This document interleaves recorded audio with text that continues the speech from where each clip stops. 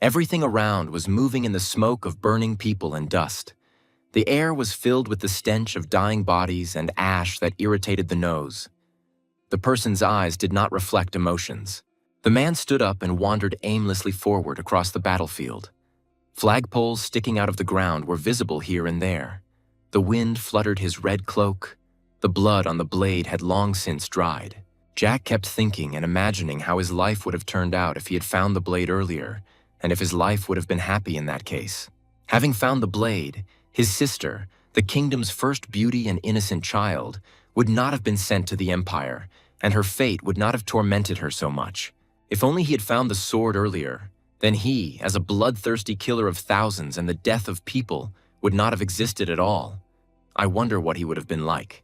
Or his mentor, his friend and comrade, with whom he associated a huge number of good and kind memories, the one with whom he associated his kindest moments. It was she who was the main culprit of all his knowledge, skills, and abilities. She helped him to formulate his potential and turn him into the person he is now. She is the best thing that happened to him in all his years. His strength had left him. How desperate he looked now. His long hair was stained with ash and blood. The scars all over his body were darkened. His greaves were nicked and stained with dirt. He had lost everything. He didn't want all this. He never wanted it. He was disgusted by all these endless wars, obligations. But the worst thing of all was the fear in the eyes of people. Everyone looked at him like he was a monster. Jack heard a noise. Another detachment was approaching him behind him. This procession was led by a young nobleman. The boy's face was all sweaty from fear. Holding his sword at the ready, Jack noticed how the blade of his sword was shaking. The man felt sorry for him. The young man's hands stubbornly did not hold the sword tightly. Jack told the nobleman that he does not fight with children. The boy's trembling lips parted, and with great difficulty he told the killer that he had ended his father's life. The boy's voice conveyed his emotions and anxiety. Jack merely smirked at the accusation.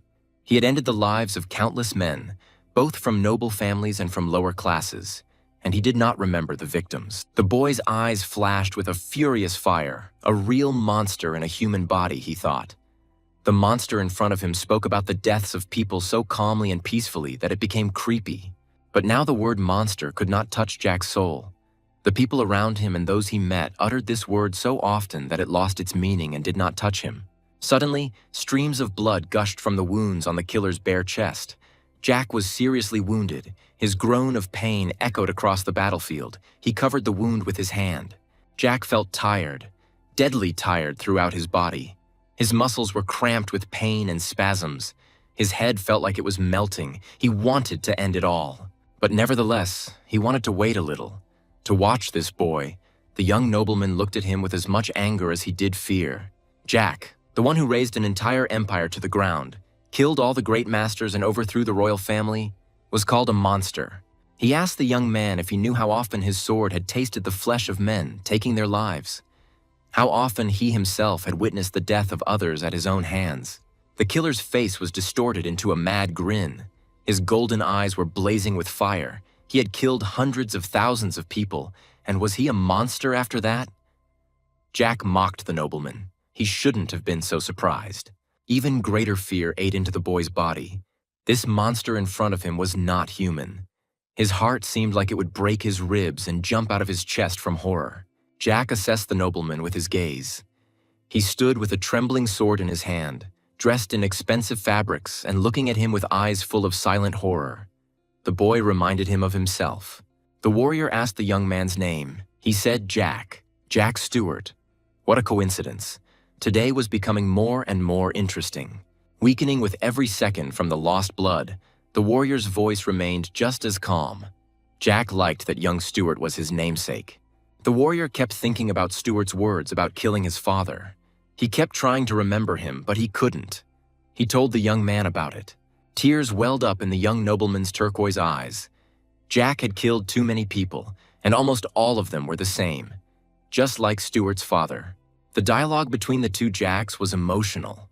Young Stewart said that although his father was not a good man, the boy missed his lost father. Such love was enviable to Jack.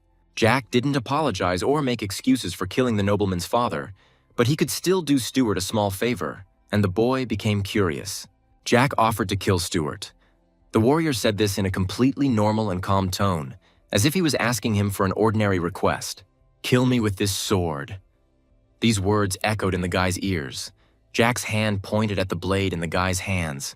The guy's face looked pale and surprised. Jack explained that there was no better time for Stuart than now. The warrior himself was seriously wounded, and the boy could avenge his father and become famous at the same time. Although, at the same time as he spoke the words, Jack thought that he could easily leave here alive. His broken bones would have grown together, his body would have healed. Did the guy really not want glory? But in reality, the warrior did not want all this. Thinking about this, Stuart raised his sword above his head with a battle cry and rose above the exhausted Jack, striking. The killer closed his eyes, expecting pain, but the blade only left a mark on the ground, passing by the body. Stuart fell to his knees. He could not do this. The boy burst into tears in front of him. Deep down, Jack knew that the boy would not be able to take his life. Jack was surprised by the boy's behavior. The warrior knew that Stuart's intuition told him that his actions were wrong. In fact, by killing Jack, Stuart would have taken on the heavy burden of being a hero. This would lead to a life full of regret. The boy would make the same mistake that Jack himself once did. The warrior advised the boy to enjoy his youth. The demon asked young Stuart to tell everyone else that the monster was dead, and with its death the war was over, as the surrounding soldiers watched silently. Stuart's eyes continued to shed tears. He did not understand why, despite having so much strength and colossal experience, Jack lived so unhappily and cruelly. Jack had asked himself this question before: why he had lived his life the way he had. And something in the boy's question echoed in Jack's body with longing. The warrior's body collapsed to the ground, his strength leaving him every second. He realized that his life was finally coming to an end. This was the end. The sensations that Jack experienced at that moment were ambiguous. He felt how quickly all the vital energy was leaving him, how he stopped feeling the flesh. His eyes slowly began to close. Everything before his eyes became cloudy and black. His body refused to follow his commands, although he no longer wanted anything. Everything around him ceased to exist. He slowly and gradually forgot how to breathe. His brain lost touch with reality. Stuart leaned over Jack's dying body. The moonlit night illuminated the warrior's body well. This was the last moon in the monster's life. In the end, there was nothing left around. His mind seemed to have been torn from his body. He remembered his very last thought. If only he could start all over again. Jack's soul seemed to have fallen into a pool of water. He felt peace and seemed to be sleeping. He was dreaming a long, familiar dream. In his dream, Jack's past flashed through his mind, revealing an aristocratic and cold father who questioned his blood relationship with his son. The face of his mother, who died immediately after his birth. The face of his beautiful sister, famous throughout the world for her beauty, and the face of his older brother. He remembered everything. Jack Ballantyre's name was forgotten by the warrior. The man was a warrior who crossed an entire continent with his blade and determination. Still, Jack didn't understand what was happening to him now. Maybe he was killed or he just died. Maybe he was now being shown his pre-death memories. The warrior reflected on his first war, which made him a cruel ruler, after which everyone around him called him a monster. He stood on a mountain of corpses, columns of ash rising into the sky. He would never forget how, driven by revenge, he destroyed the Tulkun Empire and killed everyone who bore that name. No one could oppose him. No matter what war he started or what battle he participated in, he emerged victorious every time. And yet it was easy for him to accept the approach of his death. He had achieved everything he wanted to achieve in life. Although he regretted it, he had lost the meaning of life. He finally closed the gas, when suddenly he found himself in the garden. He could not believe his eyes.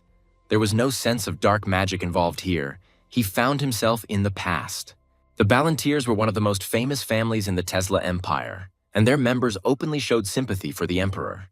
Jack himself was the youngest of the Marquis Ballantyre family, besides his older brother and sister, but his title as the youngest did not suit the young man.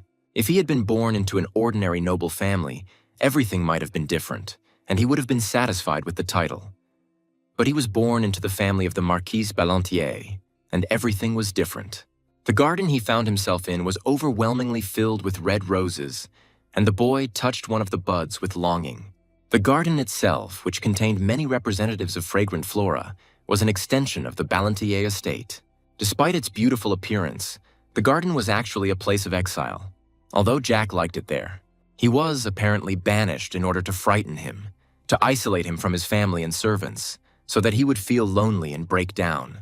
The air was filled with the scent of roses, daisies, and orchids, and the rays of a pleasant sun played on the white stone of the gazebo in the garden, saturating the plants with rich color.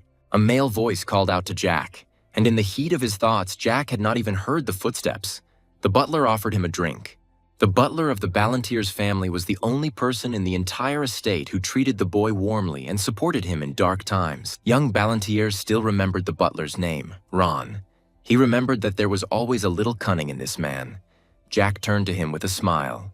The young man decided to play a joke on the butler by asking if Ron had added poison to the drink. This question confused the butler and, blushing, he began to get indignant. Jack smiled at the man in the black tailcoat, warning Ron that it was just a harmless joke.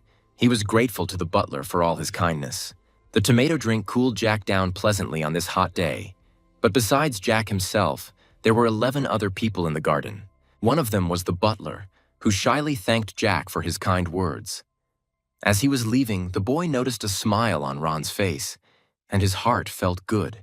The remaining 10 were members of the guard, whose job it was to look after young Ballantier.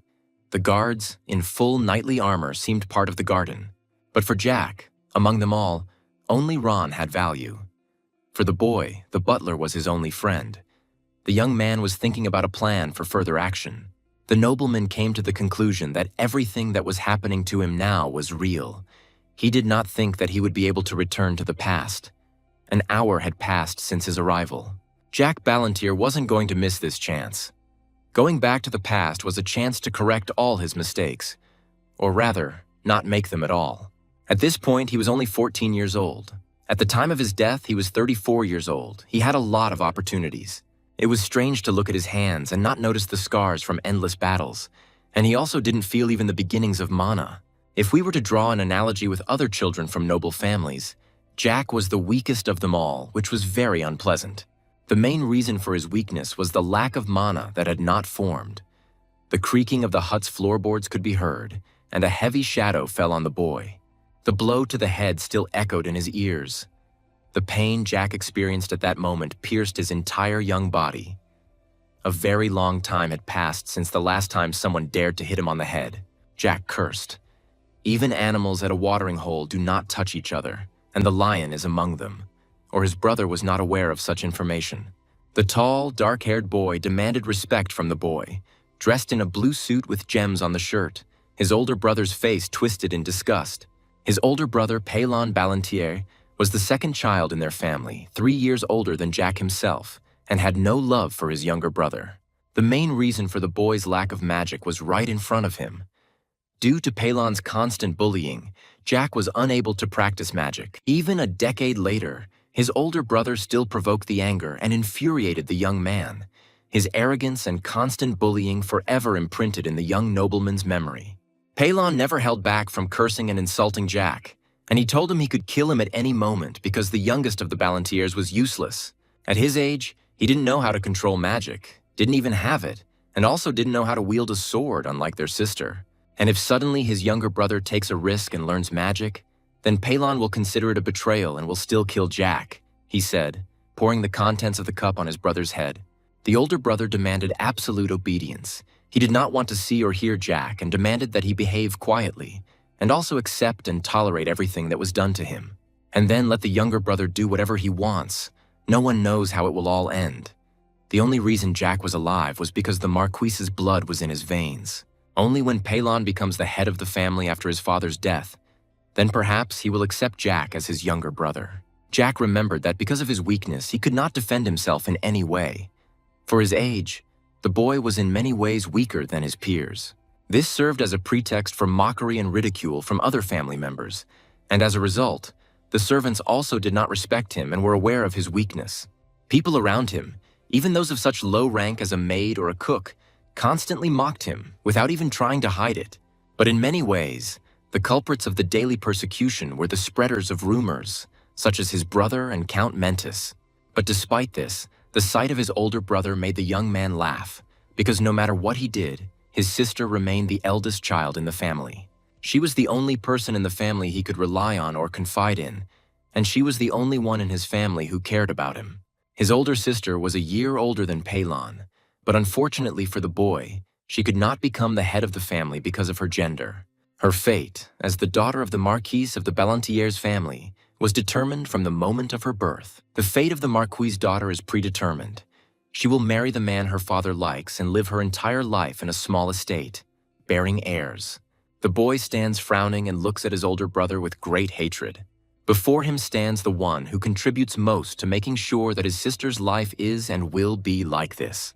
The boy's hand clenches into a fist with rage, because this is the one who is ready to sell her to the first person he meets in order to quickly take the place of the heir.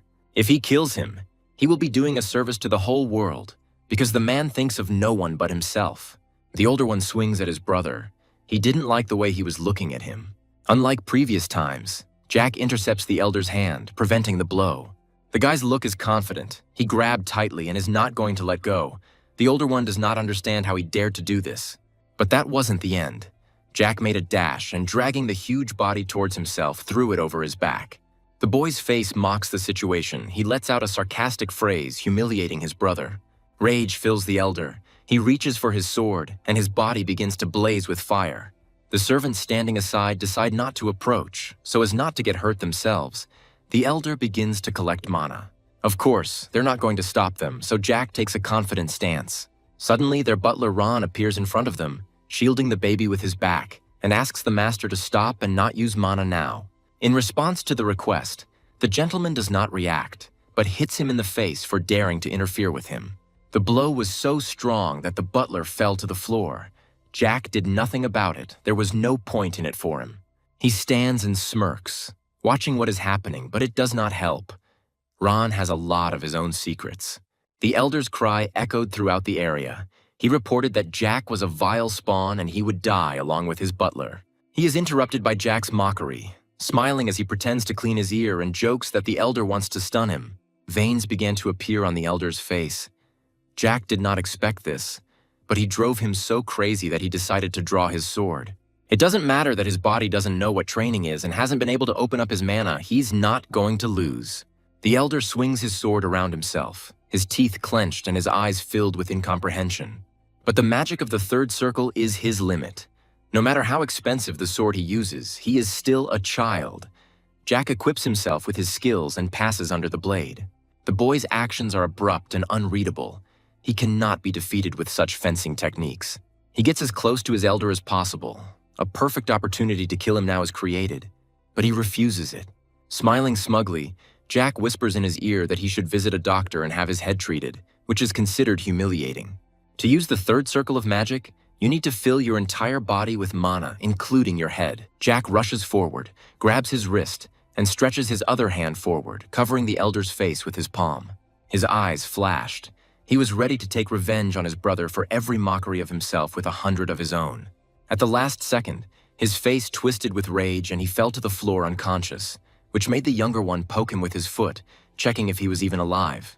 One of the servants reaches to draw his knife, but Jack orders him to hold still unless he wants to end up like his master. After praising his obedience, he grabs his older brother by the hair and starts dragging him somewhere, dragging his body along the floor. Stopping near a fountain filled with water and saying that it is a bit hot today, Jack wants to generously help his older brother to cool off. He indifferently dunks his face in the water until he starts to choke. How shocked the elder must be if he doesn't even use the mana he so carefully saved up. Jack doesn't let him escape and continues his mockery, because if you think about it, it's because of him that a lot of things went wrong.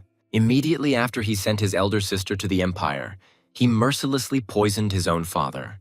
He himself became the head of the family and tried to influence the affairs of the Empire, as if he had the right to do so.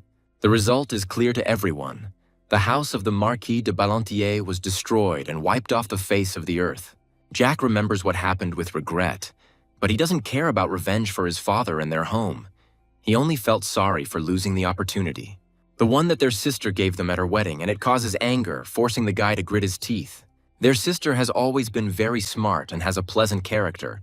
Everyone spoke well of her. It was so painful for her to leave her home.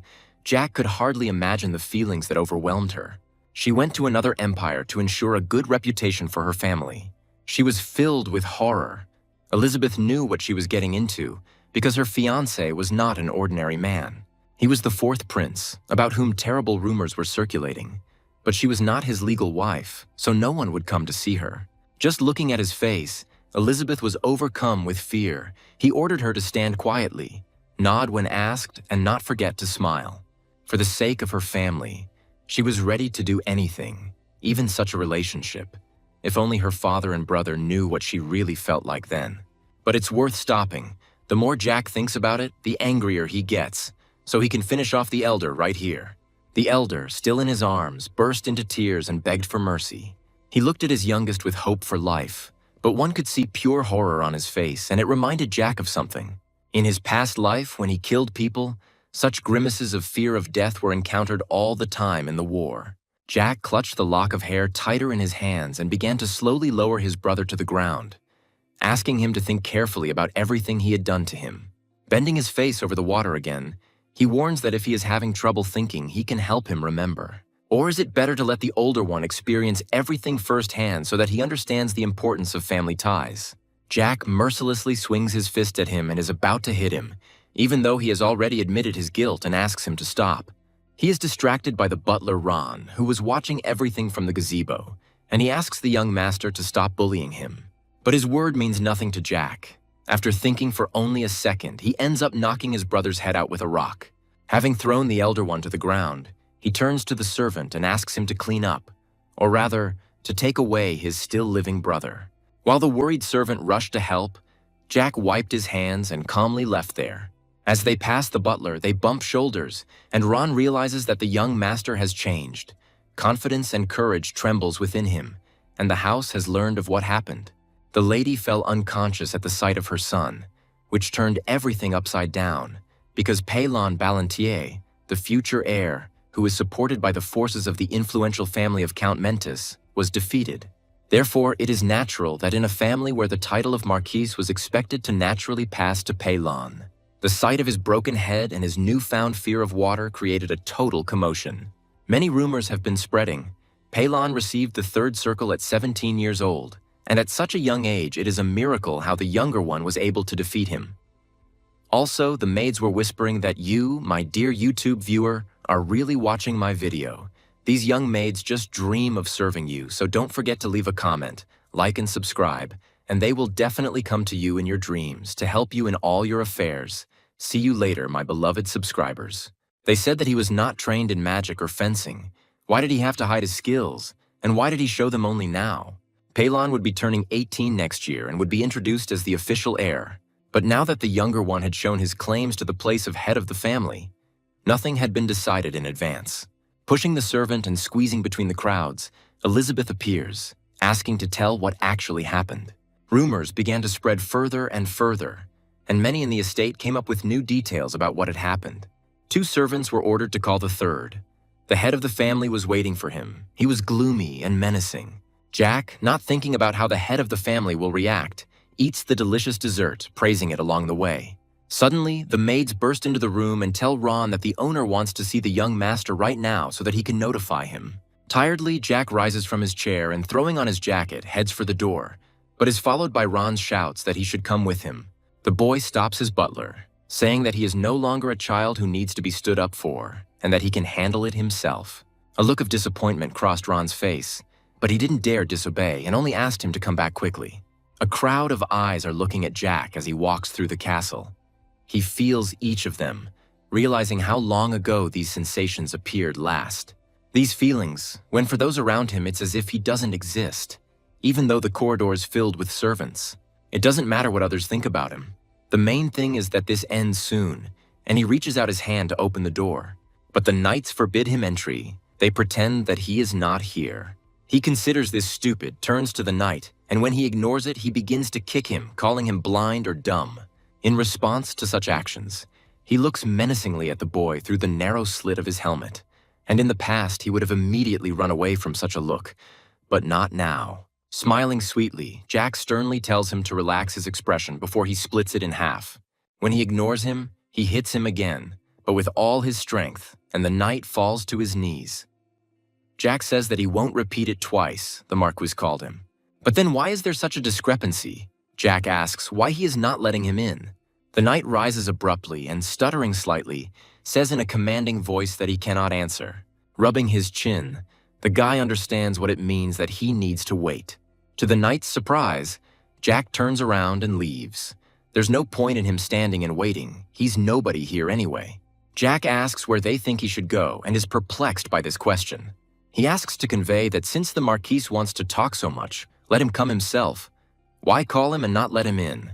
The knight's decided that he has gone crazy. The servant apologizes and tells the Marquis that he has left, which brings a satisfied grin to his face. Having correctly noticed that the youngest has changed a lot, he puts down his paperwork and gets up from his seat. Jack takes a bench on the street. At one point, he begins to hear the sound of footsteps. It is the Marquis walking towards him with his mistress and servants. The boy knew that everything would happen like this. Noticing him from afar, he looks at his father. Even from his face, it is clear that he is an old, stubborn donkey. Surprisingly, he remembers it exactly the same, despite the fact that he actually saw it many years ago. Sometimes Jack tries to think that he doesn't exist at all. In a past life, the Marquis tried to kill him for trying to run away from home. In fact, the Marquis is a man who is capable of selling his child for the sake of his reputation. Too greedy for power and too incapable of achieving what he wants. Without rising, he greets the man. Such is the Marquis Ballantier. Why would he call this creature father? He frowns thoughtfully as he looks at his youngest son and asks him what is wrong with him, but receives a meaningless answer. The lady standing behind him started to shout, "How dare he treat the head of the family like that?" Casually swinging his leg, the guy asks the Marquis if he wants to go inside or if they can talk right here. With a wave of his hand, he throws the saucer off it. It doesn't fly for long and eventually breaks. Flames form around the Marquis and begin to rush towards Jack. Most likely he is trying to check if he has a mana heart. Of course, the old man doesn't find him because he's not here now, but he notices the guy's talent for martial arts. It is impossible to answer that he has become weaker when asked why Jack did not show himself earlier. So he responds with a meaningless phrase. The lady is furious that at such a young age he dares to behave so arrogantly, and they hold her hands so that she does not run into the guy. A hand gesture stops her. She does not dare to disobey her husband, and he is interested in such behavior of his youngest son, because he thought that he was completely useless, but it turns out that he is not. This phrase hurts the boy because it means that since he is useless, he is not worthy of being called his son. An indifferent gaze watches the third, who bends down to place the glass on the ground, and is asked if he wants the Marquis to acknowledge him as his son. But Jack is not interested in anyone's confession. The old man turns around, saying that he understood the younger man, and leaves under the whispers of the servants. Continuing to remain in place, he watches everyone leave and does not understand why he came at all. Remembering the second one's mother, he shouts sarcastically after her that after what happened to her son, many wrinkles appeared, and it would be worthwhile to take better care of his skin. Her face is flushed with anger at such concern, she almost breaks her fan because of this little brat. A smile appears on Jack's face. He's certainly not a pervert, but it is very pleasant to look at her face. Rising, he bows and asks to convey his deepest apologies to the second.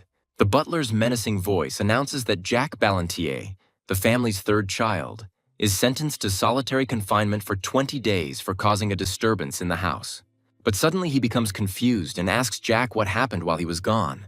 But in response, he receives a request to keep quiet. While painting something on the easel, Jack says that Ron stood quietly while the other one was bullying him, so why is he angry now? The boy stopped drawing for a second and thought about how interesting solitary confinement was. He had already been sent to the Rose Garden, and now this too. Ron thought, there's only a month of holidays left at the academy. What is the point of this conclusion? Jack froze in confusion. He had completely forgotten about studying, because he had been living a different life for a long time, not thinking that he would return back. He is 14, which means he must attend the Imperial Academy. All aristocrats of the Tesla Empire must study there unless you are disabled, then it is mandatory. The course of study lasts 4 years and begins at the age of 14, so Jack is now in his first year. The first semester had ended, which meant summer holidays had begun, and he felt awkward about being a student again. His tutor is directly connected to the academy. He can skip any subject but not hers. Jack will no longer quarrel with the Marquis over trifles. He will go to the academy. There are 27 days of vacation left, 20 of which will be spent in detention, and it's a 6-day journey from here to the academy, which means he's sending him off to school immediately after detention. Let it be his past. It is difficult for him to understand himself. Ron looked tiredly, asking if the guy was finished. Rising from his chair, Jack touched the easel, intending to show it to his butler, and at the same time inquired where his imprisonment would take place. To this question, Ron expressed regret with his whole appearance. There is only one place for imprisonment. It was for criminals who had committed crimes on the Marquise's property, and this stunned Jack. Uncertainly, he decided to confirm his guess that they were talking about a prison, and received a positive answer. A disgruntled cry erupted. The guy didn't think it would be that bad and wasn't going to leave it like that. To tell the truth, holidays at the academy are not only for relaxing. You can understand this even looking at Pelon, whose head was broken. Almost every day from the start of the holidays until his head was broken, he attended social events, meeting with other aristocrats and noble families. Jack had never had anything like this before, and the Marquise's affairs certainly didn't interest him. But what his relatives said infuriated him. They said that not here, nor anywhere else, would there be a place for him, but now he sits in prison chained by the leg. The boy decided to go to prison himself, without waiting for the escort to be sent for him, so as not to humiliate his dignity. It was hard to tell from the crying face of Ron, who watched him go, how much pain he was in. Tears flowed like rain. He brushed them away with a handkerchief and watched them go like a pitiful kitten. Jack was different from the other prisoners in some way. Namely, he had a bed, a toilet, and 3 meals a day. But what's the point when the boy is sitting in a small, cold brick room with an annoying fly buzzing around him? The blankets there haven't been changed for half a century, and even the flies refuse to eat the soup. The boy sits leaning against the wall with his arms crossed. There is too much time for thinking, and it is too much. Aristocrats who own landed estates can punish residents as they please, using local laws rather than imperial ones. In fact, within their territory, aristocrats have the same rights as the ruler of the empire. Jack may be imprisoned by the Marquise, but he is still his son, an aristocrat. It would be fine if the guy had rebelled against him, but why is he going through all this torment? Or maybe he's trying to console his elder in this way. I wonder if the Marquise is using poison or forbidden artifacts as an excuse for the public, although that's a bit much. Surely the Marquis came up with a good story to justify the second one. For example, that Jack Ballantier is a disgrace to the family because he learned forbidden magic because of his greed. The noble elder brother noticed this and had to do something. When his brother caught him doing this and ordered him to stop, Jack not only disobeyed, but did even worse. He dared to use it on his brother so that he wouldn't dare tell him what to do. And even though Pelon was seriously hurt, he found the nobility to forgive his foolish younger brother. Surely such a scenario had already matured in the minds of the Marquise and the Marquise. It's sickening to even think about it, but it would be fine if they kept him here for a couple of days. But the boy doesn't want to spend the entire vacation in captivity. He doesn't care about this place. He can run away right now, but he won't do it for 3 reasons: his sister, Ron, and his mentor. Besides, Jack is back in his old body. He's just a 14-year-old little boy with no muscles and too weak to survive on his own. He knows the rule of survival in this world. The strong devour the weak, the strongest survive, and the weak become food or die. He doesn't want to commit a bloody massacre like in his past life, but he still needs to take revenge on many people. This will require 2 things: time and power, and these can be obtained at the academy. By training, Jack can gain more influence and buy himself time to regain his former strength. If he succeeds, he will protect his loved ones, namely his sister, his mentor, and Ron. Then, to achieve this, you need to take what is rightfully yours, even if the guy doesn't like it. Little by little, mana began to form in his hand. There are 10 levels of magic mastery in total. The 1st and 3rd circles are for beginners in learning magic, the 4th and 6th for experts, and the 7th and 9th for those who have mastered magic at the highest level. And the 10th circle is for people who are called masters or superhumans. Jack presses his palms to his chest and gradually creates a blue glow, and it's even good that there's no one here. It takes 2 hours to create the 1st circle, and at that age, he is a complete weakling. In his past life, he began studying mana at the age of 17, raising his hand up and letting it fly above himself. But immediately he starts waving his arms. No one should know what he's doing here. A strange sound is heard from the corridor, similar to the sound of the Marquise's shoes. Has she really arrived? Jack wrapped himself in a blanket and pretended to be asleep, but he heard that the sound was not as heavy as usual. This voice that he heard belonged to a man whom he could only see in his dreams in his past life. His tearful sister, Elizabeth Ballantier, reached her hands through the bars to his face and anxiously asked if the boy was hurt. Tears rolled down his eyes. His beloved sister was still as beautiful and kind at heart. She addressed him affectionately as Jackie, a name he had not heard for so long. Pressing her hand to his face, he smiled with happiness and reassured Elizabeth that he was not hurt and everything was fine. In a gentle voice, she asked why he used black magic when she could have taught him ordinary magic. Their hands intertwined. She says that she is sorry and that Jack should have stayed at the academy instead of returning home. His face froze, which made his sister worry. She, slightly shouting, asks if everything is okay, and he listens to her at all. Wiping away his tears, Jack began to smile. He was happy that all this was happening for real. But suddenly he calms down, and sitting down more comfortably on the floor, he seriously calls out to his sister. Jack asks if she wants to run away, for example, to a small village and work together in the fields. But Elizabeth sternly repeats his name. The boy continues that he knows how the second and his mother treat her. It is better to leave everything behind and live in a quiet place. Find a man who will love her. He continues his speech about how long one can remain under the oppression of the Marquis, but he is interrupted by the cry of his sister. Elizabeth asks them not to say that because he is their father, and no matter what happens, he will always remain so. Jack rubs his shoulder in awkwardness, and his sister continues that he loved their mother and that this love is what gave birth to them, so one cannot speak badly of him. She knows how her father treats him, and she will try to change it, so it is worth being a little patient. But he doesn't remember. In a past life, she said the same thing. Even though her whole appearance radiated sincerity in her words, Jack really did return to his past after death, and it was wonderful to see his sister again. While the girl is touched by his words, the guy gets up and asks her to move away from the bars a little. When she does this, he's satisfied with her position and gathers mana in his hand. The sister is shocked by what she sees because Jack touches the cold bars with his hand and knocks out the lock. Slowly opening the cage gate, the boy comes out, and his sister asks how he mastered the circle.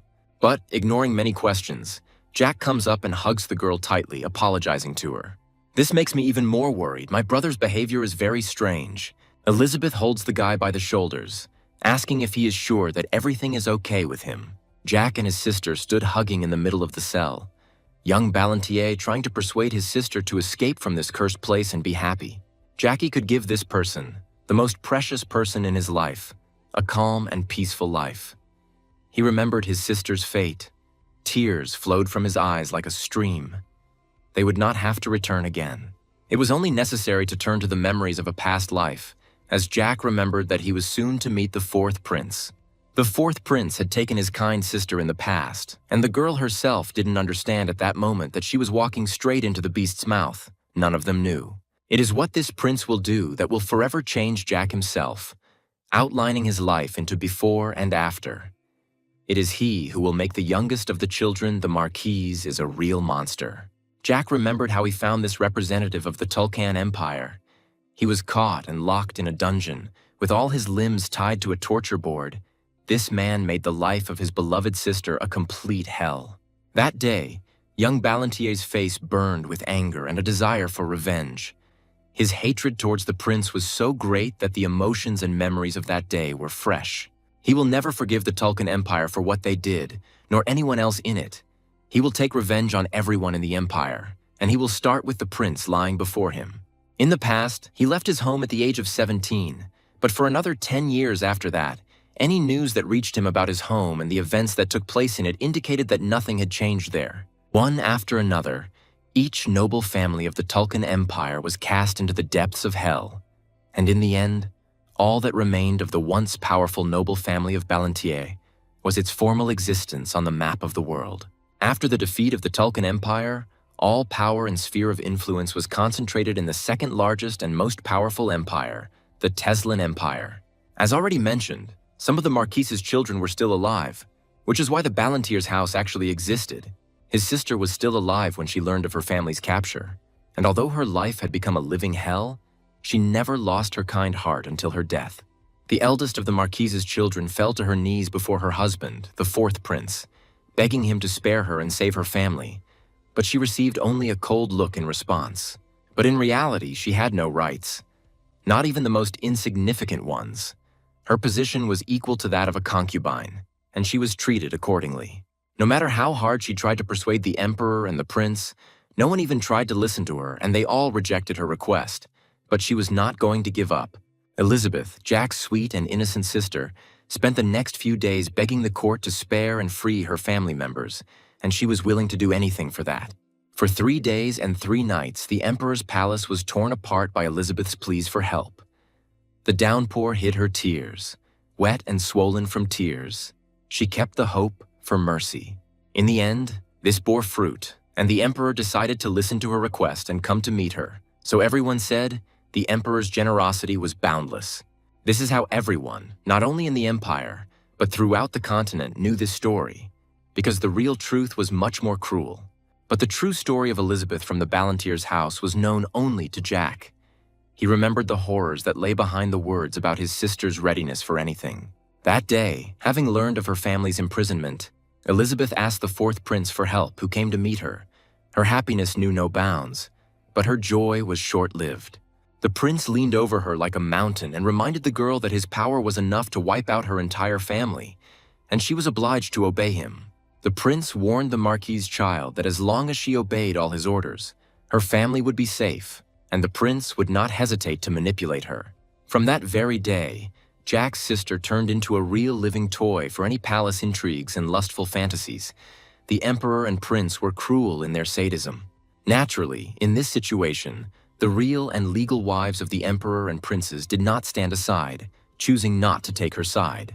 The subsequent time and everything that happened to Elizabeth made Jack's blood boil in his veins. His sister was doomed in the emperor's palace. Naturally, like every toy for a child, Elizabeth became a useless, broken toy, and the 4th prince lost interest in her.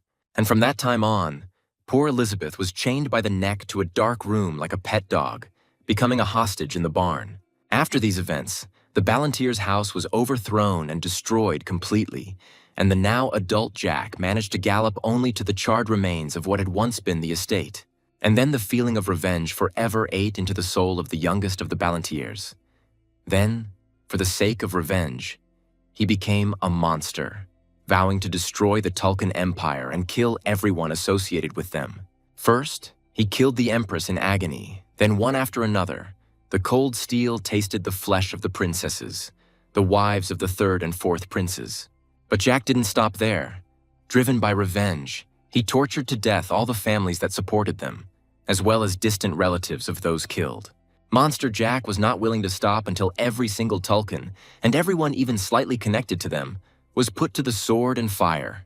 The young man recalled the whole bloody story of his life, standing opposite Elizabeth in the dungeon. He realized that this could not happen again. His sister told her younger brother to take care of his health, and she would talk to their father. Only at that moment did Jack realize how much he missed her smile.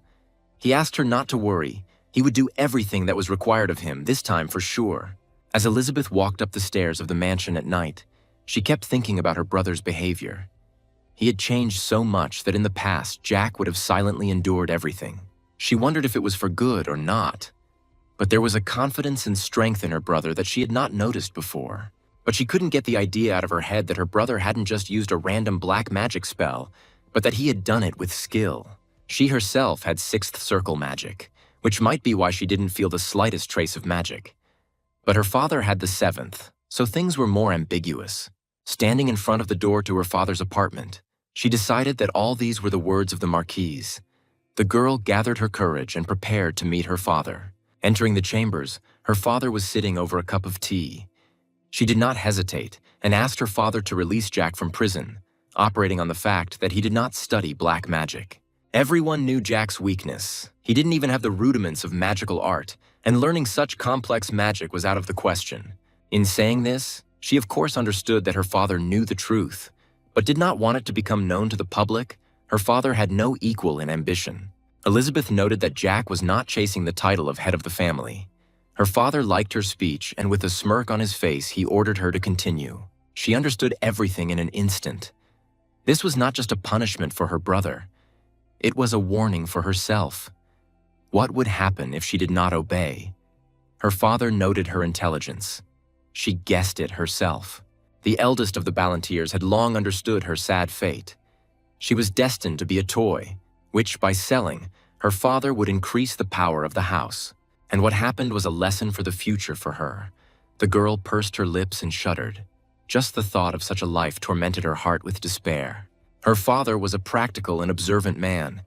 He saw that his daughter loved and appreciated her younger brother, and she was afraid to imagine what he would do to him if she did not obey. She was brought out of her thoughts by her father's voice. Jack had no place in their family, and he was going to announce his death upon his reaching adulthood, sending him away from their home with a fictitious name. Elizabeth could not believe her ears. Such a prospect of life for her brother meant that he would live, but only as long as she remembered her duty. But the father found it strange that, having the third circle, his youngest son was able to defeat the owner of the second. And having said this, Elizabeth was surprised that Jack had a circle at all. But he decided that this matter was not particularly worthy of his attention, and glancing sideways at his daughter, he allowed Elizabeth to release her brother. The daughter responded to this act of mercy with a respectful bow and left her father's chambers. After this meeting, she was once again convinced that everything was predetermined. Having closed the door, her legs could not hold it. She still remembered Jack's offer to run away. No, it was impossible to run away from one's fate, she decided, and burst into tears of despair. The sun's rays illuminated the body of the young nobleman, waking him up. The night turned out to be restless, because of yesterday's events, he dreamed of his past life. Jack was beginning to think that his very presence in the dungeon was giving him nightmares. Dressed in a shirt, he decided to stretch his legs. The sharp sound of metal hitting stone indicated the approach of a guard, who unceremoniously and rudely informed the younger Ballantier of his release. Jack did not like the guard's frivolous approach to him, but he decided that this was not enough to provoke him, and, to spite him, he replied that he was sorry to leave such a nice place. The guard held his things in his hands. Jack politely thanked him for handing them over. He reached his hands towards his trousers, but the guard did not give the thing back, looking into his eyes with irritation. Such impudence and disrespect for Jack, as the youngest son of the Marquis Ballantier, irritated him. The prison guard brazenly replied that he had no shoes for Jack, and in order to stop annoying him with questions, this fact and the informal address to the upper class outweighed the nobleman's calm. Jack was overcome with anger. He asked the guard if he was the guard's friend. Such pressure from the usually cowardly Jack confused the guard. He did not know what to answer. The guard began to apologize in fear, but it was too late. The younger Ballantier focused streams of magic on his fists and lunged at the guard's head. Jack decided to teach him a lesson and remind him how to treat his master, but the warrior was unable to resist him. The third Ballantier was calmly strolling in the garden when Ron came out to meet him. The butler was worried about his master and was pleasantly surprised by his release. Ron ran up to Jack and began to examine him for wounds. The butler was very worried about his master because he knew how everyone felt about him. Ron's gaze fell on the drops of blood dried on Jack's shirt. The butler was unstoppable in his outburst of care and concern, but Jack replied that it was not his blood. The young gentleman heard a noise in the garden and noticed a large number of guards. He asked Ron about this, and he replied that in addition to the usual 10 guards, an Iron Blood Knight had arrived.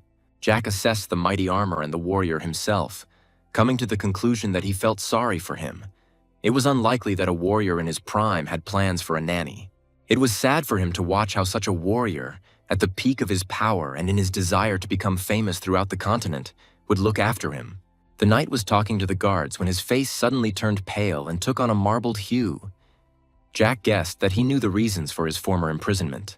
A mighty golden-haired warrior approached them with his butler, while respectfully addressing Jack as the third gentleman. The knight bowed to Jack and asked young Ballantier to tell him if it was not too much trouble what had happened in prison. The boy was in shock. The knight's interest was due to the fact that one of the prison guards claimed that Jack had attacked him. He had gouged out the impudent fellow's right eye and broken his finger. Having witnessed this strange conversation, the butler did not believe the knight's stories about Jack, for he had no reason to do such things. The knight replied that he wanted to know the reasons, because Jack had no right to do this to the guard. The guard's voice betrayed his excitement. Jack was unnerved by this knight. It was inappropriate for him to use the word law in such a situation. Young Ballantier decided to dot the I's.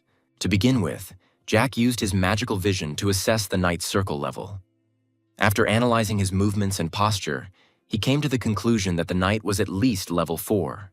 The knight was most likely Mentis's henchman. The only thing that made Jack happy about this Iron Knight was that he knew his place. The butler was speechless at his master's next phrase. Jack replied that it was wrong to address a dog as a dog. For a knight, that was too much. The Marquis's youngest son decided to clarify the relationship between them. The knight was assigned to him only to keep an eye on him. Jack was sure that Mentis had not given any other orders. Therefore, it is the knight who will bear the responsibility and all the dirty work after Jack. He will have to fix everything himself in the best possible way. The third Balantier ordered the knight not to dare to speak a word about rights to him if he wanted to be promoted. The Iron Knight turned pale in horror. If Jack continued to act outrageously, he would be torn to pieces, to which the boy replied that the knight should beg him not to act up anymore. The knight only now began to understand that everything was not as simple as he thought. He had already come to terms with his situation and apologized to Jack. After these words, the young gentleman relaxed, and the atmosphere stopped becoming tense. He was glad that the knight knew how to use his brain. But such arguments in the morning tired him out, and Jack decided to take his leave, putting an end to their discussion and ordering the knight to sort everything out and report to him. Jack also warned the knight that if the knight had any problems, he should complain directly to Jack's father, the Marquis. Having decided to reinforce the lesson, the nobleman decided not to address the knight as a knight, but called him a chicken, and so that he would chirp when Jack called him. The knight, now nicknamed the Chicken, remained in place to digest everything that had just happened to him. He did not like it. Such conversations awakened a great hunger in the nobleman, and he asked Ron to prepare some meat dish for him. The butler obeyed his master's word and retired to the kitchen to prepare dinner for Jack, escorting him to the gates of his estate. The table filled with various delicacies from Ron filled Jack's mouth with saliva, and he began to devour the steak with gusto. Jack once again praised his butler's culinary skills, thanking him for such a delicious and quick lunch. Jack felt the butler's gaze boring into him and gave Ron permission to say what he wanted without having to stare. But the butler was afraid to say what was currently on his mind, and he quickly looked away from his master. Jack decided not to give up and cut up a tasty piece of meat to treat Ron, because there was plenty of food anyway, and the nobleman couldn't handle it himself. But Ron's position did not allow him to dine at the same table with the one he served. He was only a butler, and Jack was a nobleman. But the third Balantier was not satisfied with this, and he simply ordered Ron to sit next to him and share the food, while actively patting the place opposite him. The boy asks the butler with interest how his sister is doing, to which he receives the answer that she is fine. The butler looked at the boy with a puzzled expression, who seemed not to quite trust his words. While the boy chews another piece of his food with gusto, the butler sits uncertainly opposite him, his head bowed down. Cabbage soup was cooking in a boiling cauldron, its aroma slowly filling the kitchen. A small child peered out from behind the door, his large eyes watching with delight as the servant prepared dinner. The boy with long light brown hair held a bitten apple in his hands, looking back discreetly. The boy smiles and holds his hand to his chin, reflecting the slight bewilderment of his character. The guy listened attentively to the boy with a slight look of concern on his face. On the left is a girl with chestnut hair pulled back into a flowered bun wearing a white dress, and to her right is a smiling man in a brown suit. The boy says that his sister was very similar to his mother and had the same good qualities. The younger gentleman turns to the butler with curiosity. Jack, smiling, says that if this whole story were the plot of a novel, it would be unrealistic.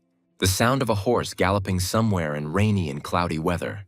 Two unknown men in cloaks were riding quickly on horses. A man with long hair sits on a horse that has raised its front legs in fear. A man with long dark hair wearing an eye patch looking forward. A guy in a cloak sitting on a horse stretches out his right hand, around which lightning has formed.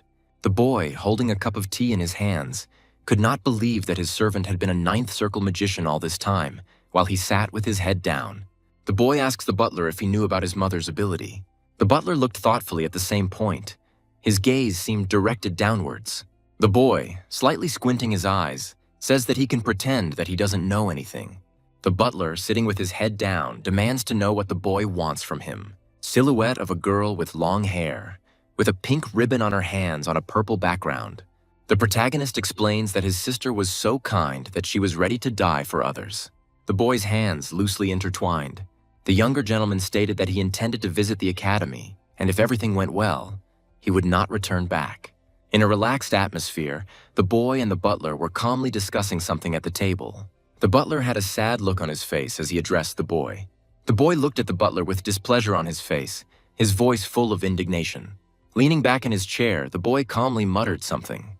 The boy cried out something in displeasure, clearly not expecting anyone. One of the knights, breaking into the boy's room, reports that one guard was sent to the hospital.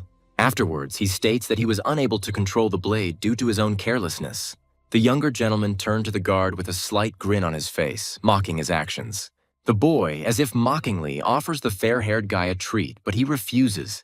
The fair-haired knight, slightly bowing his head, introduces his real name. The boy, looking at the knight with a smile, asks him for a real sword for fencing training. The knight says that this is not his responsibility. A boy's hand loosely holding a silver fork. The boy grins evilly, leaning back in his chair. Jack insistently suggests that the guy beat the nonsense out of him. A boy's hand, with fingers positioned at different levels and slightly bent. The knight looks at his palm with anxiety and confusion. A palace with brickwork and decorative elements against a blue sky. The butler, closing his eyes, tells the boy that this guy is in the fourth circle. The butler, with an uncertain expression on his face, asks the boy if he is confident in his abilities. The knight, standing among the rows of swords, carefully examined each of them. The butler, frowning, suggests that the boy not bet to lose. The boy asks the servant with a smile if he can bet on it. The butler, clearly worried about the boy, anxiously asks if he is sure about going for it. The boy bristled, his young face reflecting all his worries and uncertainty. The younger gentleman offers the servant that if the knight hits him at least once, he wins. The butler, placing both hands on his knees, listens to the boy. The guy, looking down, says in a submissive voice that he can simply order if he wants something. The boy can barely contain his laughter at what the butler heard. The boy's hand, holding a fork, reaches for something. Looking away and slightly embarrassed, the butler remarks that it is awkward to point a fork at another person. The younger gentleman, holding a fork in his hands, frowned in bewilderment. With his pupils sparkling and his fingers crossed, the boy seemed to begin to devour his servant with his gaze. When the butler says he doesn't mind requests, he starts to beam with happiness. While the knight bows before the younger lord, the latter listens to him calmly. The boy rests his hand on his chin and looks away, a hand lying on a table with its fingers slightly bent. The guy looks worried because of the bead of sweat running down his face. The younger gentleman suggests that the boy go to a deserted place where they can train. A boy with a sly look and a smirk on his face mocks, asking if he is afraid of losing. In response, the guy says with some confidence that he is not afraid of losing to the boy. The fair-haired guy, clearly unsure of himself, begins to sweat from excitement. The younger gentleman asks the butler if there is a deserted place nearby. The guy thoughtfully put his hand to his chin, immersed in his thoughts. While the boy looks around the basement in surprise, exercising his elbow, two guys stand and watch his reaction. The boy asks the servant if he exercises here. In response, the guy gives a negative answer, saying that his mother arranged this place for her children. The younger gentleman asks why he didn't know about this place, to which the servant replies that the boy had no reason to go there before. Many cunning arrows and swords neatly folded in their places. The boy beams with happiness as he looks at the butler, who readily fulfills his wishes. The boy, crossing his arms over his chest, turns indignantly to the fair-haired guy, a boy's hand with an open palm. The boy extends his hand forward, opening his palm, demanding the knight's sword. The boy hands the boy a wooden sword while standing in front of him. The boy, squinting his eyes, smiles slyly, thinking about something. The boy looks forward with a serious expression on his face, as if assessing the situation or thinking about something important. The boy suddenly begins to attack, rushing towards the guy. The boy, swinging a wooden sword, tries to hit his opponent, but the boy manages to block the attack. The guy underestimates the guy's attacks, considering him a rookie. Underestimating the boy's attack, the boy finds himself in front of his sword. The younger gentleman creates a tense and dramatic scene, leaving the opponent in complete shock. The boy smiles, and his expression looks a little sly. There are beads of sweat visible on the guy's face, which may indicate that he is tense. The butler, covering his mouth with his hand, is surprised, watching how the boy managed to get close to the guy's neck. The boy, horrified by the sharp attack of his opponent, throws the sword from his hand. The boy finds himself on the floor in front of his opponent's sword.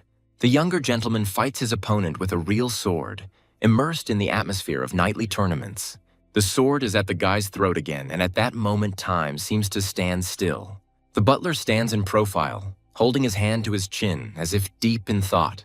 The guy looks focused, his black-gloved hand raised to his lips. The younger gentleman, with a smile on his face and holding a sword over his shoulder, asks something to the fair-haired guy. The boy looks worried and tense as he answers the younger gentleman's question. Next, the boy asks the guy when he started training with mana. The younger gentleman's face literally sparkled from what the fair-haired guy said. Having a 4th circle of mana mastery at 23 years old simply means that the knight started training quite late, which means that he clearly has talent. If he trained harder, he could have already reached the 7th, if not the 8th level, and could also have received the title of Knight Captain. Jack headed towards the assortment and armed himself with a real sword, thinking how ridiculous it was that a knight with such talent was entrusted with looking after a child. He turned to James, saying that he was starting to like him.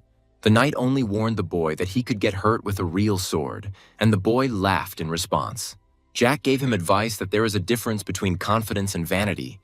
Does he really think that what happened was just an accident? James was starting to get angry at the boy's self-confidence, and the younger one let him start the next fight.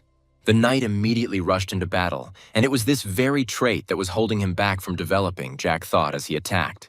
The swords touched, and the boy knocked the knight's weapon out of his hands, putting the iron sword to his throat, thereby ending the duel with victory. Jack smiled and reminded James that this was the 2nd time he had died today. The knight immediately recoiled from the sword, and the boy, he was extremely perplexed by what had happened. How a man of such a young age who had neither skill nor magic showed such success. The boy simply explained his victory by saying that he simply changed the direction of his sword during the attack, nothing supernatural. The knight was in despair. He lost to a 14-year-old boy and said with incomprehension that he did not understand how he did it. Jack told him that it was just a matter of advanced technology and nothing more, after which he offered to show him again. James didn't lose his composure and agreed on the condition that this time he would also take a real sword, to which Jack reacted as calmly as possible. While he was choosing a sword for himself, Jack turned to the butler, rhetorically asking if he had won the bet, of course. Ron understood this. The boy recalled his wish to protect his sister during his training and hopefully asked Ron if he would fulfill it. The butler leaned over in an interesting pose and declared that he would lay down his own life to accomplish this task. Meanwhile, the knight was already ready to begin the next duel and told the boy that this time everything would be different. Taking a fighting stance, Jack armed himself with mana, concentrating its power on the sword, and offered the knight to use his as well. James did so and suggested that Jack start the fight, who in turn attacked immediately. The blades clashed in a fight, but this time Jack's strength again surpassed the knight's, and the tip of the boy's sword approached the blonde's face. Unable to withstand the confrontation, the knight dropped the weapon from his hands and fell to the floor, suffering yet another defeat. Lying on the ground, James exclaimed and hesitantly asked if Jack really had a 3rd circle. But if it was the 1st, then such power was impossible. Jack stood above the knight in his thoughts. He understood how disappointing it was for him to lose the 1st round. But it was all very simple. Usually mana is distributed throughout the body to increase physical capabilities, but he concentrated it in one place, in the sword. Jack asked the blonde if he really wanted to become an official knight, to which he replied in confusion that he didn't currently have such a status. So what would the 3rd master order him to do in that case? Jack's only response was to say that hunting dogs were very loyal, after which he confidently offered the knight to become his loyal dog and serve under his command, because such a life would be much more fun and better than the life of an ordinary knight. James played the boy's words over in his head and looked pale, stunned by such a proposal. Only after a few seconds did he speak, asking what would be in his favor if he did agree. Jack was bluffing, because he was counting on the fact that his interlocutor would first inquire about what he would have to do in the event of an agreement, and he asked the knight directly. Without waiting for his answer, the heir explained that if James did become his dog, he would receive the strength and power he needed. Throughout the conversation, the boy listened attentively to the boy, after which the knight also asked, dumbfounded, what his duties would be. Kill those who interfere with the master and protect him at the cost of one's own life. Jack's answer horrified the butler and the knight. They knew perfectly well that the boy was not joking, and the knight, in turn, asked who he would have to kill. Jack simply said that it was not at all difficult to guess, and the goal was obvious.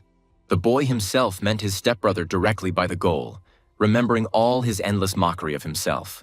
He gave the knight a day to seriously consider his proposal and choose the right side for himself. Already in the mansion, Ron was giving Jack a relaxing massage, asking him if the gentleman was too careless in his actions, and whether it was hardly worth seriously trusting James. Jack, sipping his drink, answered negatively and said that of course he understood that the knight would most likely report everything to the Marquis, and smiled. The butler told him that he shouldn't smile in such a situation, because it would only work to her advantage. And if the Marquise finds out that Jack is leaving tomorrow, she is able to arrange something really bad for him. He might even kill me. Isn't the gentleman worried about that? Jack simply answered Ron in a relaxed manner that the Marchioness had the right to do whatever she wanted, but nothing would work out anyway, and he himself was lost in his thoughts. Several days had passed since the incident, but his brother was still afraid of water. Jack was absolutely certain that the Marquise wanted him dead, but could not do it yet. The Marquis also began to keep a very close eye on him, because he needed him to control his sister, in which case the Marquise would not be able to kill him. In response, Ron simply asked him if he was confident in his actions, since the Marquis was capable of giving the Marquis approval to kill him. Jack reassured the butler that he was leaving for the academy anyway, and there was no point in killing him now. And now the Marquis is only able to wound him. There is no need to talk about murder. At one time, many tried to kill the master, such as Lady Harpy, the Orc Lord, the Dragon Lord, but none of them succeeded.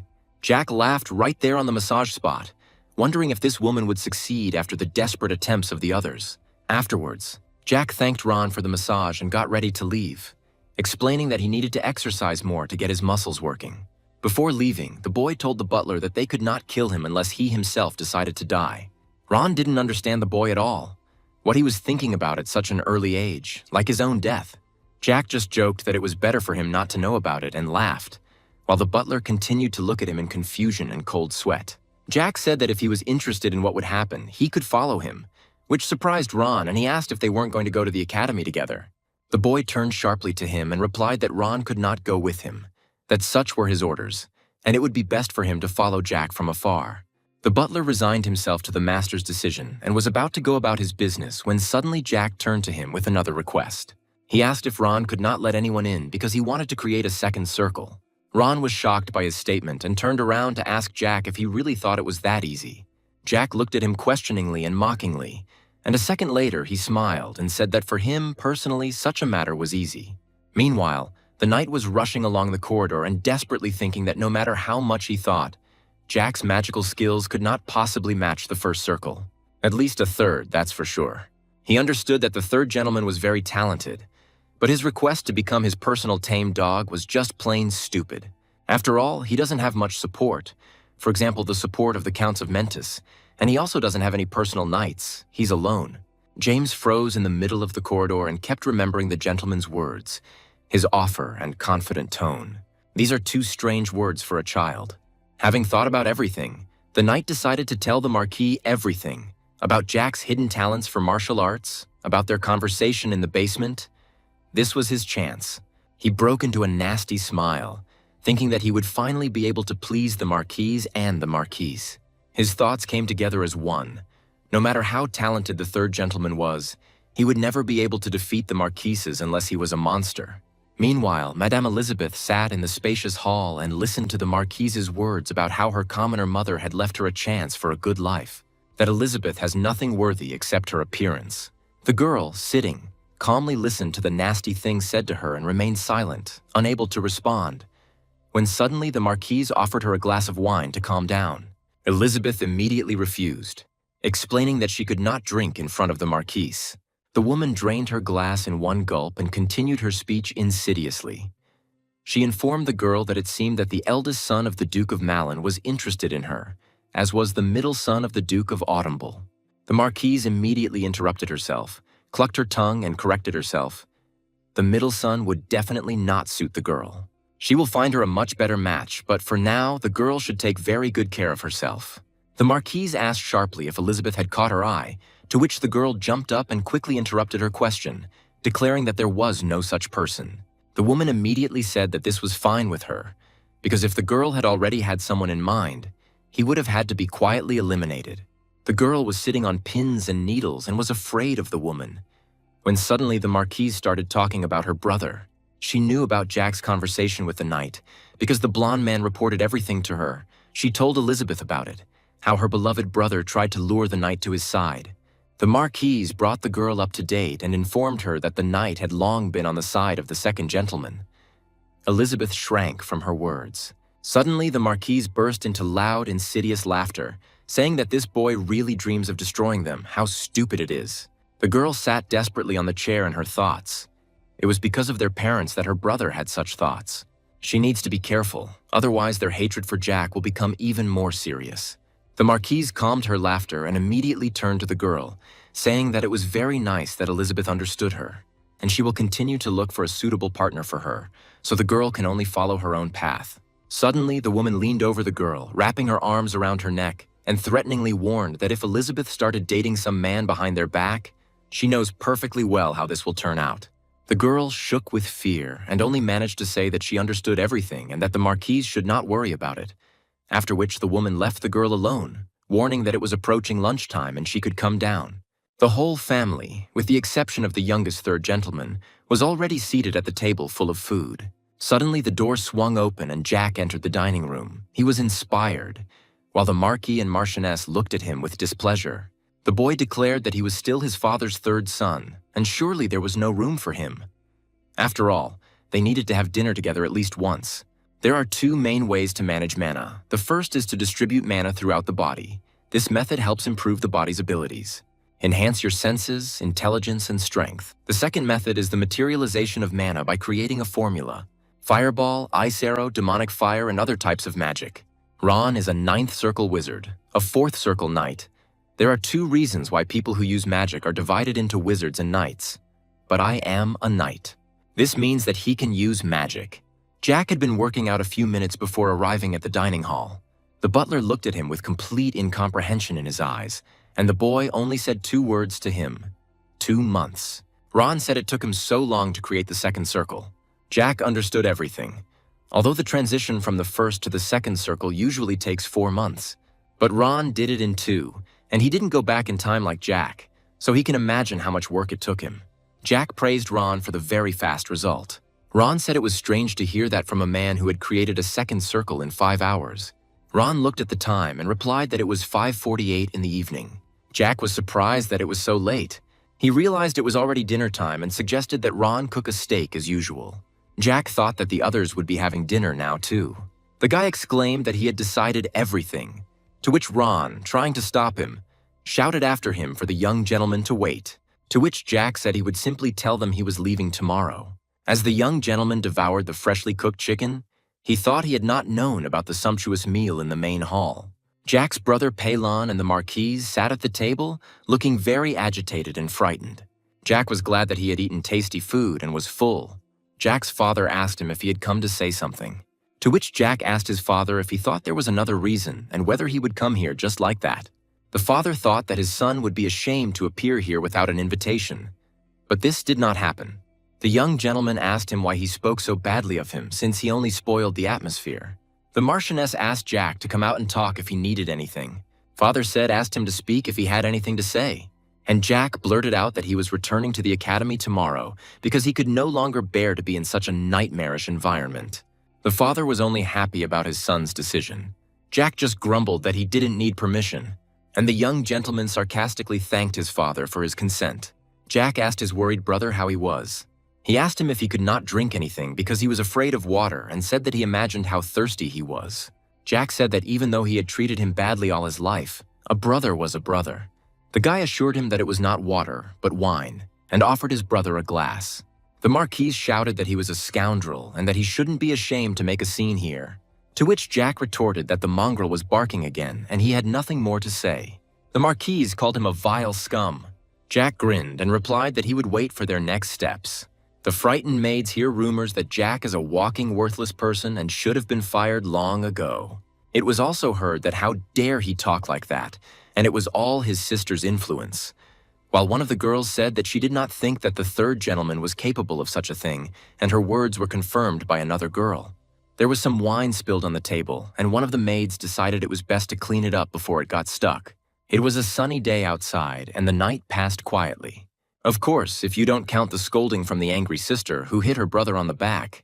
The Marquis's third son is leaving for the academy, and it is unknown why the procession looks so modest. Sitting in the carriage, he is grateful that at least he can sit comfortably. Looking at the knight galloping next to him, Jack thought that it was that idiot Rejon, the knight of the sixth circle who was in charge of the procession. The guy also believes that Rejon is afraid to even look in his direction. Surely the Marquis gave him special orders regarding Jack. The sister asked why she couldn't go with Jack, and in response she said that everything would be fine. She said that Mother had probably thought of something and it would be better if she saw him off. Jack grinned and told his sister that everything was fine. He assured her that he definitely would not die. Continuing to see his sister out, Jack asked how much longer she planned to go. The sister gave in and agreed to leave, and as she said goodbye, she wished him to be careful. Ron asked Jack if he would be okay, as the situation at home was not very good. Jack thought Ron and his sister had the same expression on their faces, later replying that everything was fine and asking if he remembered their agreement. In response, Ron assured that he remembered everything, because it was the request of the junior Marquis. Jack asked her to take good care of her and to come back already, because she couldn't be left alone. And I thought that Ron would watch the procession from afar so that he could witness what might happen. This will supposedly be a gift for Ron, who served Jack for so many years. The procession continued to move, and Jack decided to rest for a while. It was already night outside. Jack continued to sleep in the carriage, and the sixth knight, Rejon, was angrily spying on the sleeping Marquis, as if he had something in mind. Sleepy Jack, getting out of the carriage, was surprised that night had fallen and did not understand why no one woke him up. The entire procession stopped and people unloaded things from the carts for a rest stop to spend the night. An awkward silence fell between the blonde, stately knight and Jack. By calling the knight his chicken, Jack understood what decision he had made, to which the knight replied that it just happened that way. Jack chuckled and said that nothing else could be expected from the chicken, and that his decision would have to be accepted. Then Rejon came up with a crowd of other knights and said that since Jack understood everything, there was no point in long speeches. Serious Jack told him to explain because he would listen. Rejon's eyes lit up wildly. He said that every night during the 4-day trip to the academy, they would set up camp, and Jack did not understand what was so special about this information. Continuing his speech, Rejon said that in the meantime, they would break Jack's ribs, and when it was time to continue on their journey, they would cure him with a potion. Rejon said there was also a separate order from the Marquis, and the knight said that the Marquis knew that Jack could make a mana circle. Therefore, his crowd of knights with him at the head is going to destroy him. The destruction of the heart's mana circle is like death, and although it can be restored, the chance of being filled with mana again is 1 in a million. Besides, the shock could leave a person disabled for life, Jack thought. Rejon continued his speech, saying that James had told them everything, that Jack was not only good at mana management, but also wielded a sword. Others may be mistaken, but the knight knows that Jack is nothing special. He continued that it was impossible to change anything with just mana and a sword, and demanded not to resist so that it would not hurt more. Jack found the atmosphere familiar, as if he had returned to his homeland, and the guy sitting in the carriage was looking at the squabble, to which the other guy told him that he shouldn't get involved in fights between aristocrats and told him not to look in their direction. Rejon began to pull out his sword, and Jack thought that he had experience from his past life. Jack reflected that no matter how peacefully he had lived these past few days, the wounds in his soul still hurt, and it would be more accurate to say that experiences from the past cannot simply disappear, and called out to Ron. Then the blade of the sword was pointed at him, to which he said that he had spent 10 years in the mountains. Jack met a mentor there and learned a lot from her, but when he went down after her death, he found out that much had changed. Continuing his story, the boy said that the Ballantyre family and the entire country were destroyed, and then he thought that he didn't care who died or why. Rejon did not understand what the third gentleman was talking about. Drawing his sword, Jack asked the knight what had happened to his sister. He said that his sister was smart and talented, and he hoped that she would at least have luck with her husband since things didn't work out so well with her family. Jack continued that if she was okay, he would forgive them for everything they did and hoped that nothing would happen. The crowd of knights laughed at him. Rejon asked if the third gentleman had gone mad with fear and also teased him to try to defeat them with a toy sword, to which Jack replied that revenge was much sweeter than he thought, so much so that it drove him crazy. At that moment, a magical blue smoke appeared, and the younger gentleman told Rejon that he was right, that nothing could be achieved with mere talent and a sword. If Jack had already angered the Marquis and Marchioness, then one broken rib could have leveled it out. Jack said that great strength and outstanding talent could turn everything upside down, and whether they would be able to break his mana circle. He raised his sword, which was full of blue magic, above his head, and said that he would show them how fast the storm was. At that moment, the knights felt everything in their guts as the strange circle wrapped around them, and Rajon became seriously frightened. If they don't kill Jack, they will die themselves.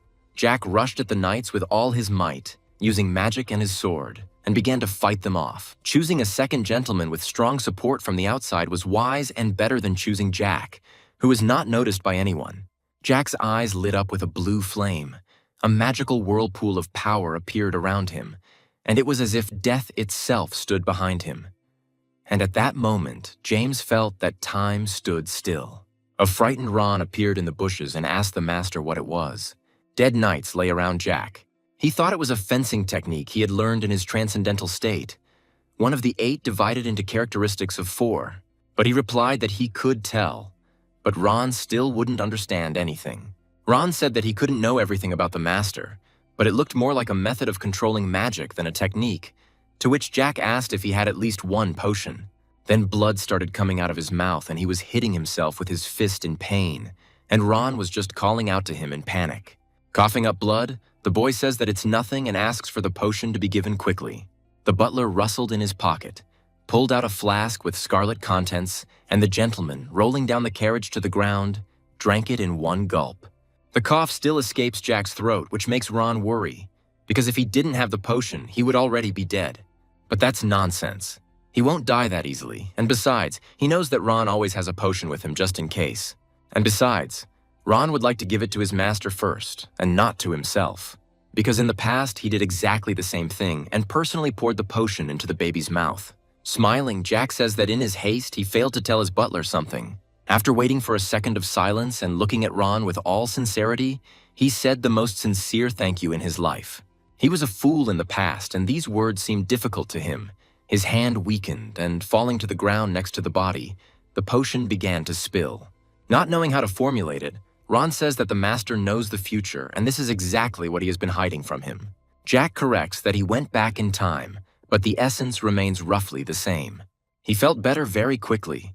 It must have been a very expensive potion, but at the butler's warning, he decides to test it.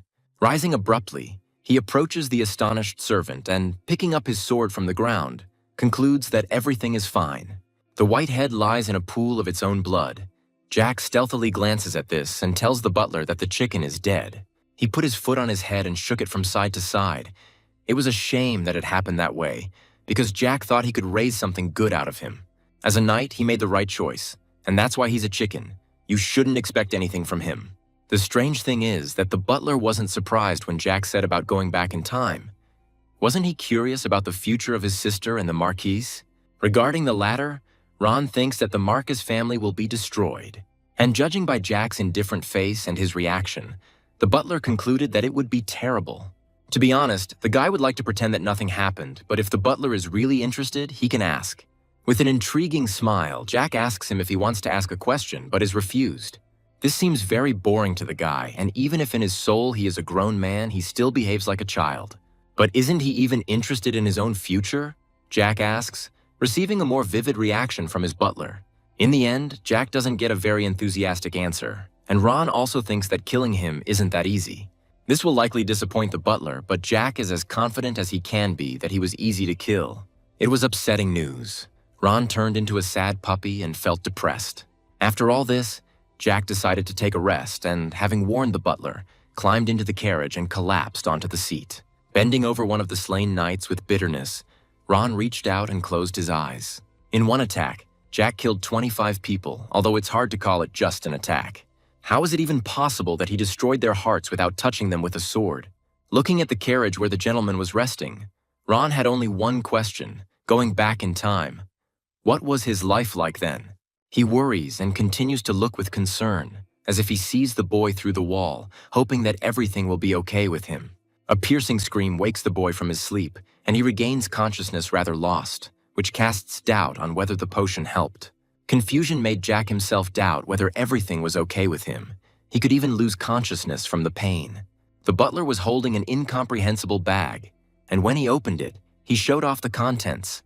These were the knight's belongings, or more precisely, 5 elixirs, 63 gold coins, and 40 shillings. It's amazing that the Mentis boys carry so much money around with them, Jack said with an awkward smile. Out of concern, Ron again decided to offer the guy to drink the elixir, but he refused, because there was no point in it. But the guy extended his hand, which contained 3 potions, and gave it to the butler, supposedly in exchange for that 1 potion. Of course Ron thanked him, but they weren't created by alchemy to exchange 1 top-class potion for 3 average ones. They also decided to leave the bodies here. Wild animals would eat them, or someone else would remove them. Everyone will start to suspect that Jack has powers unless he is here. At first, the boy didn't understand who cared about this, but the butler reminded him that the Marquise would do it for everyone. But for Jack, it was a trifle that the Marquis would do something about it, so he opened his suitcase and put the bag containing the knight's money in it. Ron assumed that in place of the Marquis, he immediately called the 3rd one to him. The boy proposes a bet, but the butler immediately refuses because he doesn't want to lose anymore, which shows that he is smart. To the guy's surprise, Ron gets down on one knee in front of him and says that he believes he has his reasons for thinking that way. A satisfied grin appeared on the guy's face. He asked, "No one knows that the butler is with him. Using an illusion, everyone thinks he's there, and most likely the second Ron is cleaning the yard right now. Illusion is a magic available to the 9th circle. It can be considered that few people have this ability. Usually those who know how to use it or at least recognize it work in the demonic forest.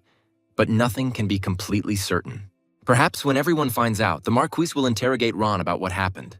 If the butler senses danger, Jack asks him to say that he is to blame for everything, and if he senses a threat to his life, then to convey the words. The words that if Ron or Sister Elizabeth dies, then on that same day the entire Marquis family will be destroyed. After this, everyone clearly felt uneasy. They froze for a while, and silence hung between them. Jack helped to lighten the mood by saying that this phrase was only for extreme cases. John hopes that everything will be fine. He will give the Marquis one last chance to act like a real father to his sister. Ron is worried about whether the Master really needs to go to the Academy and what will happen if the Marquis calls him. He is reassured by Jack's words that the Academy has its own rules.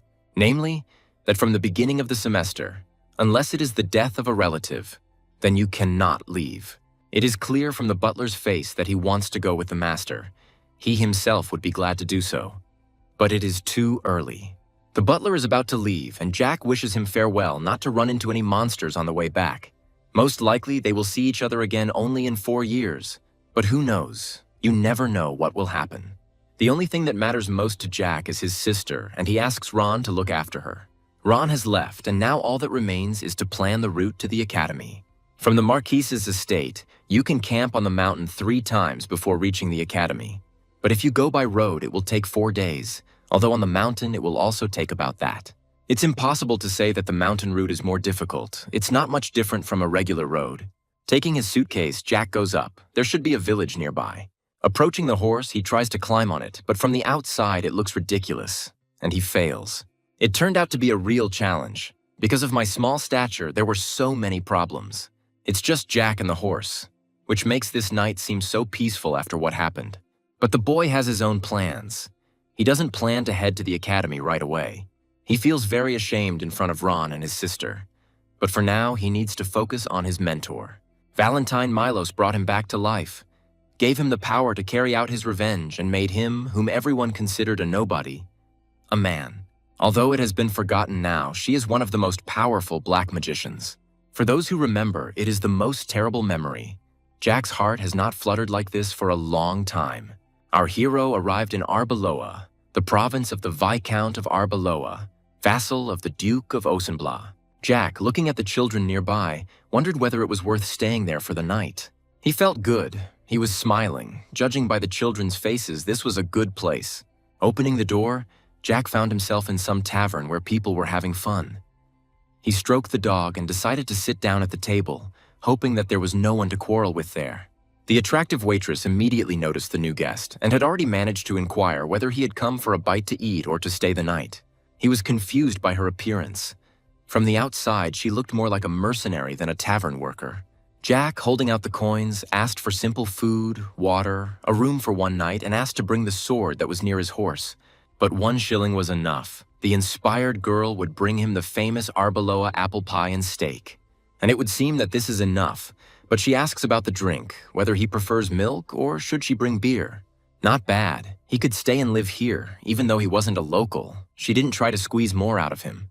It's understandable, after all. This is pre-war time, everything is cheap, and everyone is honest. While caressing the dog, he says that it has no idea what awaits it. Unwittingly, Jack overhears a conversation at the next table. They say that this time they are trying to get rid of all the demonic monsters, recruiting more magicians to deal with them all at once. But why do they need this, when even Tulkun is not doing anything, and there are only 20,000 mana users? The company discusses that they all seem to be laughing at them, and Jack listens attentively. Jack already mentioned the Iron Blood Knights who are on a mission in the Demon Forest. By order of the Emperor, knights were selected from the guard of each noble family. These knights went hunting in the demonic forest with the Iron Blood Squad. This vast forest stretches across a mountain range called the Grand Canyon. This neutral zone may seem ordinary to many, but it is home to ogres, orcs, goblins, elves, harpies, and even dragons.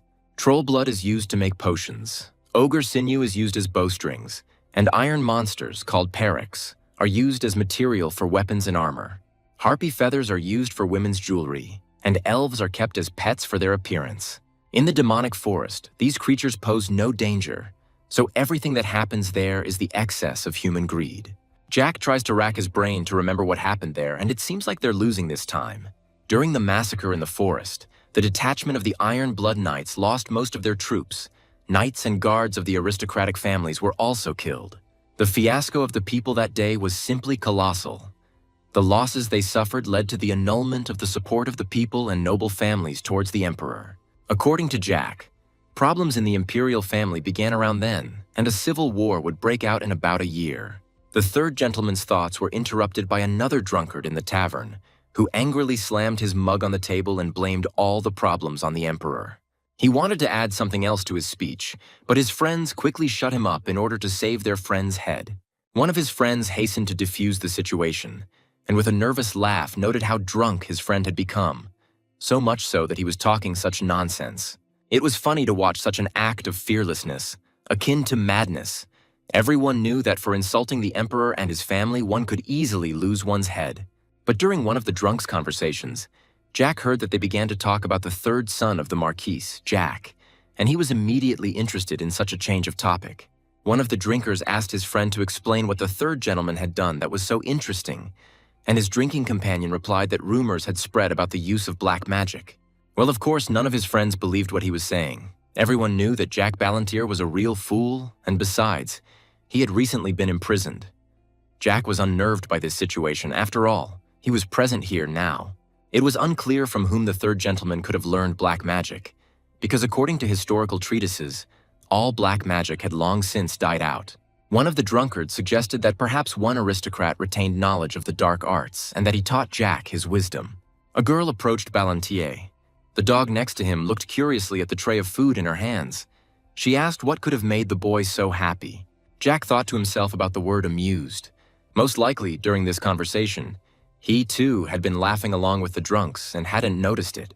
A girl sat down at his table and, laughing and in a good mood, asked him to tell her about Jack's humorous thought that made him laugh, because everyone here was incredibly bored. The girl in front of him was a stunning beauty with scars on her left cheek, white hair, and excellent figure. The boy replied that he was amused by the worthlessness of the Marquis's third son, judging by what they say about him. This is what made him laugh, but the stranger replied that, in essence, all people were like that. They loved to gossip about things that they themselves could never hear or see. He asked what the girl did at such moments as the stranger judged people.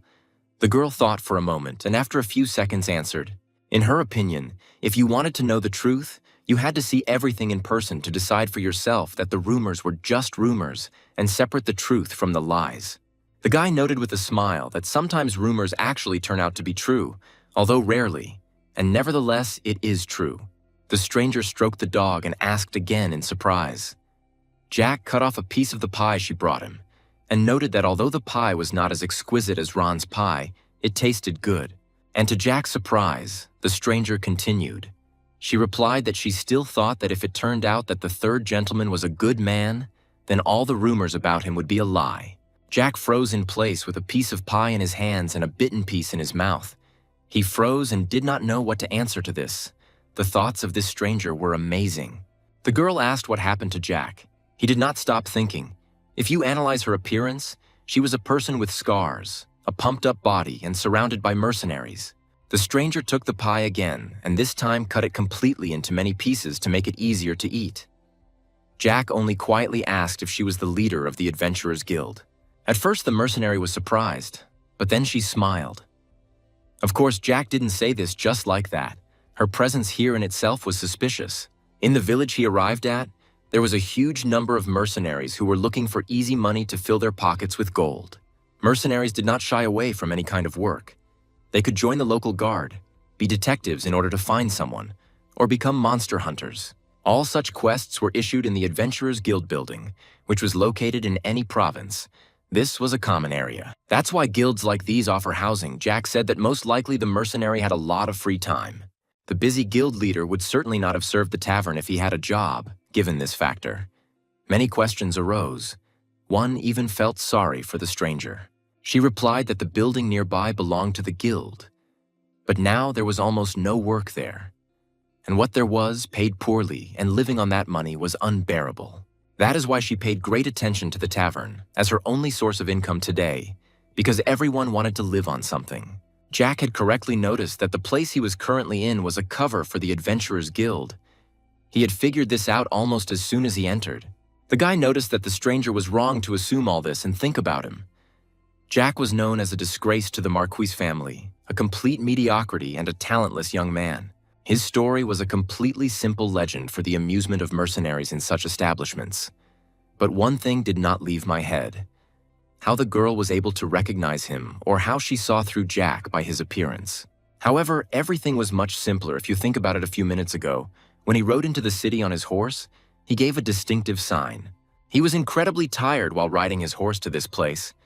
His journey was long and difficult, and all he dreamed of was a soft feather bed and a hearty piece of steak with an intoxicating aroma. As he was entering the gate, some of the guards stopped him and asked him about the reason for his arrival. A lonely boy on a horse at night was suspicious, and to avoid further questions, Jack took out the distinctive sign of his house, the coat of arms of the Marquis of Ballantier. The guards knew what he looked like and immediately began bowing and asking for forgiveness and apologizing for not recognizing the third gentleman. After apologizing, they naturally allowed Jack to enter the village and wished him a good journey, and he thanked them with cold politeness. That's about how she found out everything out loud. He said that she learned it from the talkative guards. But no matter how important the information was, one could not trust unverified sources. It was dangerous. The mercenary herself had just told him about it. She smiled with all her 32 teeth and kindness, and replied that the Marquis's third son was really worried about her. He replied with a grin that for now, he thought to himself that this would last as long as she treated him normally. Despite all the rumors about him, her attitude towards Jack was better than the attitude of her own brother and her own knights towards Ballantier. She was flattered by his concern and extended her hand in greeting, apologizing that he needed to introduce himself immediately. Her name was Jane Arbeloa. She was the master of the Arabes Guild in Arbeloa. She was glad to meet him, but the word Arbeloa was the name of a village, and she had a surname that sounded similar to that name. Jack remembered something. He asked her point blank whether she was the first or the second. Jane answered that she was the third. Her older brother was the local lord. It was quite unusual that aristocrats were engaged in such things. Usually they loved lavish celebrations and feasts. He became interested in them. According to Jane's status, she should have been married off since she was an aristocrat. The mercenary replied that she herself would not be against it, but there were difficulties. Her family would never have sold her to anyone else. They treasured her very much and were a strong, loving family for whom the words daughter and sister were not an empty phrase. Jack even felt a bit envious because he didn't have such a family. He noted out loud that her family was very interesting and unusual for aristocrats. Jane called her dog, Arnold, to her, and they became entwined in petting and caressing, the dog lovingly licking his owner, who couldn't stop smiling. She picked up her dog and placed it on her lap, asking Jack what such a distinguished gentleman as the Marquis's son had forgotten in their small village, especially alone without a guard. The guy replied with a grin that the disgrace of his house did not need guards. His life had absolutely no weight or value. Jane and Arnold froze. The mercenary replied that Jack's behavior was very strange and his abilities did not correspond to the rumors that were told about him. Ballantyre ignored this and said that it would be difficult to reach his goal alone, so he would not mind finding an escort. Jane asked curiously what exactly he was looking for. He was looking for 5 people with experience in setting up camp and good cooks. As for payment, Ballantyre was never stingy, paying 2 gold coins as an advance payment, and 3 when they reached their goal. Such unimaginable generosity was incredibly rare in Jane's memory, and was the first time she had seen it. Her eyes lit up at the possible opportunity to earn some extra money. Her surprise was explained by the fact that usually the escort fee was only 30 shillings per person, but imperial money was very simple. According to them, 100 pennies was 1 shilling, and 100 shillings were 1 gold piece. Such money was large. Jack thanked her for the food. Arbeloa replied that by morning all her preparations, as well as those of her team members, would be ready for departure. She specified that Jack would pay separately for food and lodging. Ballantyre was not going to be stingy and replied that he would give them 3 gold pieces, and if they had horses and a carriage, this fact would greatly please the 3rd gentleman. Jane liked the fact that they would help such a rich guest. It was necessary to use every opportunity to get rich.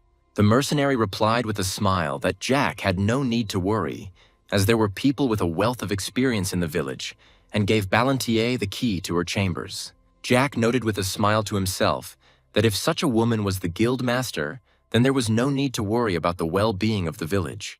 Arriving at the room, Jack collapsed exhausted onto the bed. The journey had left the 3rd gentleman incredibly tired, and he only wanted to sleep. He dreamed of himself, memories from life. He found himself in a damp cave. Every now and then he could hear drops breaking on the stone. He did not stop sobbing and crying. But suddenly a figure illuminated by the moonlight began to talk to him. It took pity on this unfortunate child, saying this in a sweet voice. A hand with chains reached out to him. Did he really plan to live his whole life in helplessness and weakness? Did he want this for himself? The boy looked at the outstretched hand. Jack began to cry again. Falling to his knees, the figure continued. Being good was not something bad, but being weak in our world was a sin. Didn't the boy really want to change in order to finally feel the freedom and strength of his life? The woman's words sweetly reached Jack's very core. The figure in front of him was chained around the neck and arms. The woman had green hair, but her eyes were not visible. The 3rd gentleman said that he really wanted to change. The figure was pleased with his answer and said that from today on, the 3rd master should call her his mentor and their path would begin. Jack's eyes opened. The boy woke up in a cold sweat. He himself did not notice how he was crying. Memories from the past always caused a storm of emotions in Jack. Judging by the light streaming in from the window, it was already dawn. It was morning, which meant the mission's deadline had arrived. Today, Jane was supposed to gather the people and they would set out on their journey. But Jack's thoughts were interrupted by a sharp slam of the door. Jane burst into the room so actively and energetically that Jack was speechless. She replied that all the preparations were complete, although she could have knocked. Following his mistress, Arnold burst into the room, who instantly jumped right on the 3rd gentleman and began to lick his face. The sensations were not pleasant. How annoying that all this happened to him this morning. Jack gathered all his things and went down the stairs, the drowsy haze still lingering on his face. Jane turned to him and smiled, seeing that the gentleman was sleeping soundly. The head of the guild assured Jack that she had prepared an excellent carriage for him. Jack would certainly like it, and he would not regret investing so much money in their trip. She also didn't forget about Jack's request to assemble a team with extensive escort experience. When she came out and saw the group, 5 eyes were looking at him, their bodies covered in scars. Among them were those figures who yesterday talked all sorts of nonsense about Jack in the tavern. Everyone greeted him and with a white face looked away, greeting the young gentleman. The largest and tallest of the group stepped forward and introduced himself as John Doe, captain of the fire ant squad who would accompany Jack to the stone mountain. The figure extended his hand. Jack asked the stranger's name again, for John Doe was the name given to unidentified corpses, and this pseudonym aroused the curiosity of the 3rd gentleman. Of course, Jack noted the man's interesting name out loud, and he responded with warm courtesy, thanking him for appreciating such an unusual title. John explained that it was a long way from here to the Stone Mountain, and they would pass several small villages along the way, so their plan was to set up camp twice in hidden places. The team also had 2 excellent cooks. The mercenaries themselves were excellent at settling into camp. The guy sleepily said that he didn't have to do anything, and John, smiling, confirmed that this was indeed the case. They would take care of all the work on this trip, so he should not worry and enjoy the journey. The third gentleman was very pleased with this prospect, and he hurried his subordinates so that they would go quickly because he was already tired. Jack handed over the luggage and followed into the carriage. Finally, Ballantyre glanced at Jane. She remained at the door, seeing her guest off. He noted that the guys were experienced, to which she made an okay gesture with her fingers and said that the men were experienced. In principle, the ordinary mercenaries that Jane had assembled for him would have been enough for his cause. But Ballantyre was not so easy to deceive. Even though his body was now much weaker than before, his senses and eyes retained their ability to see hidden things. Despite the fact that Ron had the 9th circle, he tried his best to hide his enormous and real powers. It was difficult to call him an ordinary person. But that squad leader, John, was a mercenary with the 8th circle, and it was not a fact that this was his full potential. Such a prospect caused a little concern. But Jane replied that she only wanted to please her guest. Hadn't he said yesterday that he wanted the best of the best for his purpose, which she had selected for him? The guy replied with a smile that this was indeed the case, and that he and Jane would most likely see each other again in the future, so she shouldn't forget him. If this was indeed the case, Jane would have liked to have a beer with her guest to celebrate the occasion and Jack's departure. The third gentleman replied that he would not mind, only if it was at her expense, smiled slyly and walked forward. The girl kindly wishes the little guest a good trip. A guy with his eyes closed is riding on the roof of a carriage, enjoying the sunny weather. Opening his eyes, he notes to himself that he feels better compared to yesterday. Abruptly sitting up, he asks the carriage attendant if he heard who he was. The man admits that he knows the guy is an aristocrat, and that's all. The master told the man that the young aristocrat was traveling the world. The guy, having thought about his words, shows a desire to ask a question. Taking a wristwatch out of his inside pocket, he tosses it to the man walking next to him. He asks whether the coat of arms depicted on the watch with gold trim is the coat of arms of aristocrats. The man answers positively. The guy asks to tell him in more detail. Somewhere far away is the estate of the Marquis de Ballantyre. The guy says with a smile that their house, the damn house, will soon be destroyed. The coat of arms depicted on the clock. Theirs. This coat of arms belongs specifically to the Marquis of Ballantyre. The guy admits to their imminent destruction quite calmly and joyfully. This takes the men by surprise. The guy says that he heard that there is one complete loser in this family. He asks the man about it, assuming that he knows better. He even recently ended up in prison. The man begins to get very nervous and tremble. They finally understood who this guy was, because it couldn't be explained more clearly. There were rumors that he was imprisoned for using black magic. The guy admits that these rumors are true. He knows a little about black magic. It's not difficult, because his mentor is one of the best black magicians in the world. Even though he is a swordsman, it is impossible not to know about black magic. However, why would he use magic when he has his fists? He points his finger at one of the tanned guys with a scar on his face, and he gets very scared. The Marquis' son asks why the boy stood there while he was saying such things about him, since he knows what will happen if he speaks ill of aristocrats. The guy asks if the escort doesn't feel sorry for him. Everyone present is completely confused. Everyone was at a loss except for one older man, John Doe. Surely it was the captain who was told about him by the guildmaster, and everyone else is unaware. The young aristocrat puts his hand on the frightened guy's shoulder and says that it's in the past. They'll just have to spend a few days together. The frightened boy answers him with difficulty, agreeing with his words. Around the fire, one of the guards says that he is convinced that the rumors are just rumors. He explains that the young man does not look like a typical representative of the aristocracy. Usually they are afraid that an extra drop of water will fall on them and ruin something, but he is not like that. He even washed the dishes himself. He silently apologizes to Jane because this beef pie is much tastier than her apple pie. Yorkshire pudding, pie, and sausages, he wants to hire them to work in his kitchen. Having eaten a stomach full of delicious food, he sighs with pleasure. In his mind, he mentions that Ron is also a failure in terms of culinary skills. He admits that he is usually hard to please and that you have to pay for a good dinner. He asks who will stand guard tonight, and they tell him that they will draw lots. He is offered to join, but the disgruntled aristocrat replies that children need a lot of sleep to grow well. The confused male security guard revokes the invitation upon hearing this. The guys decide that they are getting bored and decide to start telling stories. The young aristocrat decides to go first and thinks about what he would like to tell the people around the fire. He asks if they have ever wondered how many dragons live in our world. One of the boys wonders if the emperor who founded all the dragons destroyed them many centuries ago. This is what the founding myth tells us. In short, it says that the founding emperor was Julius Tesla, along with 2 companions. They united and destroyed all the dragons that inhabited the Western continent. And here Tesla built an empire on the blood and bones of dragons. Over time, the empire became smaller and smaller, and could not be compared to the neighboring Tulkun Empire. This is the truth that everyone here knows. The most common version of this story. 2 dragon lords in the Black Sea, a little dragon in Tulkan Castle, 5 dragons in the Monster Forest, 8 polymorphs that he personally knows, making a total of at least 16 living dragons. They find it hard to believe. Usually dragons are only mentioned in myths and legends. No one has ever seen them in reality. The young aristocrat asks with a smile if the story turned out interesting. Dragons do not approach people. They are bound by an oath, because of which they cannot approach places that threaten their lives. John Doe, who had been silent all this time, clarifies that it turns out that the founding emperor did not kill the dragons. The guy, smiling slightly, explains that the emperor did not kill everyone, but found a way to come to an agreement with them. Although it would be more accurate to say that everything worked out thanks to his 2 comrades, whose names have long been lost.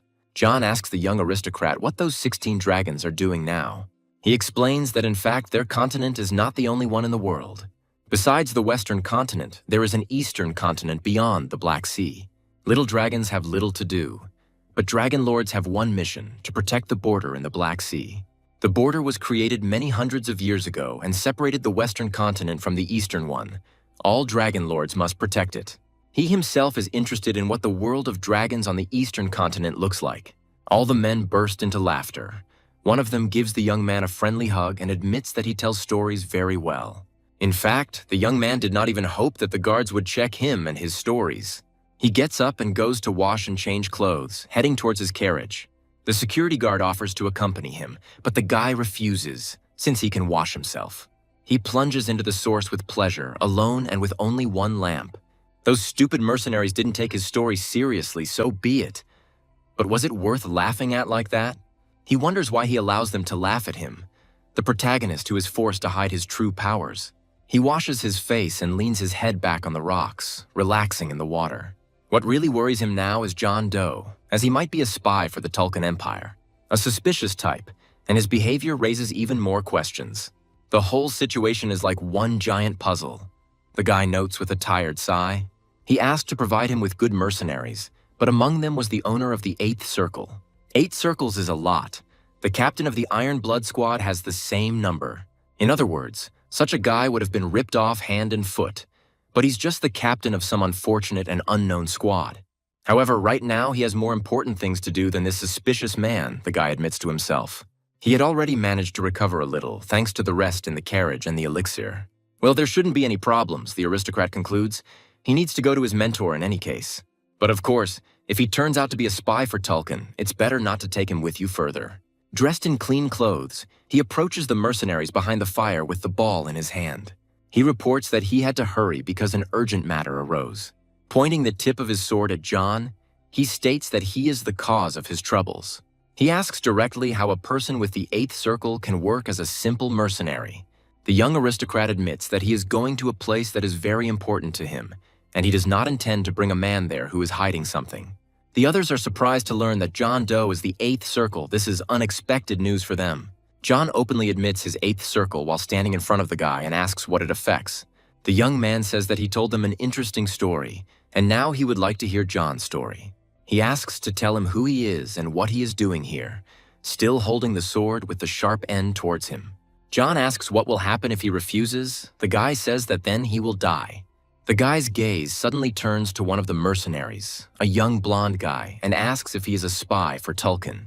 That woman, Jane, said that they would have a drink the next time they met, but maybe he should suspect her too, the guy asks. John's face distorts, and he asks with irritation why he suddenly started talking about her. The young man asks if he doesn't wonder if he'll buy her a drink before he kills her. He says this with a calm and even joyful face, noting that the situation is becoming more interesting. In his thoughts, he notes that he has come this far, but he does not use magic. It is unknown whether this is on purpose or he has something in mind, but it is better for him. He says out loud that he has little control over himself, so there are two options: die or stay alive. He says with a smile that he gives him 1 minute to think and advises him to think carefully. The day before, John and Jane were discussing him, the man remarking that he was an interesting guy. Jane tells him that he is the third son of the Ballantiers and that his family almost abandoned him. John Doe said that Ballantier's third son had asked for an escort, so Jane better find out what was going on. Jane thought about it and said that maybe he could change their lives, because he was not what the rumors said about them. Jack Ballantier asked the mercenary what to do now, kill him immediately or leave him alive. The young man demanded an answer right away, and the mercenary did not like the aura around him. Jack felt like all his senses were screaming for danger, like a deer facing a lion. He put his sword to the mercenary's chest and was ready to strike him, and the whole situation was becoming very strange. The mercenary was surprised that this kid realized that he was the owner of the 8th Circle and thought that maybe Jane told him something. However, then he thought that no, she wouldn't. He believed her. She would only tell if she was tortured. The mercenary told the young man that he himself admitted that he was in the 8th Circle, so would he be able to kill John? The mercenary raised his eyebrow, which was cut to the point of bleeding, rubbed his scratched cheek, and wondered why there was so much bloodlust in this child's eyes. And at that moment, John Doe began to doubt whether the boy standing in front of him was really a child. The companion behind him told him that since he was in the 8th Circle, he could try to get out of it or tell the whole truth. But the captain didn't know what to tell him, because he had lived his whole life as a mercenary. And now all the choices he had ever made in his life flashed before his eyes. Here the kid said that the time for thinking was up, and if the mercenary was not ready, he would have to kill him. The mercenary asked the boy if he could tell what was happening to Jane. He agreed, and then John Doe began his story from afar. His story was short, nothing special, and it can be found not only in his fate. A love story between an aristocrat and a commoner, such as this one, can be heard everywhere. When he was 19 years old and in his 7th Circle, he met Jane. They fell in love at first sight and have been inseparable ever since. Jack thought that this was why Jane had never married. Even if it is a relationship between a commoner and an aristocrat, he could become Tesla's support with his 8th Circle. Everyone around was surprised when they heard John's story that he and Jane were in such a relationship, but something had to happen to them. Although, given her character, it is safe to say that her family is not interested in increasing power through marriage. Jack began to ask more about Jane, and John confirmed that she was the master of the Adventurers Guild in this small province. However, the young man did not believe that John was a simple mercenary, and he asked the mercenary if he really thought that he would believe him. But John confirmed his words. Jack wondered if he could be trusted, since such a simple story was easy to make up. He asked if they remembered his story about the dragons, and what the Tulkan Empire would do with the dragon. John said he had no idea where he could have gotten such information. Then Jack said that he thought the mercenary knew that masters are those who carry 10 circles of magic on their hearts. But even the masters don't know that there is something more in this world.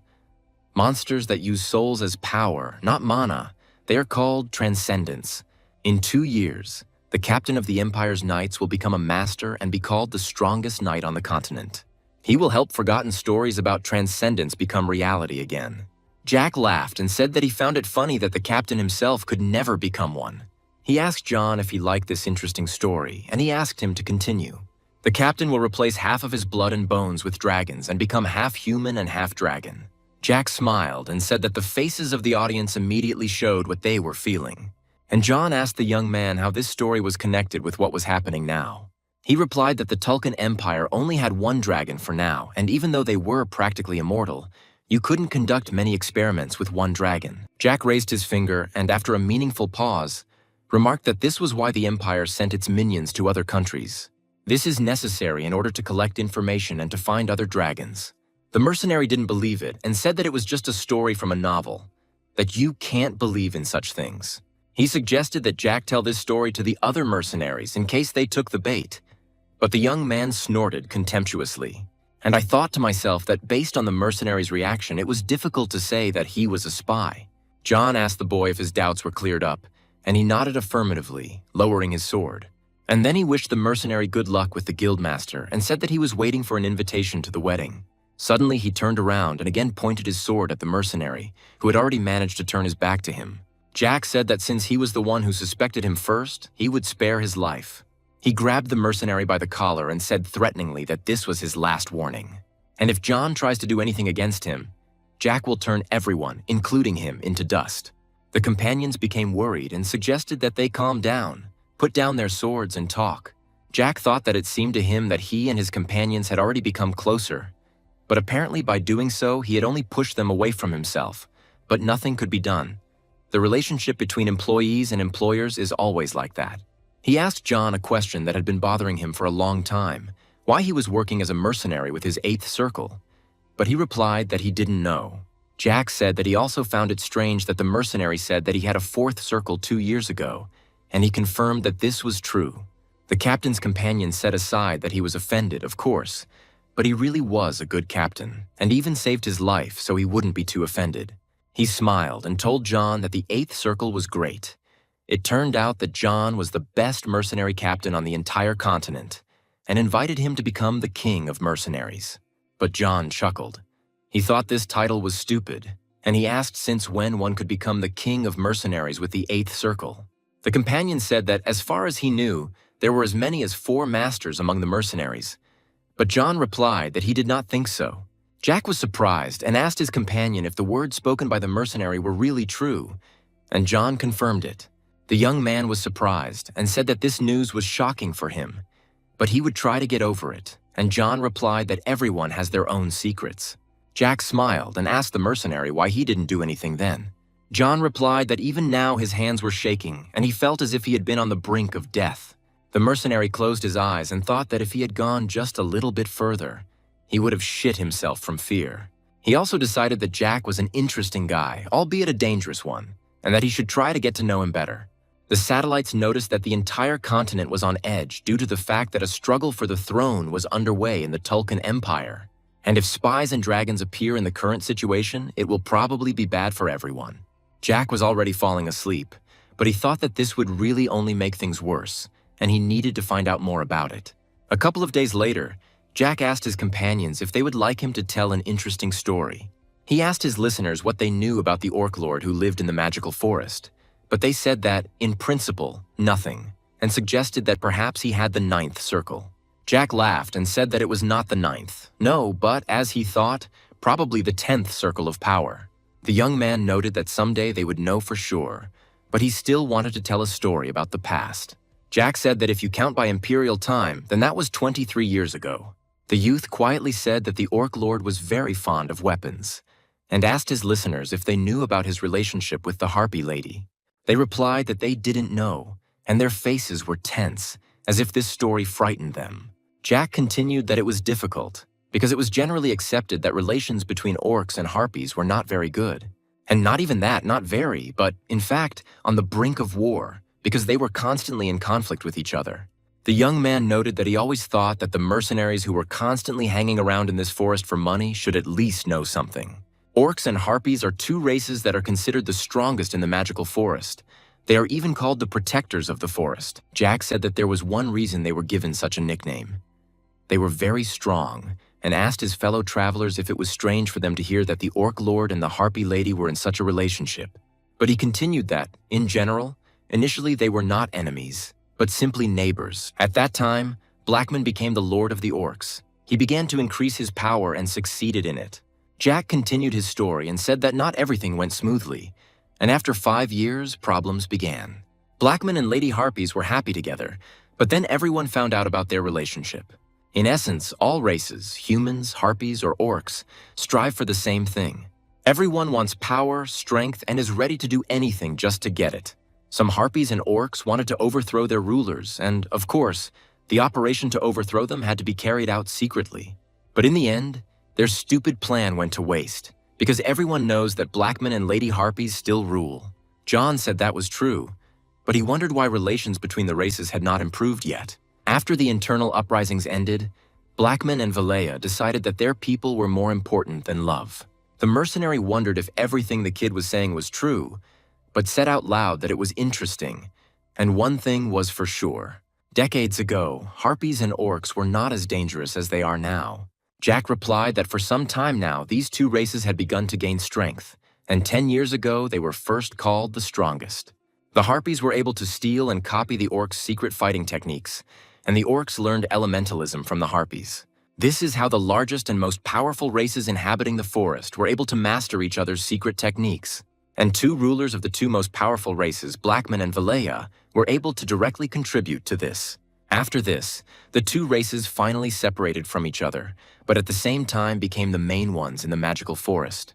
Jack suggested that his companions tell this story to the orcs or harpies if they encountered them. The young man laughed and added that then perhaps the representatives of these peoples would not kill them immediately. John thought that he didn't know whether what he had just heard was true or fiction, but it was better to pretend that he believed it, and said out loud that if this happened, he would probably do it. After a story that was hard to believe, the man offered Jack meat. The boy immediately agreed and began to happily devour it, even though Jane had made it herself. In the Marquise's office, they report that after the province of Arbeloa, all the guards accompanying the third gentleman were discovered. After conducting an investigation, they found out that most likely everyone was killed by high-level magic. This news made the Marquis tense. There is a possibility that it happened precisely when the Iron Blood Knights were absent. Not knowing that his youngest son has magic makes him think of the Emperor, the Duke, anyone but Jack. Not content with what his men have said, he decides he needs to conduct a personal investigation and tells Gonzalez that they must find the culprit. Finally, the Marquis remembers his youngest and asks why he didn't mention him right away, and whether he really managed to survive. He is informed that Jack was not found among the corpses. Therefore, they thought that he might have escaped. Sighing heavily, the Marquis assumed that then the younger one, as a witness, must know something. The Marquis ordered that all forces be used to find out everything. As Gonzalez walked away, a smile crossed the man's face.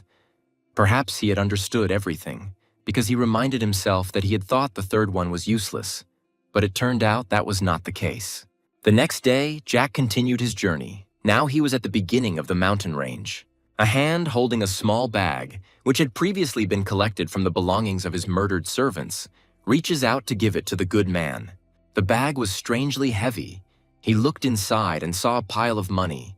He was taken aback because it was too much. But the boy reassured him that 10 gold coins and elixirs would be enough for him. The rest is their tip, because Jack had a lot of fun on the road, and at the same time he apologizes for suspecting him. Smiling innocently, the boy says goodbye to everyone present and wishes them to be careful on their way. But the men continue to stand silently and look at Jack.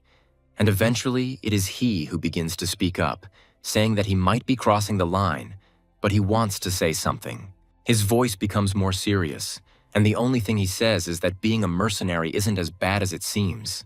This didn't give Jack any insight, but the man continued that he didn't know everything, but would only say what he was sure of. He begins to speak in hints that he is the third son of his father, rejected by everyone, and he does not want to boast, but he has seen the end of many people who were in the same position.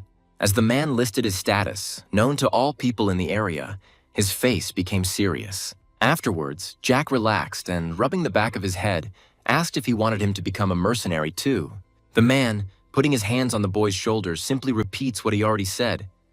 It's not such a bad activity. Perhaps these words made him think. Jack's brows furrowed, and he looked at the speaker with suspicion. If you avoid dangerous tasks, you can see the whole world and earn good money. Where else do they give you such experience? Pointing to the man's comrades behind him, Jack says that maybe they didn't understand, but he himself should have figured it out by now. That night, if Jack had wanted it, the man would have been dead, and that makes him tense. He should know, even if Jack is not an 8th circle mage, he should have felt the proximity of death. Closing his eyes, the man says that he knows, and that's why he's asking, since Jack himself doesn't yet understand the scale of the possibilities. Awkwardly scratching the back of his head, the man admits that he himself doesn't really care about it anymore. In a world where everything is decided by whose sword is sharper, many hide their true strengths and intentions. The man thinks that overall it was his fault, and Jack, while thanking him for his words, still pretends that he didn't hear anything.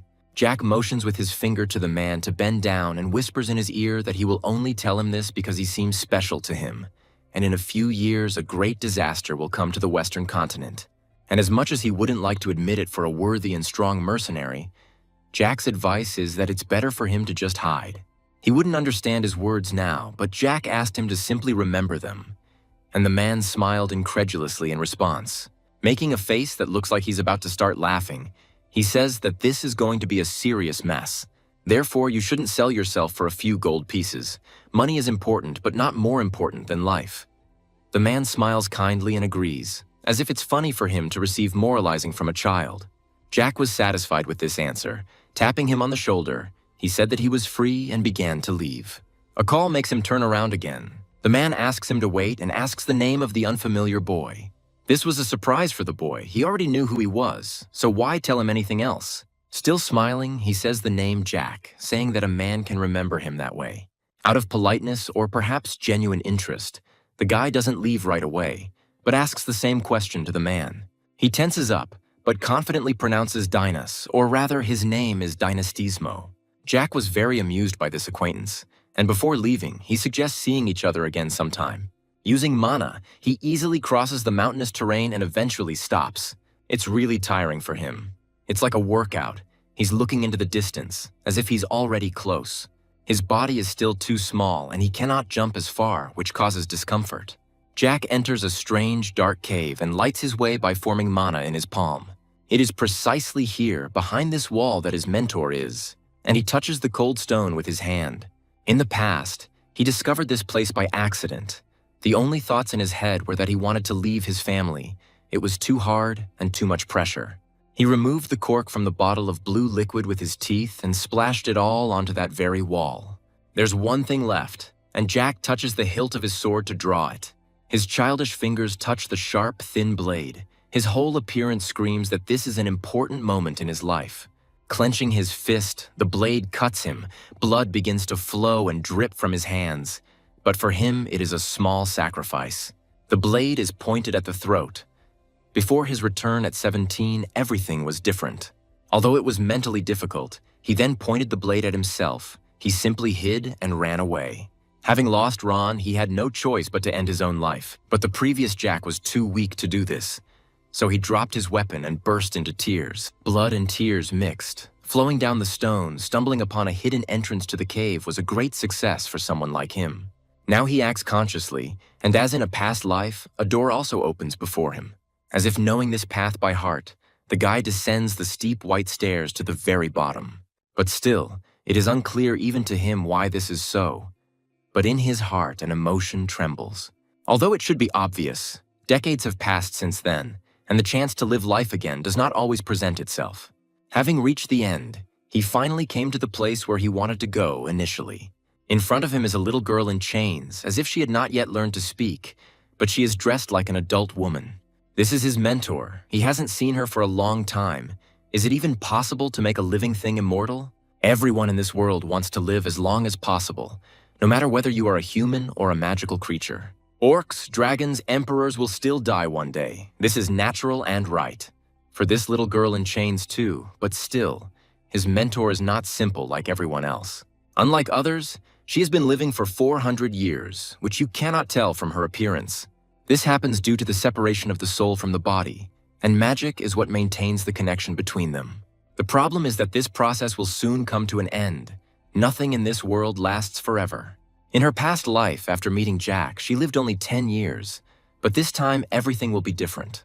This time he came to her earlier. In this life, they will be allotted 13 years. Jack, like a small, happy child, looks into her eyes. He has wanted to hear her voice for so long. The lady in chains, not yet acquainted with this man, asks who he is. Not afraid of such a majestic lady, he asks her to guess, but the mentor clearly doesn't like this one. In an angry voice, she says that she will not ask twice and orders him to answer. But the guy continues to coddle her, telling her how naughty she used to be, which causes even more discontent. Jack presses his hand to his chest and says sincerely that he missed her very much, but she still doesn't understand anything. The mentor says that she doesn't know him at all, and it's strange that the guy even knows who she is. In response to the question, he nods smugly. How can he not know, and begins to remember? It is impossible to forget the time they spent together and how his mentor trained him. And it can't be called an illusion, But their entire life together flashed before his eyes. Clenching his fist, he continues to sit on one knee, of course. Only Jack remembers everything. Putting it to his chest, he says that she is the heroine of their world, who brought an end to the era of honor and began the era of humanity. Jack proudly declares that she is Valentine Milos and he is her student from the future. Most likely assessing what is happening, she asks him again if he is from the future. Having received a positive answer, she says, "Shouldn't he know that she doesn't like predictions?" To which Jack agrees and says that this is because any prediction is subjective from the point of view of the one who makes it. She asks why he speaks like that, as if his expression is incorrect. She asks him to answer her. If in this future she really will be in his life, what would be her answer in such a situation? This makes him rub the back of his head with dexterity, because all the mentor would tell him is to disappear. The woman agrees that he is not bad and tells Jack to open his fortune-telling tent. Everything is as before. She is exactly as he remembers her. Jack gets up and says that there is nothing to be done then. Drawing his sword again, he now points its blade at the small body in chains. Jack apologized for having to go so far and a blue glow formed around him. The guy took a confident stance with a sword in his hand. The woman notices that he is using aura. He says that he understands that he is behaving incorrectly, but the teacher will be able to punish him later. Enveloped in magical currents, Jack noticed the restraining chains that were everywhere here. To free the figure, they had to be destroyed. He made a decision that by destroying the chains, he would destroy this place as well. But such a prospect did not frighten the guy, and he decided to free his future mentor from captivity. Although he had no choice either way, young Ballantier rushed forward with his blade at the ready. He was going to strengthen his blow with magic in order to break the shackles. Once upon a time, decades ago, Julius Tesla locked his girlfriend and comrade in this place, despite the fact that this man was called a hero and a man of honor in ancient times. Julius promised that he would return for her. He swore that he would not abandon her in this place, and the mentor believed his promise. The connection between them at that time was strong and trusting. But this traitor of an oath did not keep his vow and abandoned her in this cave. Day after day she waited for him, and hoped that Julius had not forgotten her. But after 50 years, all hope left her. She was abandoned. She finally resigned herself to her fate of spending her time in captivity until her death. She did not expect help or support from anyone, and only humbly awaited her fate. But Jack Ballantier broke her gaze. The boy gave her hope, rushing forward. The nobleman swung his sword so that she did not have time to follow him. The mentor felt strength and energy returning to her body. She couldn't believe it. These shackles were made of dragon bones and were considered indestructible. This guy hadn't even reached adulthood yet, but he already possessed a powerful force, something she had never encountered before, and her weak, floating body was picked up by Jack. Holding his mentor in his arms, Jack assured her that he was not like Julius Tesla and that he would never act like him. The small figure did not take her eyes off Jack. Ballantier was going to prove to her that he was not like Julius, not just with words, but with actions. He had a lot of work ahead of him to restore trust, but it was worth it. As he expected, the walls of the cave in which the mentor was imprisoned began to collapse. Jack needed to quickly leave this place. He asked his mentor to hold on to him tighter. He would use his skills and past knowledge to get out of here. Jack had come too far. Gripping the blade even tighter, he gathered all his remaining strength into himself. Jack spoke the words for the magical protection spell that his mentor had taught him in his past life. The rockfall was about to end the lives of 2 people under its arch when the entire cave was illuminated by blue light and lightning emanating from Jack. The small figure on Jack's shoulders was surprised by such knowledge. The spell he used was one of the 4 basic defense techniques.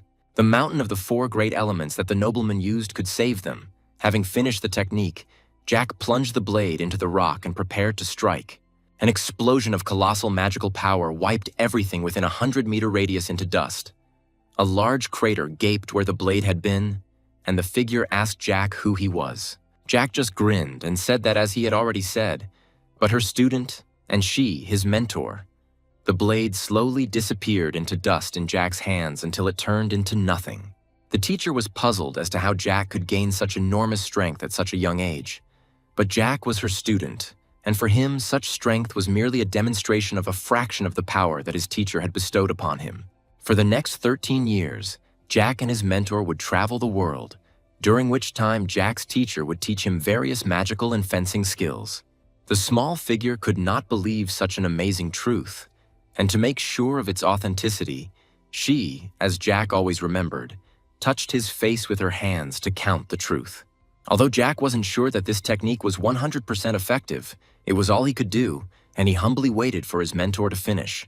She was still confused and asked if he was really from the future. Her question seemed funny to young Ballantier. He would have to try hard to make her believe him. But the expression that he was from the future was not entirely true. He rather returned from the past. His tone and body movements did not betray the lie in him, and the teacher decided that it was the truth. A weight was lifted from Jack's heart. She believed him. He could breathe out, but his body suddenly weakened, and Jack fell to the ground in a semi-conscious state. The mentor thought about everything that had happened today. In her opinion, it was somehow strange to begin a relationship with her future student with so much strength. But Jack's unconscious body heard her. He replied that otherwise she would not have believed Jack. She did not believe that they could really be friends. But the nobleman did not see anything wrong with the friendship between a student and a teacher. It was surprising how, despite the pain, he could still argue with her, and he did it quite competently and coherently. Jack's endurance also amazed her. But there was nothing surprising about this, for this was one of the knowledges that the mentor had given him. Ballantier remembered that he had not even introduced himself. His name was Jack. The strength finally left her student when he noted that he hoped for good work together with the mentor. It was so in his past life, and it would be wonderful if it remained so in this one. 5 days later, he and the mentor arrived in the province of Osenbol. His teacher was alive, and it was worth rejoicing, but the whole situation was slightly tarnished by one fact. For all these 5 days, the mentor did not say a word to him, did not want to talk to him. For 5 days, they walked and strolled together, but she still could not trust him. Jack came to the conclusion that the thoughts in her head did not give her the desire to communicate with him. Ballantier even told her that since when did her words come at a price? Sitting on his shoulder, she said that the first shock for her was his origin from the Teslan Empire, the last time someone from there betrayed her. She also still couldn't understand how a youth at such a young age possessed such magic, and it was soul magic, rare and difficult to control. She wasn't stupid, and knew what its owner had to go through to gain this power and learn to control it. But she wanted him to finish her sentence himself. He needed to tell the truth, even though she probably wouldn't like it. He wanted to keep quiet, but from his past experience with the mentor, he remembered that in that case she would have simply hit him. He started from afar. In this world there are powers that only a few possessed.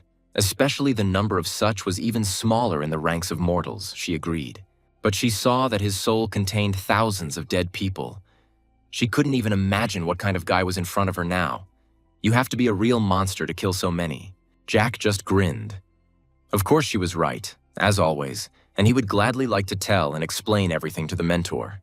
But she did not want to talk to him. Jack's hands were covered in blood up to the elbows, much more than her own. They went to the butcher's shop to buy supplies. The naked flesh reminded the mentor of past victims. Jack was interested to hear information from his previous teacher, but had Jack, with all his sins and so many ruined souls, ever thought about one detail? Why was the chance for a new life, for correcting all the mistakes given to him? In all honesty, he was not worthy of such a prospect. Jack could not answer her. He himself had been pondering this for a long time. The very fact of his return to the past did not lend itself to any rational laws. He had not solved this riddle. Jack only answered the mentor that he had come to no conclusions. She looked at him with a sad and contemptuous gaze. The busy street was bustling with life.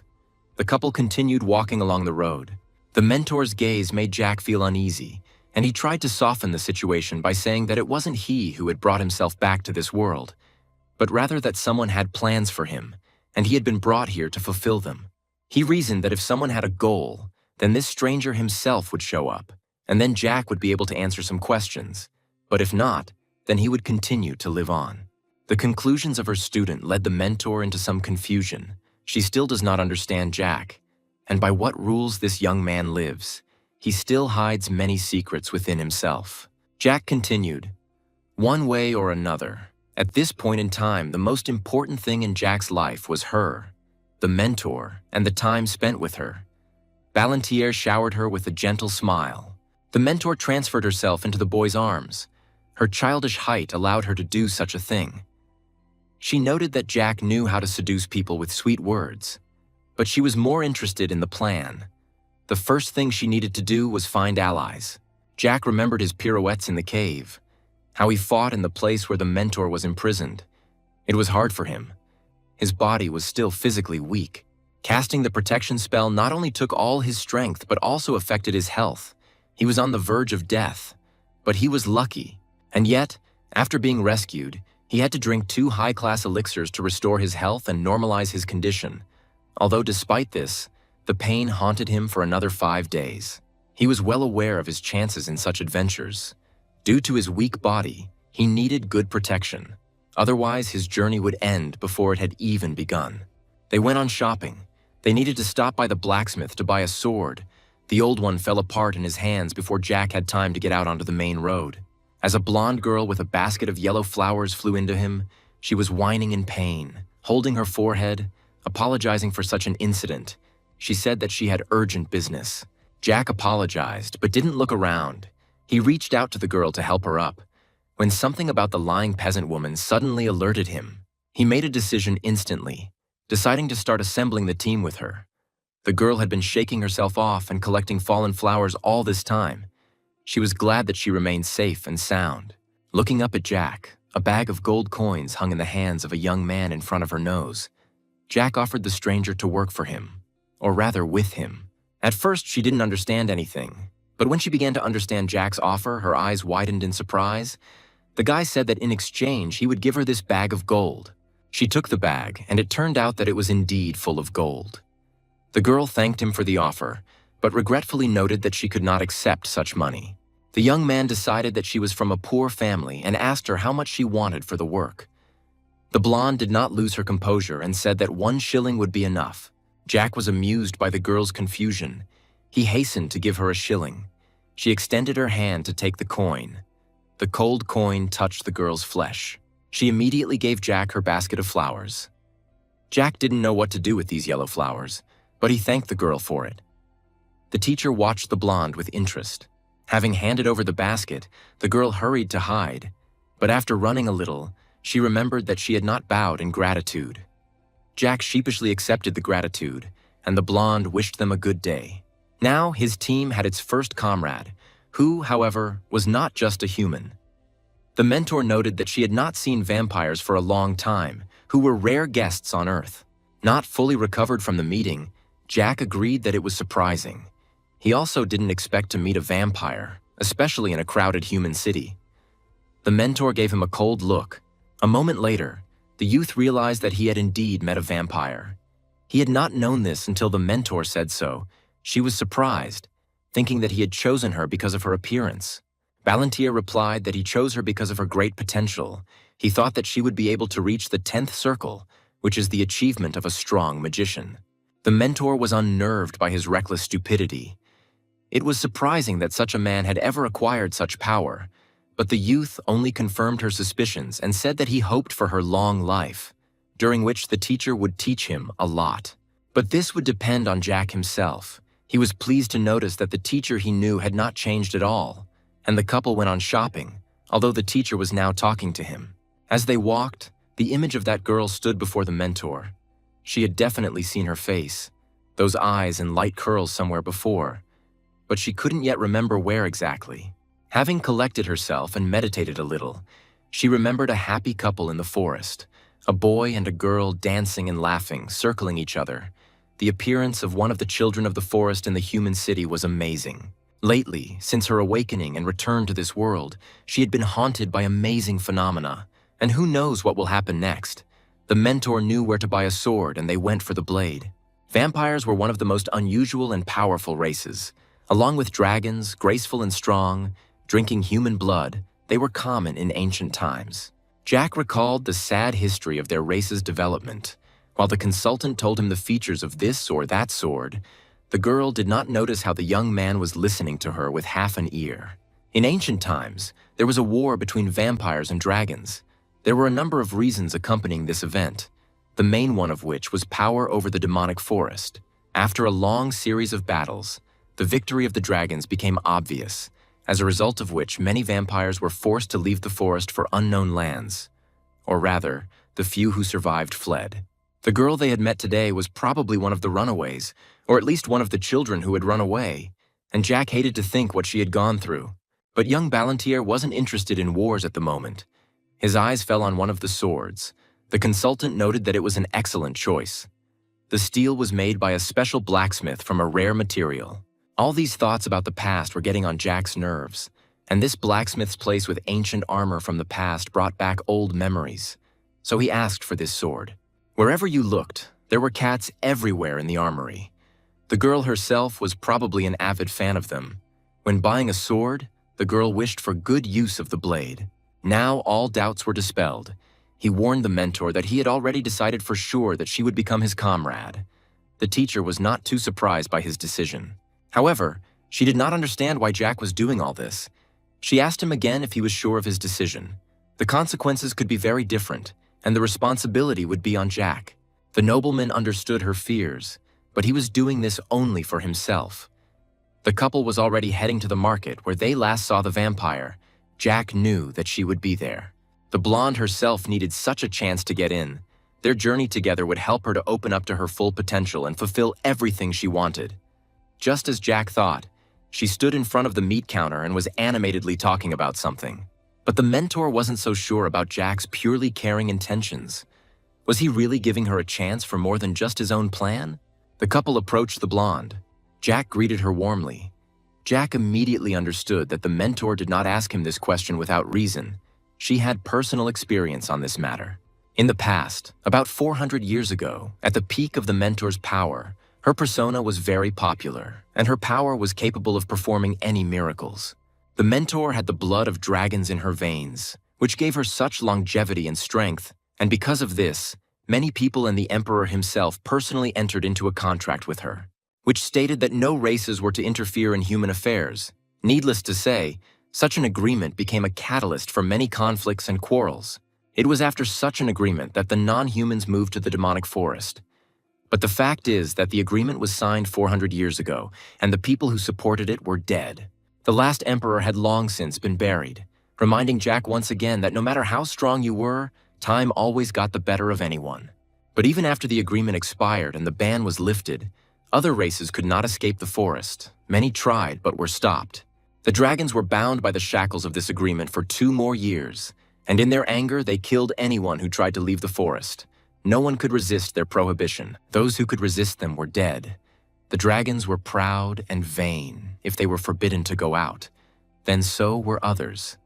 They did not let anyone out of sight. The law imposed by the mentor was still in effect when he had to kill all the dragons, one by one. In the future, he had enough power to do this. In this life, he would like to avoid bloodshed and resolve everything peacefully. He could try to save them, and the girl could help him with this. The girl was already picking up her groceries. The simple-minded, smiling butcher patted her on the head and handed her a bag. Jack didn't want the mentor to burden herself with responsibility. He took her hands, but the teacher coldly greeted this statement, asking what this young man could know about her, to which the guy replied that he knew a lot. She still hadn't gotten used to his status. He was her student. They traveled together for 14 years. The teacher reluctantly agreed with him. The teacher said one thing: Jack shouldn't have fed his blood. Jack didn't understand what exactly she meant. While they were talking, the girl disappeared. Jack came to the conclusion that he would later understand what the mentor wanted to say with this. She sometimes liked to speak in riddles. Now the guy would pay attention to his future ally. It occurred to him that he had not taken into account the vampire's childhood at all. He had completely forgotten that one had to talk to children differently, that one had to approach the issue from a different angle. He would start with food. Children usually love various delicacies, and Jack was going to treat the girl to a treat at the next meeting. The guy headed to the food stalls. The blonde kept going over her recent meeting with that guy at the market in her head. She was inspired by this man's generosity and imagined how everything would have turned out if she had answered differently. That young man probably wanted to see her as an assistant. Not that she could do much, but at least she received 1 shilling, and more could not be desired today. In her memory, such a contingent of people, kind and generous, was very rare. She had not seen such people for a long time. She held a container with a red liquid in her left hand. The vessel contained orc blood that she had bought in the city. The seller had been polite and kind to her, and she hoped that if her mother drank this blood, she would feel better. Her mother had always told her from the moment the girl was born that they should not drink human blood. She repeated this constantly, but now her mother's strength was fading, and speech was difficult for her. In principle, she was forbidden to drink blood other than that which the girl's uncle gave her. She always tried to observe this rule and had never broken it. The girl hoped that at least today her uncle would honor her and her mother with his presence. The blonde opened the door of the house, announcing her arrival. The vampire carefully and quietly crept towards her mother's bedchamber, keeping the blood at the ready. She didn't want to disturb her mother if she was sleeping. Mom wasn't sleeping and said that they had guests. Entering the room, Mom was lying in bed as usual, a thin and pale woman looking at her daughter with half-open eyes, her hair giving off a silvery, old-fashioned shine. She didn't notice the guests right away, when suddenly she heard a greeting from upstairs to her side. Jack politely asked the girl how long ago she had arrived. He himself was sitting on a dais near the door. Charlotte was frightened, spilling some of the liquid on the floor out of fear. She was perplexed as to how they could have ended up there. She had only seen this couple for the first time this afternoon. The teacher irritably demanded that the woman get out of bed properly and show them her face. The teacher was satisfied, noting that decades had passed since their last meeting. But there was one thing the mentor could not understand. Why was a vampire of noble blood, Vivienne de Royale, living out her days in such a deplorable state in this remote house? Jack and Charlotte were asked to leave the building and they waited outside. The young man watched as the vampire fed the birds. He did not understand why they were wasting their time and why Charlotte was bothering with the birds. The guy turned his gaze to the window on the second floor, where the mentor and the vampire Vivienne were now alone. They were wasting time. Although everything could have been finished with Mana, Jack hoped that nothing would happen. The mentor sat at the head of Vivienne's bed. The aristocrat herself could not remember what kind of figure was in front of her now. It looked like a little girl with long green hair. Maybe she was a vampire hunter. The mentor turned to Vivienne and looked her straight in the eyes, and the vampire instantly remembered that the famous Valentine Milos, a truly legendary figure, was sitting in front of her. Valentine tried to refresh her friend's memory. Vivienne didn't remember anything. The mentor said that her entire family was forced to leave the forest. Something like that couldn't be forgotten. Something stirred in Vivienne's memory, but a sharp coughing fit made the girl double over in pain. Valentine noticed that the vampire's condition was worsening every minute. Vivienne remembered the sorceress as a grown and beautiful girl, and now a child was sitting in front of her. She asked what had happened to her, to which Valentine told her about the curse, because of which only once a month she had the appearance of an adult. But the teacher felt that Vivienne wanted to jump out of answering the question and did not let her do this, repeating it. And Valentine will not leave here until he gets the answers. Why such a royal person, a member of noble blood and the vampire elite, would live her life in such a backwater? Valentine found all this suspicious. It was clear from Vivienne's condition that she had not drunk human blood for a very long time, which meant that her life was in question, and it was unclear why she had gone so far. The aristocrat responded with a counterattack. Did Valentine really feel sorry for her? A lot of time had passed since their last meeting, and they remembered the past. Last time, Valentine instilled fear and terror in all creatures. She was an incredibly powerful sorceress and respected by all races. Valentine was full of life energy. But looking at her now, Vivienne came to the conclusion that there was no trace left of her former liveliness. Her inspiration had left her. Although back then, in the forest, she and the other vampires would not have made it out alive, the rabid fanatics wanted them dead. But Valentine protected them, and they were able to see a new day. Vivienne decided to answer her question. The girl leaned back on the pillows of the bed and plunged into the pool of past memories, which she was unpleasant to pull out of there. In the demonic forest, there are 5 of the most powerful and dangerous creatures, which are commanded by 2 powerful lords who, at their whim, give any orders, even the most cruel ones. So the vampires tried to leave the forest, their oppression slowly exterminating the entire vampire nation. They then walked along the road in the hope of remaining unnoticed by the dragons. She had little Charlotte in her arms at the time, and she wanted a better life for her daughter, free from the cruelty and bloodshed that the pair of lords were spreading in the forest. Traveling through the snowy desert with a baby in their arms was no easy task, but they managed to get to the end. But danger awaited them ahead. No one could hide from the all-seeing gaze of the dragons. One of them intercepted the caravan, killing every vampire in it. Charlotte then cried terribly, and Vivian herself begged to spare her and the child. The dragon answered her that he felt sorry for them, and the red monster disappeared under the gentle clouds, saving their lives. It was a very terrible experience. Valentine was very surprised to hear such a thing from the dragon. But Vivian was telling the truth. He did not put any hex or other spell on them and left them alone. In this village, he and his daughter lived side by side with pigs, cows, and other animals. But nevertheless, it was a safe life, and he and his daughter managed. For a mother, the most important thing was the happiness and health of her child, and Vivian wanted to raise Charlotte in safety and love. These were small sacrifices for her. Valentine felt sorry for this girl. Vivienne was one of the last in whom the blood of the rulers still flowed.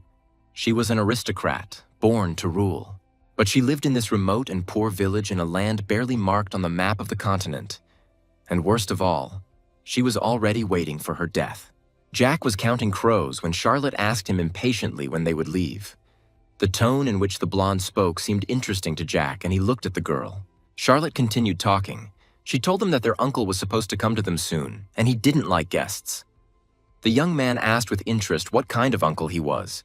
Such a person, given Charlotte and Vivian's financial and physical situation, was at least strange. Plus his dislike of guests, something was wrong here. Jack asked if Charlotte could tell him more about her relative. The young man had a strange, uneasy feeling about this uncle. At first, Charlotte was scared. She thought that Jack wanted to get his love heart, and warned that Jack's body did not interest his uncle. Ballantyre irritably denied her speculations.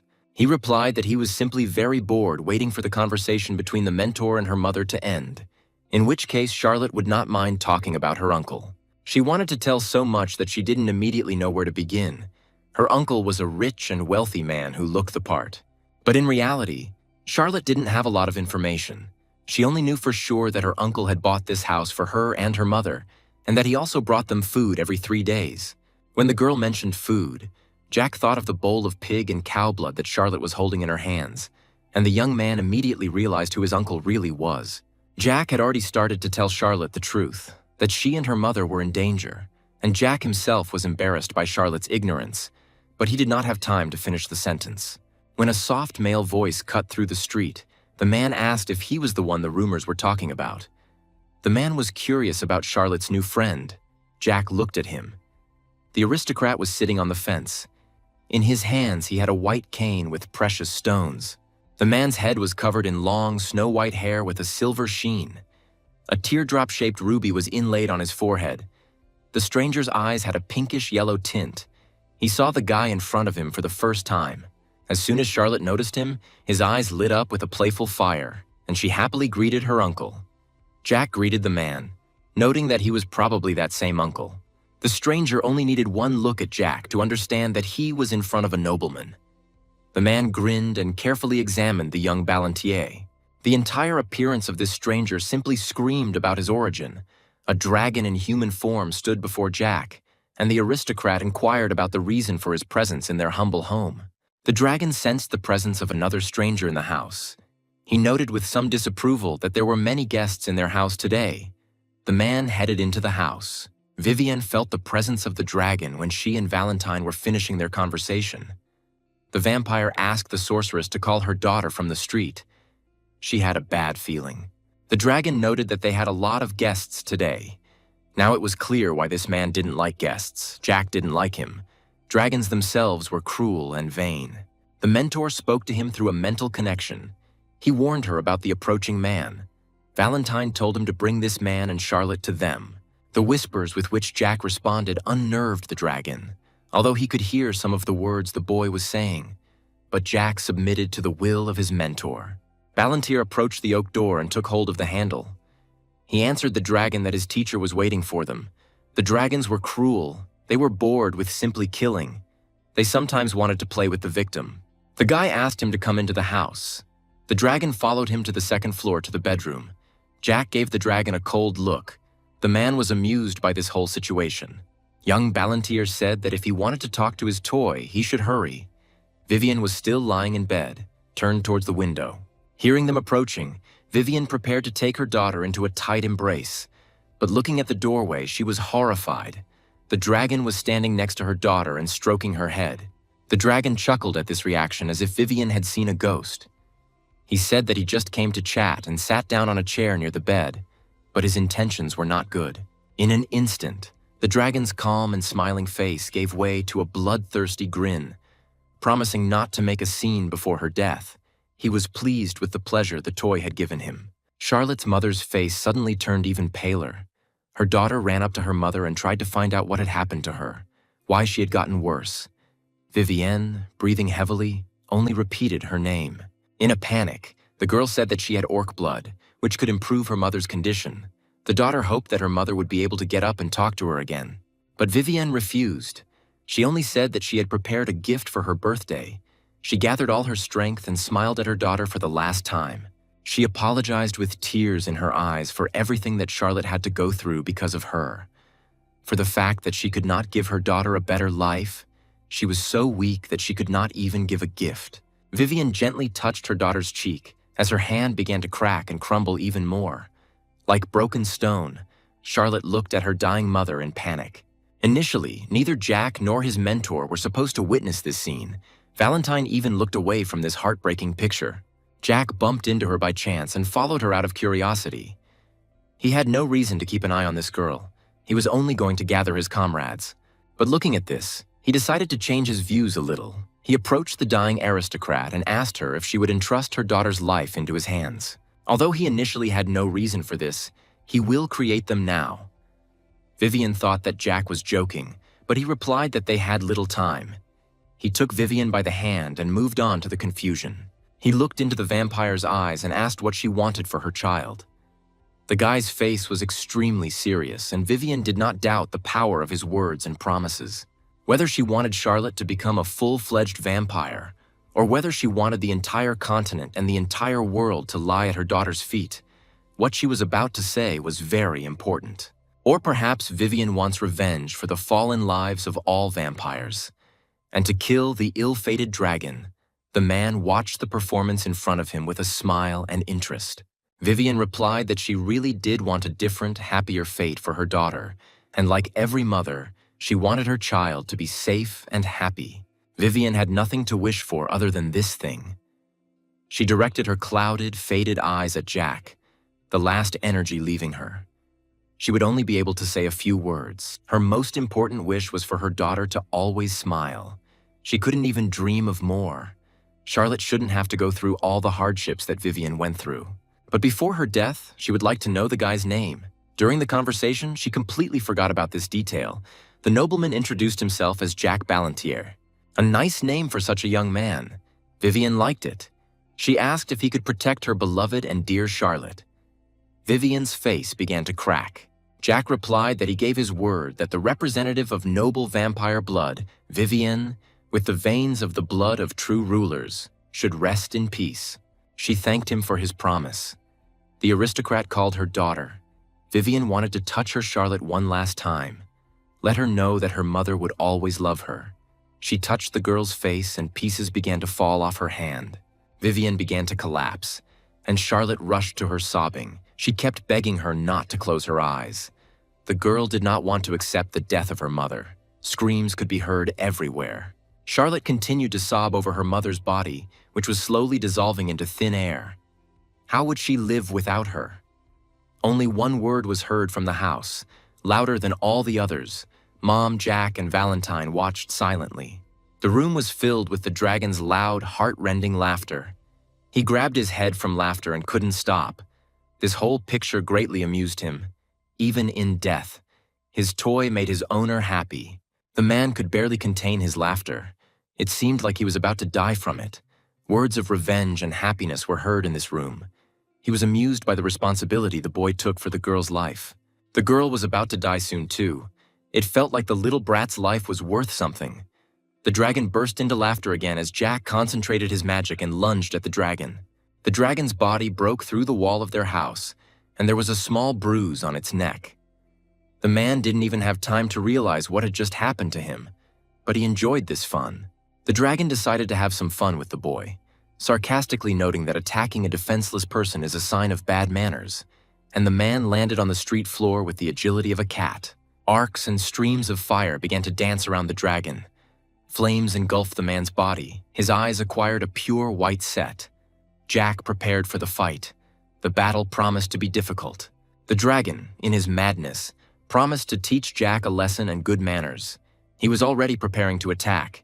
His hand reached out to Jack, his claws extended, when suddenly a voice in his head ordered him to name himself. The dragon didn't understand where the voice was coming from, but he felt weak magic nearby. Someone still had the nerve to talk to the keeper of the flame like that. Today promised to be a fun day. He noticed a girl in the boy's arms, more like a toy. Valentine reasoned that if the two lords were removed, there would be 5 dragons left in the forest, and this man was not among them. She guessed that this dragon was about 200 years old, and as a result, he was born somewhere in the interval of this time. The man could not believe what he heard. How did this toy know his origin? What was she like? The dragon was overcome by a new fit of anger. Now he was not going to just let them go. He ordered the girl to identify herself, but Jack was angered by the dragon's address to his mentor. She was much stronger and older than him, and he had no right to speak to her like that. Valentine asked Jack to lower her to the ground, but assured her student that she could handle the dragon herself. Jack was very worried about the mentor. She was not in the form to be able to resist the dragon. Landing on the ground, she introduced herself as Valentine Milos, a sorceress from the past, a name the dragon had heard before, and they stood facing each other. He could not believe that right now in front of him was that same immortal necromancer, who instilled fear and trembling in the heart of every living creature. Valentine confirmed that she was indeed the mage from the past. At the height of her power, she was able to raise entire hordes of the dead with a wave of her hand. Her word was law. It all sounded too fantastic for the dragon to simply believe this stranger. The Flamekeeper wasn't such an idiot as to fall for it. The mentor spoke 2 names, Bahamut and Baelioth, and the dragon felt as if an electric shock struck him. These were the names of 2 dragon lords, their real names and little known to anyone. Since names are known only to those who were personally acquainted with the lords and were also dragons, now the man had no doubt that before him was indeed Lady Valentine Milos. But he himself was not simple. The dragon introduced himself as Valactus Machiavelli. The whole paradox of the situation was to the dragon's liking. Their meeting was almost impossible. They were in a human province, a very remote place, and it was not in his plans for such legendary and powerful figures to meet there. All Valactus wanted was to play with his second new toy after the first one broke. Vivian gave him a lot of pleasure, and he wanted to get the same amount from Charlotte. Valentine looked into his eyes with a blank look and in a tone that brooked no argument, ordered the dragon to leave the city immediately. They still stood opposite each other. Valactus only laughed at her words. The contempt that Valentine put into her words provoked him. She had no right to order him. He wanted to remind her of the past history. Dragons were the ones who were superior to humans in all respects. Strength, knowledge, power, and other factors were not on the side of ordinary mortals. And as a result, humans lost to dragons. And after that, Valentine had the audacity to give orders to him. A dragon, this woman in the body of a toy, must have gone crazy. A barely perceptible magical trace emanated from her. The situation was getting tense. The mentor noted that all the dragon's tales were equivalent to nonsense that he had made up for himself. Could he really be sure that dragons were superior to humans in everything? It was Valentine who did it herself. Surpassed the dragons. The dragon did not clarify one small historical detail. His ego did not allow him to admit that the dragons had once submitted to her. Valactus forgot that it was in Milos's hands that the treaty lay, which forever separated dragons and humans. This treaty was still remembered, but the dragon did not acknowledge it. Because of the dragon's all-encompassing conceit, the world began to descend into chaos. Dragons ran amok everywhere, and their blind conceit was a poor aid to peace. The dragons devastated one nation after another, and in their pride they endangered all intelligent life on the continent. Because of them, everyone suffered, and no one could fight them back. And although the keepers of the flame saw the consequences of their outrage, they still continued to consider themselves better than others, playing with their weaker toys as they pleased. Valactus did not want to listen to all this nonsense any longer. The nonsense that this sorceress was talking was a lie. She could not know anything about the past. The dragon's form was engulfed in fire. Jack, who had been silently listening to the conflict up to this point, could not help but mock this creature. Balantier called the dragon a lizard and advised him to listen more and not to chatter. If Velactus was as tough and strong as he claimed to be, then why did the mere mention of the mentor's name make his body tremble like a maple leaf in the wind? The dragon couldn't stand such an insult. He rushed forward, raising his clawed hand to strike. Velactus was going to show this bastard his place. No one was a dragon's equal. The hand passed Jack's head, and he managed to easily dodge such a sweeping blow. He watched the dragon's movements as if in slow motion. Dodging, Jack kicked the dragon in the chest, knocking all the oxygen out of his lungs and sending the man flying back several meters. Velactus fell painfully against the wall and felt as if he would give up all his breath. The young man's appearance was deceptively weak. The dragon could not get up. Leaning on his knee, he was trying to catch his breath. Jack walked up to him and lifted Velactus's chin with the toe of his shoe, the veins in the dragon's neck and jaws pulsing with anger. The youth warned him not to dare think himself better than the mentor. But the dragon did not want to admit defeat. It seemed that his contempt for all people only became stronger. If he is a dragon, then he is a priori better than people, so he said, "All mortals are worthless." Jack looked at this restless reptile and said that if he continued in the same spirit, then he should close his eyes and Jack would finish him off. The guy's murderous look testified to the plausibility. But Velactus quickly grabbed his leg and threw Jack into the house. Although the kid wasn't weak, he shouldn't have hidden behind Valentine Milos's back. Their conversation wasn't over yet. Jack punched through the wall of the room on the second floor. Charlotte huddled in the corner and did not understand what was happening. As soon as the clouds of dust cleared, Jack came out of them. The guy was shaking off his clothes and lamenting that he was now dirty. It's good that Ron did not see this. Balantier turned to the girl and said that he now understood who this self-proclaimed uncle was and what he was like. The girl was on her knees. Her thoughts were slow due to fear. Velactus was the last scum of the earth, far more skilled at talking and insulting people than he was at possessing any of the power of a true dragon. Charlotte's eyes were wet again. She was scared and ready to burst into tears again. Jack hugged her in an attempt to calm her down and led her to a crack in the wall. He told her to look at the winged wretchedness. This creature had been exterminating her kind for decades. Dragons were a terrible scourge for vampires. Velactus had killed her father and played with Charlotte's mother until his death. The frightened girl tried to say something, but Jack assured her that he understood. Vivian gave her answer to Jack, but he needed Charlotte's permission for her mother's last words. Balantier stood on the cliff and prepared his sword for battle. He only needed Charlotte's final word. She must decide everything. He keeps his word. Jack was about to show in practice what his oath was worth, how responsible he could be and how much strength he had. The guy rushed at the dragon, raising his blade to strike. Velactus was already waiting for him.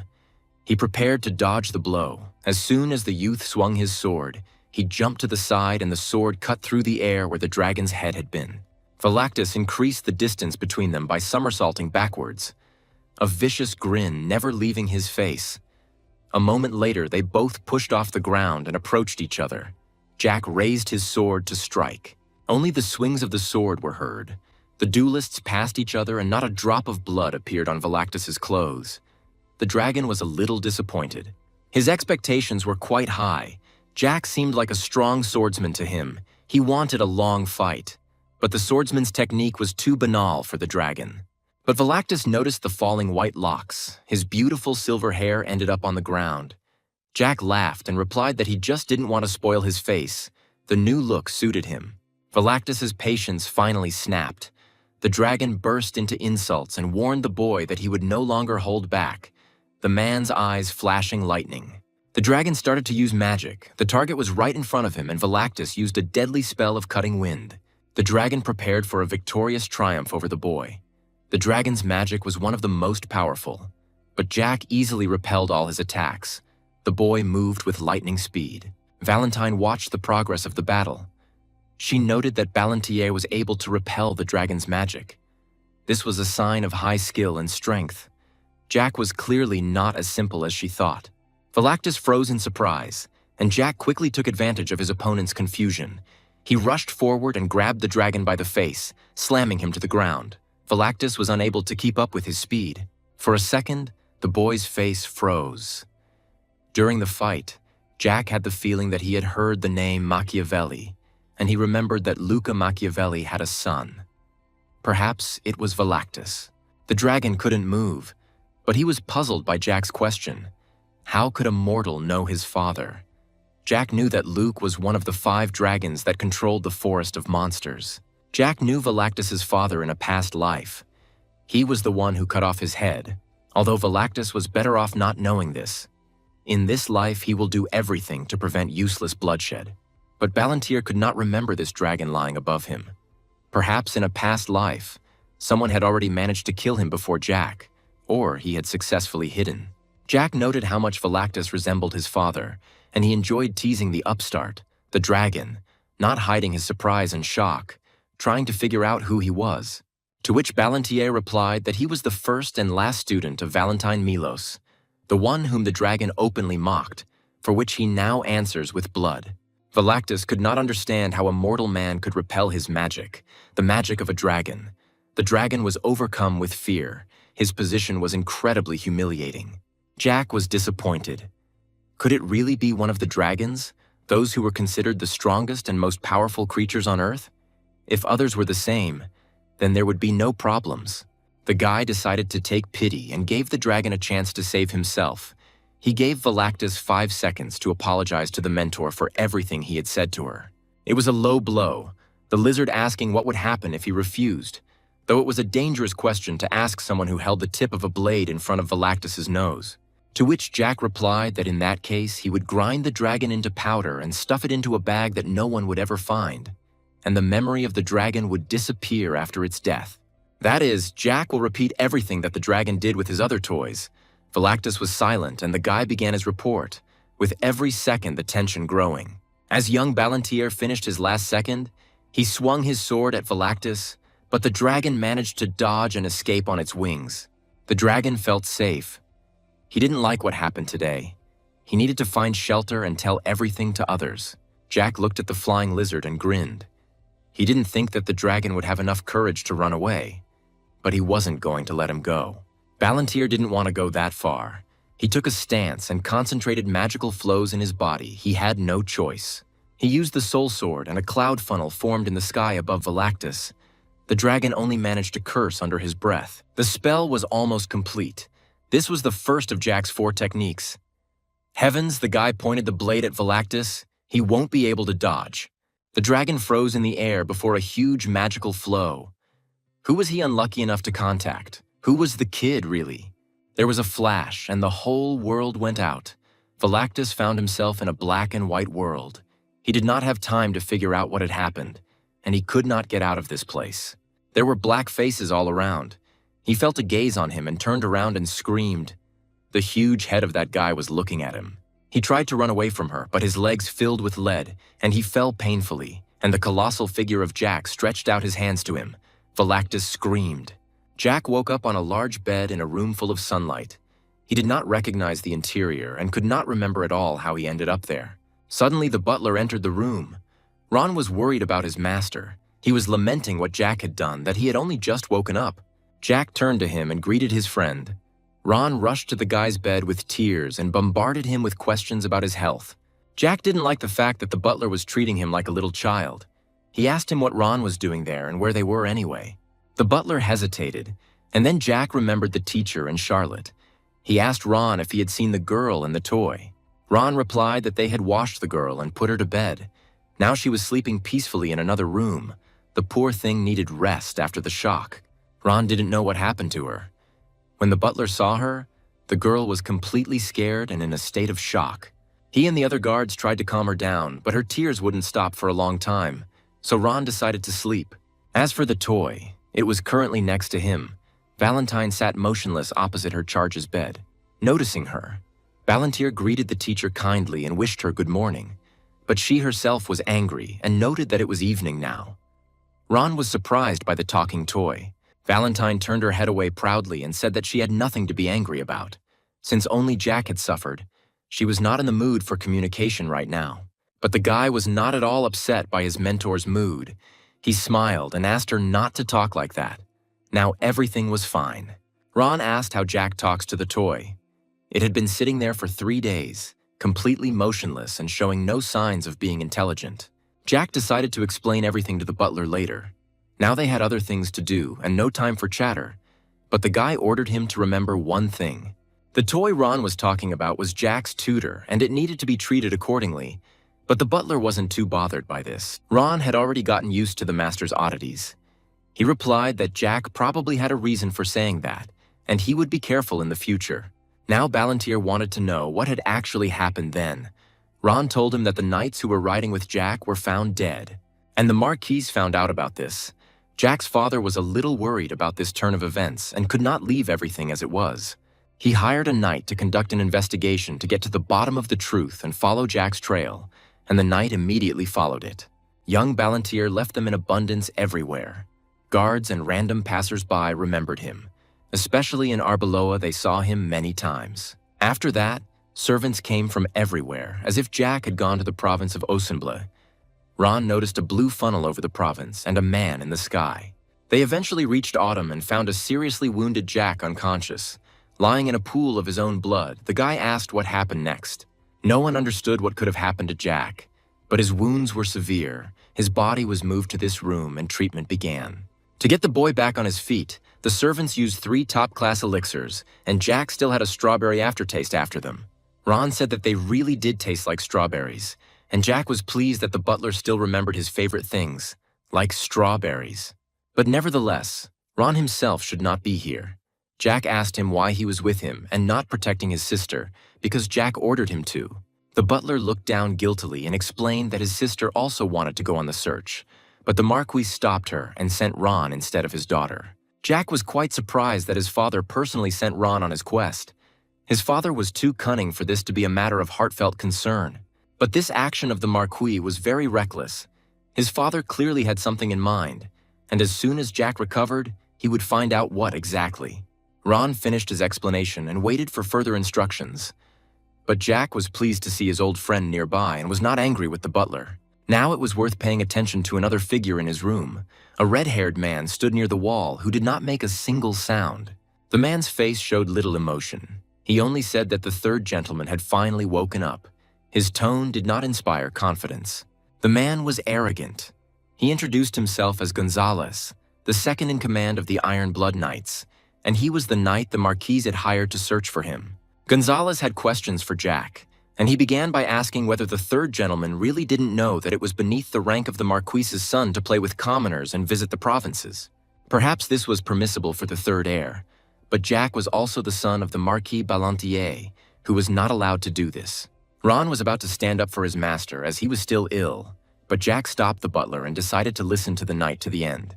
Gonzalez still had a couple of questions left, and he hoped for an honest answer from Jack. A sly smile adorned the knight's face. Jack prepared himself. According to Ron, it was this knight who bought 3 elixirs for Ron, and elixirs of the highest quality, which was not a cheap pleasure. So Jack decided to endure 3 questions from Gonzalez. And in gratitude for this knightly gesture, he clenched his fists. Jack told Gonzalez to start asking his questions and looked him straight in the eyes with a piercing gaze, which made Gonzalez feel uneasy. Jack was the only survivor at the scene where his body was found, and Gonzalez wondered what had happened. Jack replied that there was nothing unusual. Jack's guards had received a strange order. Didn't the knight know they were supposed to cripple Jack, give him an elixir, and do other vicious things? Gonzalez stared at him with a frightened and uncomprehending look. Jack asked if this was the first time the knight had heard something like this.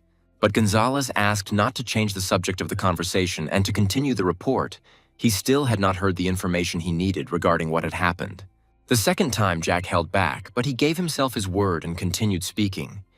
He was interested in looking at the face of this knight. What he said was the verbatim words of the guards who accompanied him, who also noted that they hoped for Jack's understanding. His motorcade had to stop somewhere along the way to the academy for 4 nights, and Jack and the guards would end up together for 4 stops. They had to break all his bones 4 times, and the next morning treat him with elixirs, and so on until the very end of the journey. Jack asked if Gonzalez thought they were terrible guys. Ballantyre did not try to hide the sarcasm in his speech and continued his story. One of Jack's guards was a 6th-class knight whose name Jack forgot. Gonzalez asked that he perhaps meant Rejon. Jack confirmed that this was true, He said that Rajon was so confident in his powers that he tried to destroy Jack's mana circle. Ron was horrified by the gentleman's story and did not understand what he was talking about. Jack mentally noted the butler's observation. Jack simply killed Rejon. The knight did not believe Jack's delirium and asked him again, to which young Ballantier got out of bed and said in a terrible voice that if Gonzalez had really gone deaf, Jack had killed them all. The knight was puzzled as to how this guy could defeat the entire squad alone. The third gentleman's weakness was well known to everyone. His eyes widened. Was this really possible? Was this young man telling the truth? This information didn't fit with everything Gonzalez knew. But the knight quickly came to his senses and said that he could turn a blind eye to many things, but certainly not to such impudent upstarts as Jack. He could not tolerate that. Gonzalez was the knight's deputy, and this kid was mocking him and laughing. Jack only said that it was true that the knight doubted his truthfulness.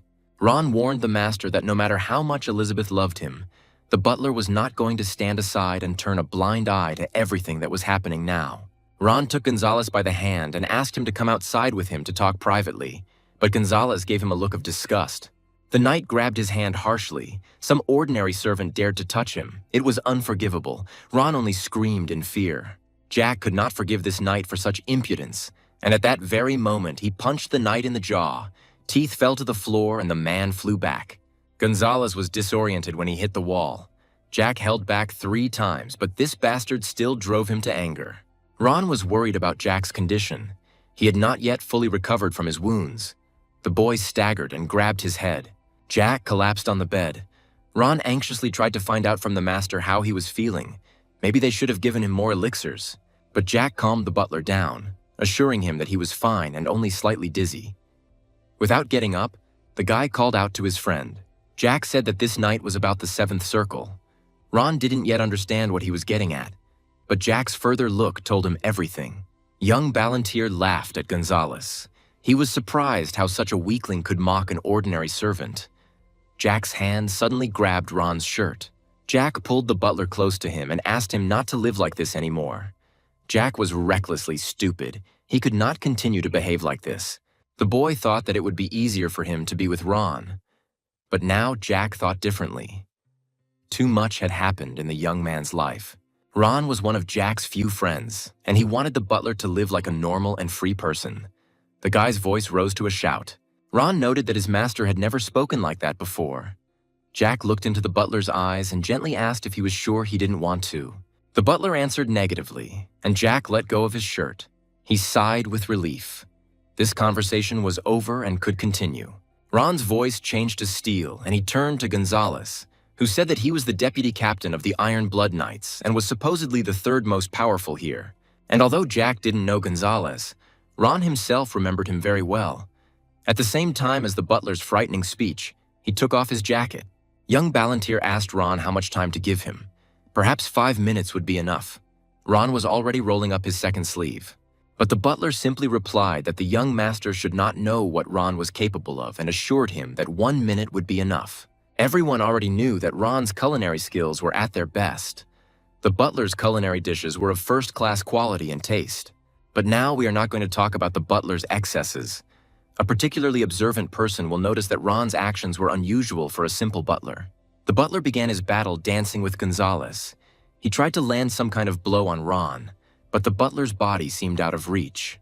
Blow and blow again. The servant showered the knight with a whole barrage of blows to all parts of the body, although his face was especially badly damaged.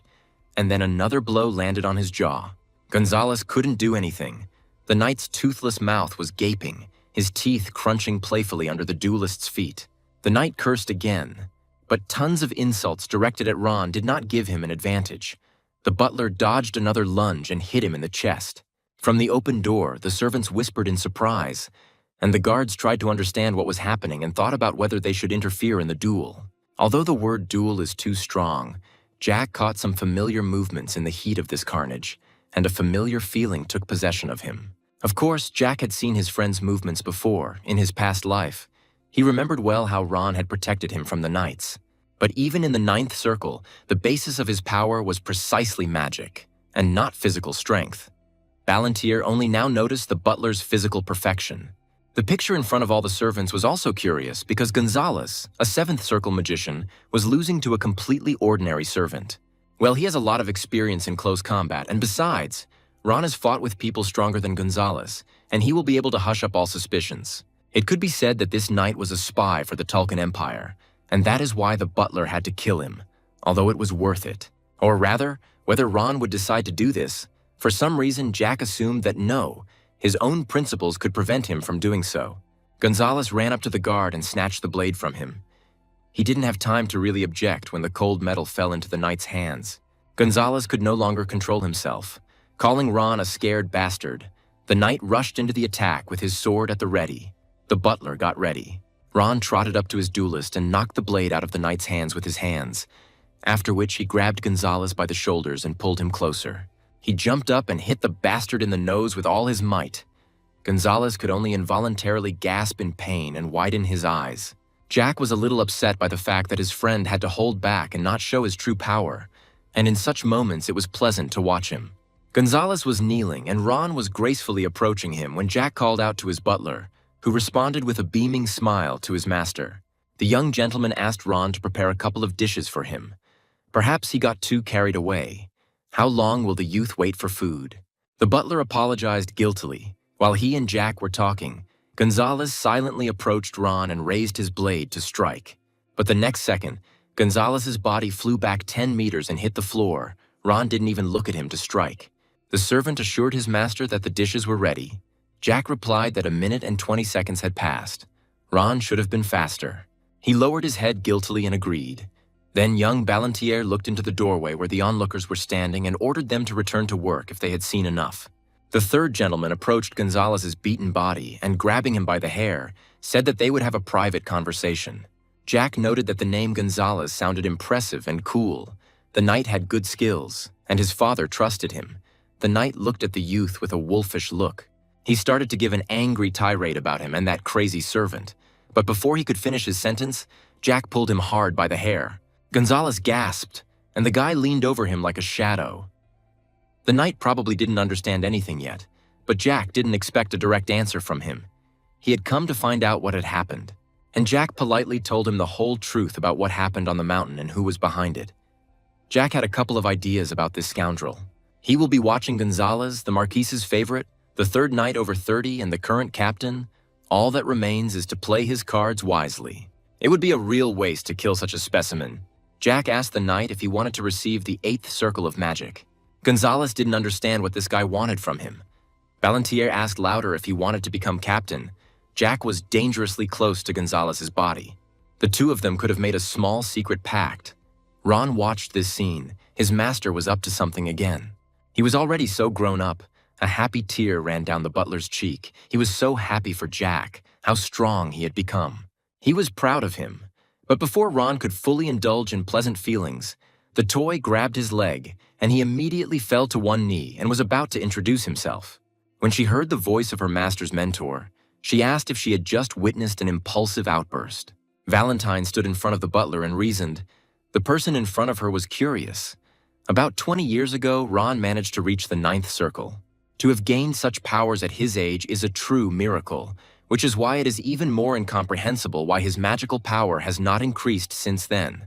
The mentor noted that with such abilities, Ron could well become an archmage or immediately receive the 10th circle, in general, become stronger. And 20 years is quite enough to acquire something like this, so what happened to the butler that he refused this power? The answer was clear as day to her. 20 years of not using the magical arts, or rather 19, were to blame. That is, from the moment Jack and Elizabeth arrived at the mansion of their father, the Marquis, Ron never used his magic. Only once, as an exception, did Ron call upon his powers, or rather, he was forced to do so in order to save his master from death. But that time was the last. Ron masterfully hid his art, but Valentine was annoyed that such potential was wasted in vain. However, this didn't make Ron feel any worse. She was wondering if he really didn't regret the life he had given up, so she approached him. All these people who could insult and hurt him were weaker than Ron, so why should he be treated like that? He shouldn't have turned a blind eye to his own desires, or the butler was going to live like this forever for the sake of the child. Now she began to understand where Jack got such skills and knowledge in magic. Ron taught him well in his previous life, but Valentine wondered if Jack knew how much power his humble servant truly possessed, or if the secret of Ron's magic was hidden from him too. Ron shook his head and replied that Jack had once told him that there was no point in looking back on the past, no matter how hard it was. Most likely, Jack is well aware of all of Ron's magical prowess, but doesn't pay much attention to it, or hides it. The butler thought that if Jack could hear their conversation now, he would pretend that he didn't understand anything, and what kind of magic they were talking about. Young Ballantier was still talking to the knight's limp body. He warned that he would not repeat the offer again, he would gladly kill him, but Gonzalez could be useful. So, the main question, whose side will Gonzalez be on? The guy's question caught him off guard. The man didn't know what to answer. But Jack was tired of waiting. The knight's hesitation had tired him out. He sat on the man's chest and was about to see something. He was kicking and writhing. And Jack warned him that if he interfered so much, it would hurt more, so he should try to lie still. Ballantier began to pour mana into Gonzalez's body. He was very afraid for his life, but tried to take the remains of his dignity and lie still. The guy felt how mana filled all the arteries and veins, moved through the vessels to the heart, and finally found 7 crystals that made the heart beat. Jack warned him to give up immediately without a fight. Now it will take a little longer, but no less interesting, he began the spell. Jack linked his mana with the crystals. He changed Gonzalez's mana. He could not understand what the boy was planning and was worried. The knight began to kick again, but the youth firmly pinned his hand to the floor and ordered him not to move, as he had warned him that it would be worse. Jack could kill him at any second. He continued his spell. Lights and streams of mana danced around them. Ballantier was casting a spell over the man's heart. When the work was finished, Jack allowed him to open his eyes. At first, the knight thought that it was a big joke and nothing had changed. But he felt a great surge of magical energy. Now, near the knight's heart, there were 8 crystals, increasing his power. The guy explained that they would work for 3 to 5 months. Gonzalez was frightened by such a change in Jack's mood and could not believe it. The knight did not understand why the third master needed to make him stronger, who Jack Ballantier really was. The guy replied that Gonzalez was in no position to ask questions. He could still change his mind. The man clicked his tongue in displeasure and turned away.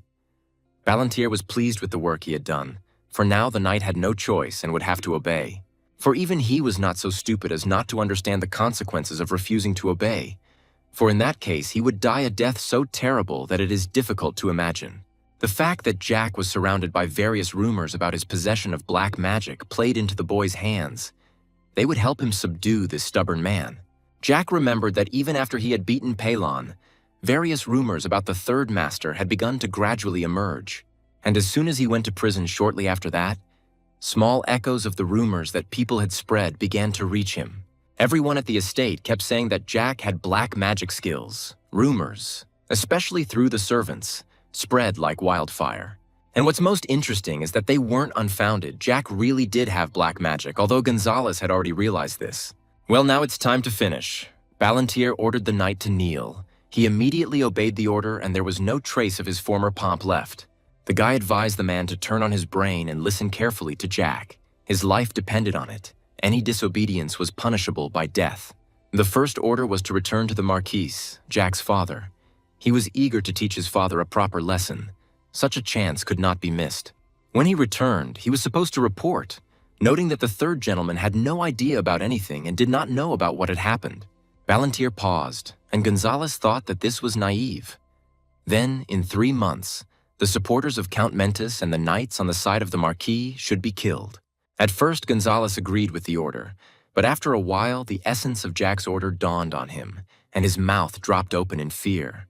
But Jack didn't want to listen to any arguments, because it wasn't for nothing that he strengthened Gonzalez by adding the 8th crystal to his heart. He was happy with his plan.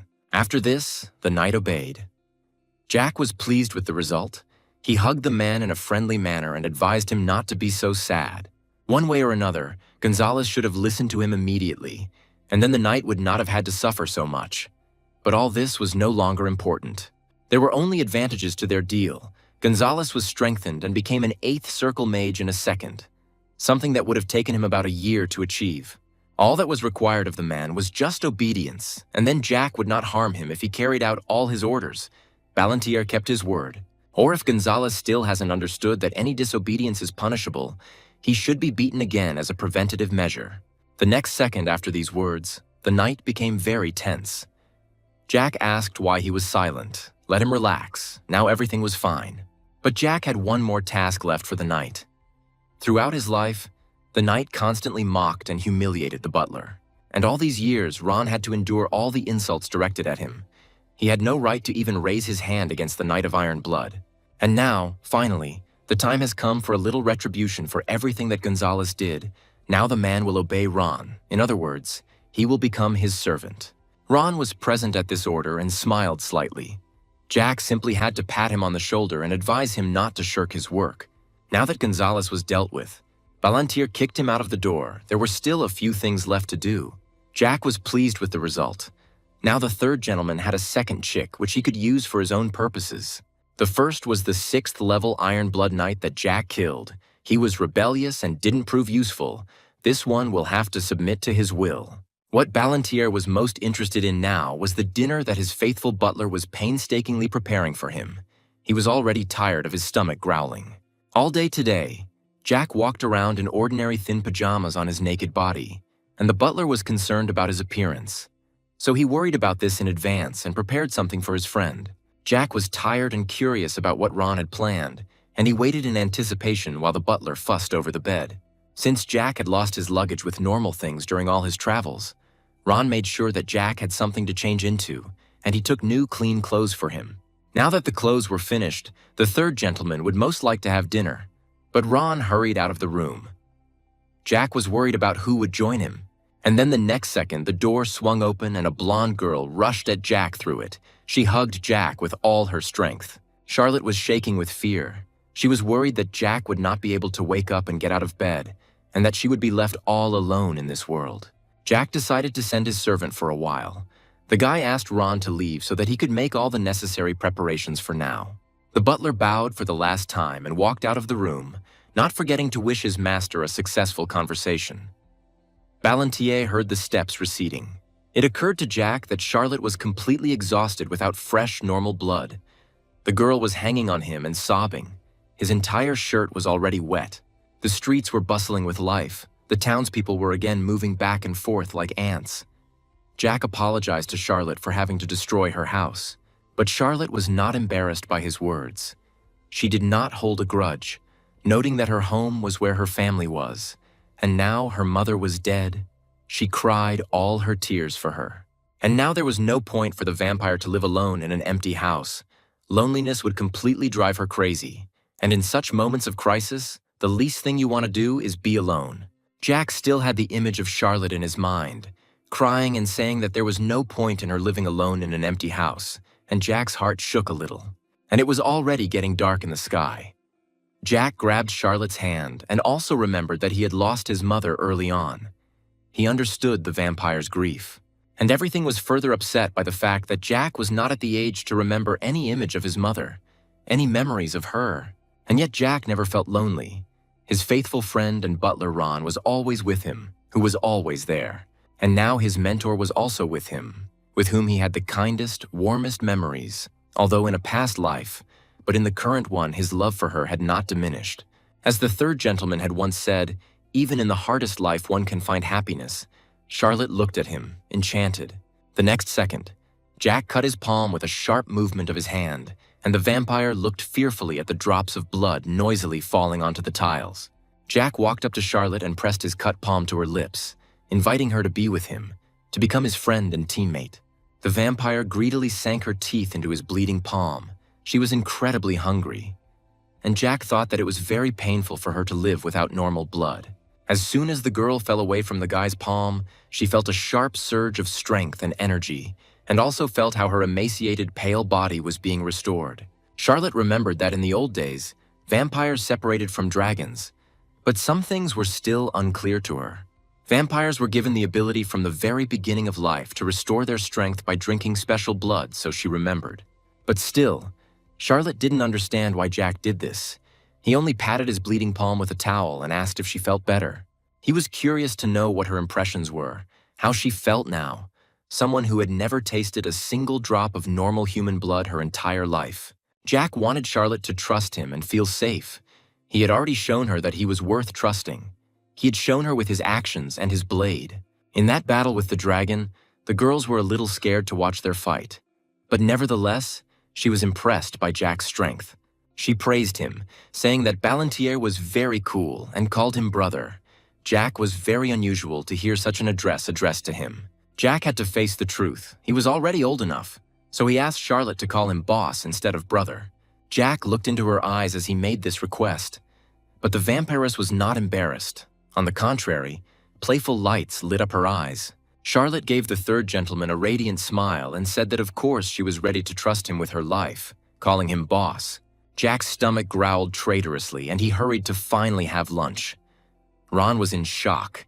It seemed to him that he had misheard the story of the battle with the dragon.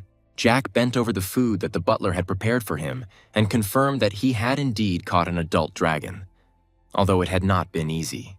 But Ron looked at him a little skeptically, and, in principle, Jack understood why.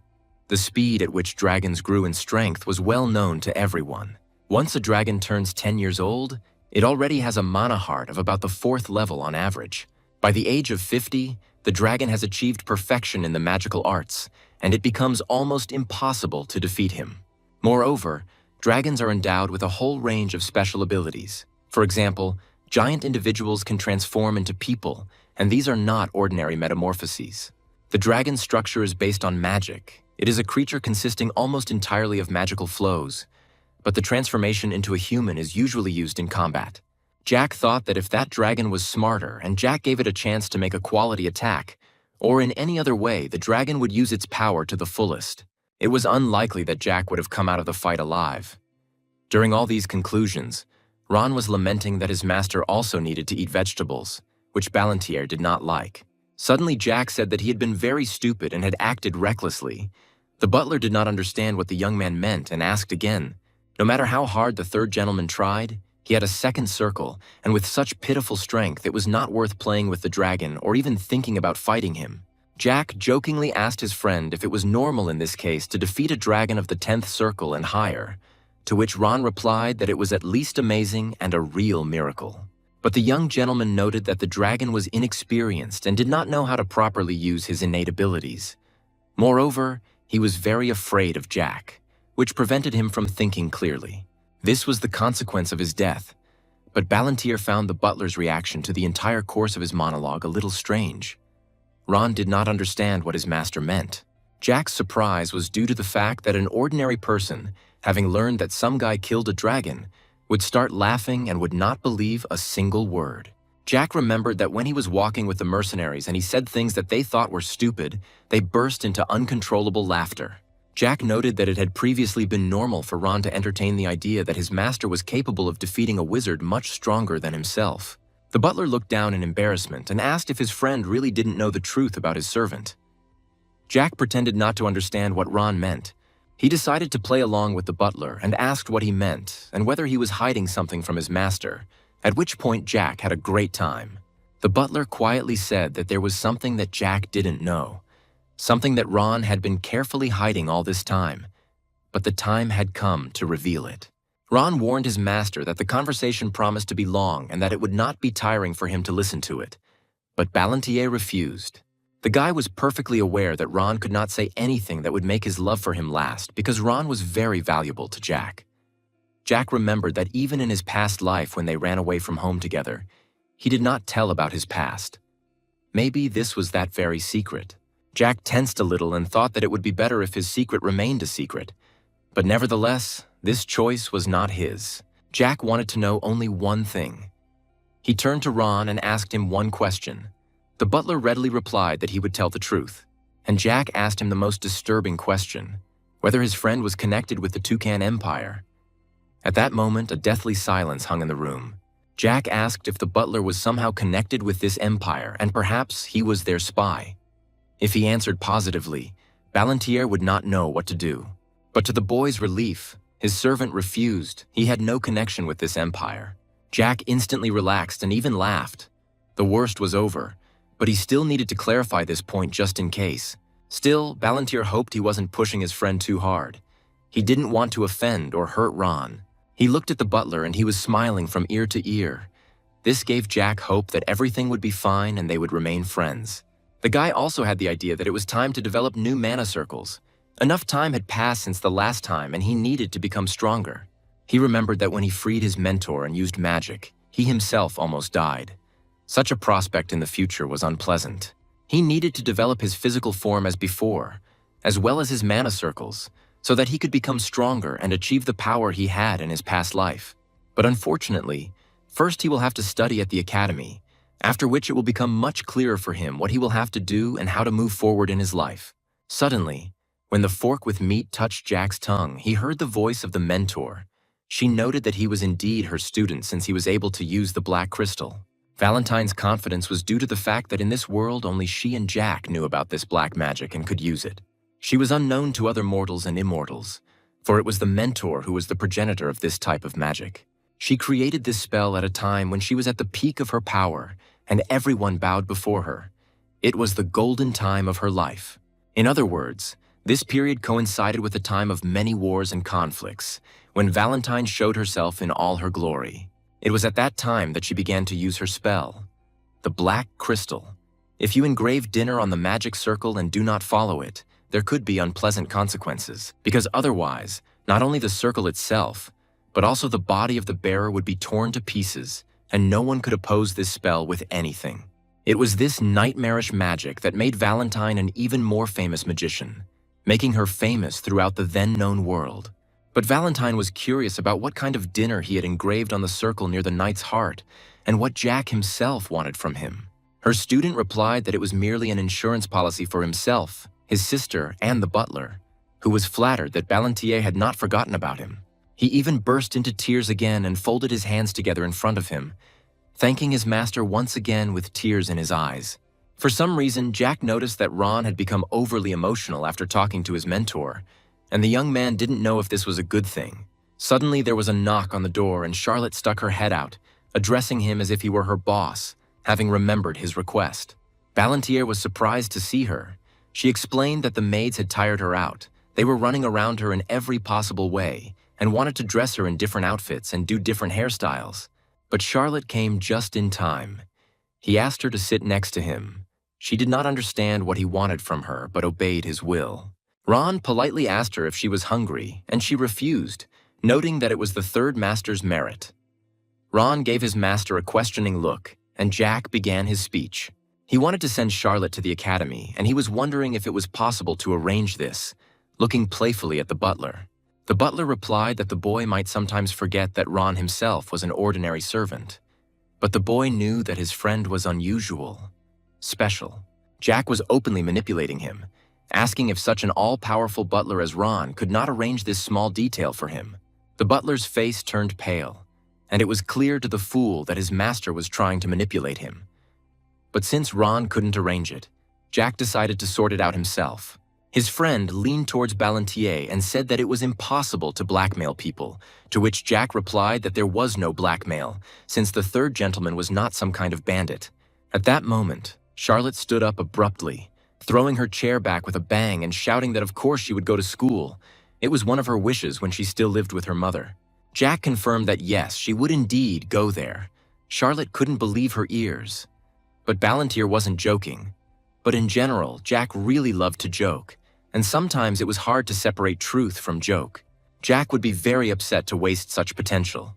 The girl's eyes were wet. She did not believe that she would be able to enter the academy. The third gentleman came to the conclusion that since she did not yet have any mana circles, he himself could help her reach any circle, even the 10th. He anticipated the future fate of this girl. If he did everything correctly, she would be as capable and strong as he was. But in this matter, Jack could be helped by Gonzalez. The knight would have to arrange for her to enter the academy. With his status, this was not a big problem. Because the main problem is that you could enter the academy from the age of 14, but the vampire was only 11. The 3-year difference could be a bit of a hindrance. And to resolve this minor hitch, it was necessary to put a little pressure on a couple of people, and Ballantier knew who and how. Charlotte was already worried about her future, but Jack assured her that she would study there in any case. He gave her his word. A few days later, the third gentleman, in the company of his friends, arrived at the academy grounds. The journey was long and tiring. Ron assured his master that he had packed all the necessary things and tools into his luggage. and the butler tried to take into account all of Jack's needs. Ballantier thanked him, and Ron, in turn, advised Jack to take care of his health and, in case of any danger or need, to send him a letter. At the end of the meeting, Jack approached his friend and wanted to ask him to fulfill a small request. Since Jack was not in the estate, he would like to leave a reliable person to look after the affairs of the house, which was the butler. His friend was not unaware of the deeper intentions behind this decision, which meant that Jack was going to devote himself entirely to the academy and focus on his studies. Jack greeted this suggestion with a smile and, pointing his finger at the knight, noted that this was also due to the great stupidity of Gonzalez, who could not be relied upon. In fact, Jack's thoughts were not unfounded. It was true that Gonzalez did not have outstanding mental abilities. In fact, for the most part, he was completely useless to Jack. The only reason the young master hadn't gotten rid of him yet was because he had a job, Gonzalez's only reason for living. Therefore, Ron needed to ensure that Ballantier's order was carried out successfully. But the butler did not quite understand what his master meant. Jack explained that it was time to take out all the trash from his house, but it had to be done gradually. Jack still remembered his past bloody experience. The butler guessed that they were talking about his father's vassals, namely the family of Count Mentis, a malicious and hateful man for Jack. Jack noted the correctness of Ron's train of thought, but he became worried about Jack's sister, Lady Elizabeth, on whom this could have a detrimental effect. Indeed, Jack's sister was an incredibly kind person, and her soft and compassionate heart could not withstand such an event, so she needed help to change. For if nothing is done about her, and she is not prepared for the coming bloodshed, the atmosphere at home could have a very bad effect on her. That is why Jack gave the task to the butler to look after his beloved sister in his absence and prepare her. Ron was a little worried about his future duties, but nevertheless agreed with all of his master's orders and noted that he had changed a lot for the better. Jack sheepishly said that he might have imagined it, and they separated. Valentine told Jack that he had good and loyal subordinates. But the third gentleman corrected her statement a little, saying that Ron was a friend, not just an ordinary subordinate, and even more. As they walked to their apartments, the mentor sat on a cushion placed on top of the luggage on the gurney. Jack had a brilliant idea. He also noted that the mentor was also his dear friend. She closed her eyes in embarrassment and turned away, asking not to make her laugh anymore. The academy appeared before them in all its splendor. Charlotte joyfully ran forward, admiring such beauty. Before they had time to properly look around, Jack heard someone addressing him, and a maid appeared in front of him out of nowhere. Charlotte instantly grabbed his hand and hid behind the guy's back. The youth confirmed that it was indeed him, and the maid bowed to him, expressing her respect. She was the director's messenger. The maid told him that the director was waiting for him in his private office. The director's office was a spacious, richly decorated apartment with huge shelves filled with books. The director sat at the head of his desk. He had heard about Jack as an aristocrat who destroyed several buildings and killed a whole group of people. The director noted that he was published in the newspaper, but Jack did not hear about it. He did not listen to the director very much, remembering that he had not been here for a very long time since his past life. Before him sat Rommel Einhar Essenbell, who was the father of the current Duke of Essenbell, a man of prominent years with a long beard and snow-colored hair and a large staff with emerald stones in his left hand. Ballantier remembered how he had already sat in this office and noted that nothing had changed here at all in his past life. Everything was the same as now. Jack remembered his past self here. He asked Rommel if he could conduct an experiment related to his visit, but the director quickly realized what the guy was getting at and said that if Jack ended up on the list of the best students, he would not expel him even if his father and brother insisted. Jack's appearance was pathetic and beaten. The fire in his eyes had long since gone out and his head was bandaged. The headmaster said that his stupid brother and father could kill him before he even came of age. The director remembered a huge number of guys just like Jack. He was not the first in his grief and misfortune. The old man's tone was sad and melancholy. The guy asked him if in that case it was true, then how should he live on? He was completely confused about his fate, and thoughts of suicide began to visit him more often. But the good-natured old man only lightly stroked him on the top of his head and said that he had to decide this himself. We all have our own path. The director could do little to help him, but if Jack wanted, he would be given his own room in the dorm. Jack remembered that the director had a special weakness for unfortunate children, and he tried in every way to help people like him, and although the power was concentrated in his hands, he could not do everything he wanted. Sitting opposite Rommel at the present moment, Jack proposed to the director to make a small deal between them. He had not forgotten anything. The old man did not understand what this guy was talking about, but the third gentleman was going to atone for his debt to him. He wanted to save his life. But for this, the director needed to fulfill a small request from Jack. The old man looked thoughtfully at the guy and noted that at their first meeting, Jack had not been so sharp-tongued. Looking at the director's appearance, the boy noticed how a person could change in a month. Although time influenced everyone, even such powerful people as Rommel. For Rommel, it had only been a month. But for Jack, it had been almost 20 years. And it felt a little strange to be here again, like before. However, even a river can change its direction twice during this period, so there was nothing surprising about this. The laws of nature acted on humans in the same way. The old man was very curious to hear this young man, and how Jack was going to save his life. Such a statement was now spinning in the director's head. From Balantier's memory, he remembered that the Teslan Empire had fallen in the war against the Tulkan Empire, which had happened about a month after the war had begun. The Tulkan Empire had over 30 swordmasters, a tremendous power that they took full advantage of, which helped them win this war. Among these swordsmen there were also the so-called half-breeds who had dragon blood flowing in their veins and had dragon bones instead of human ones. Everything was predetermined. As for the army, it was no worse and numbered more than 1,000 people with the seventh circle of Mana. Such power, coupled with competent conduct of military operations, was almost unstoppable. Well, if you compare them, then in the Teslan Empire there were only 2 swordmasters and about 100 magicians. Naturally, the Teslans could not do anything against the monstrous power of their opponent. But in order to somehow correct this gap, Jack had only a month, however. He knew how to wisely use the resources and time given to him, even such limited ones. Although he caught himself thinking that if he were the captain of the Tulkan army, everything would be over in 3 days. Balantier was on the other bank and had no intention of crossing over to the other side. The only reason the Tesla Empire was able to hold out for so long was due to Rommel's merit. Although judging by the results of the war, this was not enough.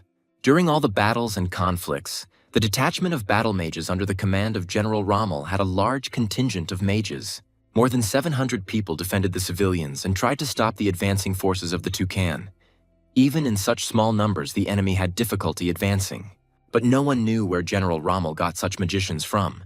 They appeared suddenly and began to fight for Teslan. If everything went well, the empire could have held out for 2 months. In truth, nothing happened that day. It was just a simple betrayal of the Academy's director, whose death marked defeat. Rommel understood who they were talking about.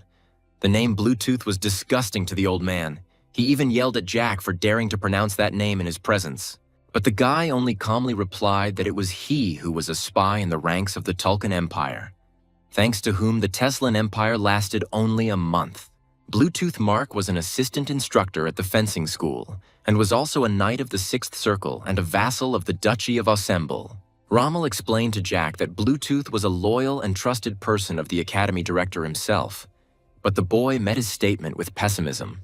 Jack's statement implied suspicion of treason against Osemble's vassal, something that could not go unpunished, and the young man had to have absolute proof. But Balantier only replied that in a few years this man would stab Rommel in the back, and naturally he had no reason to trust some child. But at the same time, he would regret it in the future. The old man decided to immediately warn the guy not to do anything for which he could not take responsibility, and pretended that this conversation never happened.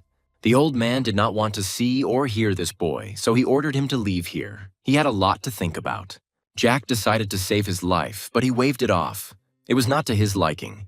He put his hand in his pockets in order to get something out. It was necessary to convince the director that he was not some ordinary chatterbox, and that if he didn't understand anything now, then this could be corrected. Jack placed a medallion with a golden bird in front of him. It was an unusual artifact. Balantier noted that he could call him as soon as Rommel was ready to discuss all the nuances of the future.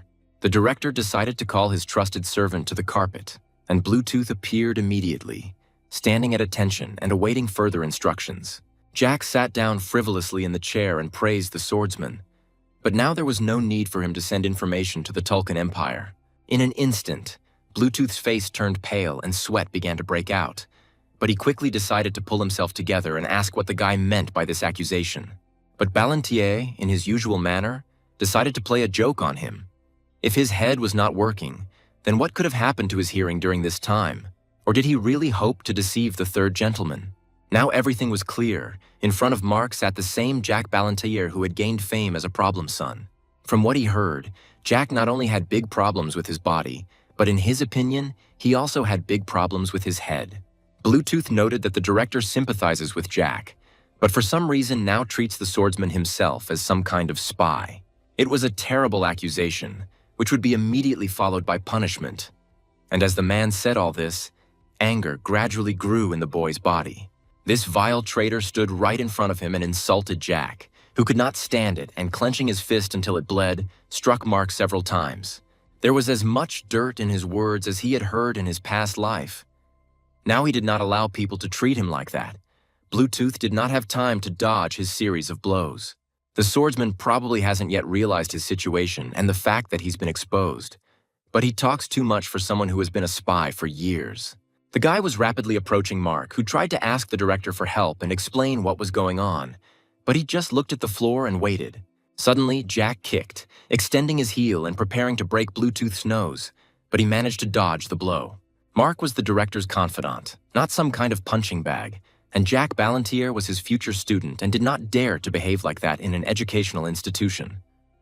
Mark raised his fist to strike, but his hand smoothly moved to the side. The guy arched his back, avoiding the blow. The man moved with incredible slowness, as it seemed to the guy. The vassal didn't expect anyone to be able to dodge such a blow. Looking at the man with his magical eyes, Bluetooth was simply overflowing with streams of sixth circle mana. But it was even worse for Bluetooth himself. Jack saw right through him and read all his blows. He rushed forward again, striking straight at the man's solar plexus. It was his overflowing sixth circle magic that was his greatest weakness. He could do nothing to counter Jack Ballantyre's power. Mark flew to the side, crashing into the wall. The director was terrified to watch this picture. The third gentleman asked if he was seriously injured since their party had just begun. Jack delivered all his blows with the fist in which the medallion was clenched. Now the spy had to admit that he was a traitor. Jack thought it was enough that he had knocked all the spirit out of the Mark. The guy didn't feel sorry for this man at all. If Mark wanted to end all of this, he needed to agree with all the accusations and stop pretending, as it was already stupid. But Mark stubbornly refused to admit all his accusations and accused Jack of talking nothing but nonsense. The swordsman was a tough nut to crack. Jack was starting to get tired of all this clowning. He put his hand on the man's heart and felt 6 crystals near the organ. The 6th circle meant that its owner had gone through tremendous pain. Otherwise, it was impossible to obtain the 6th circle. It was a kind of opportunity for pressure.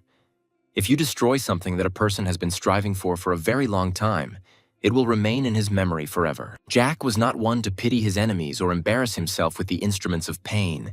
He decided to ask one question to the man lying in front of him. If he lies, he will destroy all the circles one by one, filling his body with enormous pain. The horror on Bluetooth's face instantly caught the eyes of both the director and the guy himself. But from Ballantyre's behavior, it was clear that he was capable of doing something like this. And the guy began his interrogation. First, the swordsman had to answer whether he was a spy for the Tulkun Empire. And again, this question knocked the ground out from under Bluetooth Mark's feet. He began to tremble and his body became covered in beads of sweat. But he once again denied in every way his belonging to another empire. This answer was wrong, and a whole chain of pain rolled through the swordsman's entire body. Jack began his bloody ritual. Destroying the magic crystals was an incredibly painful process, and Jack noted that Bluetooth now only had 5 circles left, and convulsions of pain did not leave the swordsman's body for several more minutes. Jack repeated his question, but Mark looked at him with tears in his eyes, frightened, and did not know what to do. Jack thought that it was difficult for him to pronounce, and if Mark was going to remain silent, then it was time to change his views. The young man decided to press on a sore spot. He began to explain that when a person loses the circle, in order to earn it back, he would have to almost die. But Jack was not a merciful man, not kind enough to allow such a thing to happen. So he placed his mana into Mark's heart. Now, if Bluetooth tries to create a new circle, his body will be pierced by monstrous pain, which will make him wish for death in order to end his agony. All this meant that Mark would no longer be able to obtain new mana circles and would remain forever with 5. Although after tonight, if he had at least one left, it would be a great success for him. However, the third gentleman knew of a small option. There was a way to restore the already destroyed circle, but Bluetooth would not like such a prospect. Jack had no doubt about that. In his mercy, Jack could tell about it, and he began. It was possible to infuse dragon blood into his body and replace the bones with dragon ones. The process is very painful and long, and there is no guarantee that the result will be as expected. And after this entire painful journey, there might be a chance that the owner's mana circle would be restored so that the processes of destruction could be reversed. The boy couldn't have known all these terrible things. It was outside their curriculum, and for Jack's age, such information was impossible. In front of him was clearly an unusual 14-year-old boy. In front of him was a real monster, and Bluetooth did not know what other knowledge the third gentleman possessed. Jack decided to try something different and came up with the idea of checking the man's true nature and prepared to scan his body. When Jack was talking about dragons and checking, the mask of fear did not leave Bluetooth's face, which meant he understood something. It was suspicious. A person with the sixth circle of mana could not know such information. Only more powerful mages with a high circle of mana could understand Jack. Bluetooth freaked out and started screaming, trying to figure out who Jack Ballantyre really was. But he didn't listen to him and continued his magical ritual. In the heat of his tirade, he asked how the third gentleman knew about the secret research in Tulkan. The guy smiled cheerfully and contentedly. It was all over. Mark tried to remove his hands to stop the spell, but Jack seemed to fill with steel and completed his spell. A terrible cry of pain echoed throughout the academy. It was all over. The swordsman lay unconscious in front of him, but one part of his body or another moved, remembering the past pain. But the guy just smiled and noted that now Bluetooth had 0 laps. Jack took care of that. The young man was pleased with the work done. He turned his golden eyes to the director and asked if he agreed to fulfill his request. The director looked at him thoughtfully. Suddenly, Bluetooth's shadow appeared behind Jack. Blood was gushing from his nose and foam was appearing at his mouth. He angrily said that Tulkan would never leave him alone. He decided to express all the bile in his speech. Every day of Jack's life would be filled with pain, but he did not have time to finish his sentence. Jack had already raised his leg over Bluetooth's face to deliver the finishing blow. The boy didn't care about anything he said. His life was already filled with pain. The guy apologized to the director for the fact that he would have to spend money on cleaning. The fencer had left a lot of dirt. Rommel was perplexed. Jack did not look at all like the boy who came to see him a month ago. They were literally 2 different people. But the boy simply innocently grabbed his head and grinned. How much can change in a month? This period was enough for people to change something in themselves. The old man understood his hint, although it was not true. Nevertheless, it was not particularly important. He decided not to ask the guy any further about his life. And yet he asked Ballantyre to tell him everything in more detail. Firstly, he was curious to know what exactly dragon blood does to a person, but Jack stopped him. He still hadn't heard the outcome of the deal. Whether Rommel would go along with it or not was important. Otherwise, the guy would have simply hidden all the information he had. How much did the old man know about the situation on the continent? In fact, the war was already gradually gaining momentum, moving towards inevitability. At this moment, a struggle for the throne was taking place in the Tulkan Empire, the results of which determined the fate of the Teslan Empire. At the moment, there were 2 warring factions in the Tulkan Empire. One faction of silence, which was led by the second son of the imperial family, and the second faction of cruelty, which was led by the current crown prince. And unfortunately, it was the crown prince who would win, which would affect the life of the entire continent. Something had to be done about this. His reign marks the beginning of a bloody war that will claim millions of souls, and images of death and destruction were still fresh in Ballantyre's memory. But at that time, Jack had also spent 10 years in the mountains with his mentor, so he didn't really know what was happening below during the battles. Jack decided to save Bluetooth's life. He could still be of use. The man at least had more information about Tulkan affairs than Jack himself. Bluetooth also knew a lot about dragons, and in general had comprehensive information about the magic and politics of Tulkan. He was an invaluable prisoner. He needed to be questioned properly, and for both Rommel and the Emperor, this would be the best option they could hope for at the moment. The old man asked again if he really meant the Emperor, but Jack said that it was better to say His Majesty, as the old man had not heard correctly. In fact, the third gentleman really wanted to call him a complete bastard, but he managed to restrain himself in front of the director. But it was very strange that a person like Bluetooth had such extensive knowledge. His figure was mediocre, but the information he possessed was exceptional. In modern times, the theory of creating half-humans and half-dragons was just beginning to emerge in the form of experiments on people. Jack had heard about this in his past life and had personally seen all the details of the research. And yet even in Tulkan itself, this information was classified. This meant that only an incredibly limited circle of people had the necessary knowledge, which further confused Jack. Bluetooth was clearly an unusual swordsman or an imperial spy. The third gentleman noted that anything could be done with his body, and now it was not so important, because he wanted to talk about something else. If the old man had not forgotten, he only asked what Ballantyre wanted. Initially, when he went to the director with a proposal for a deal, he had one request. But today's events spoiled his mood.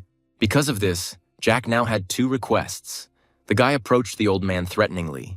He noticed a drop of sweat floating on his cheek. Firstly, Jack was curious to know the financial situation of the director himself, although in fact, he did not care how much money Rommel had.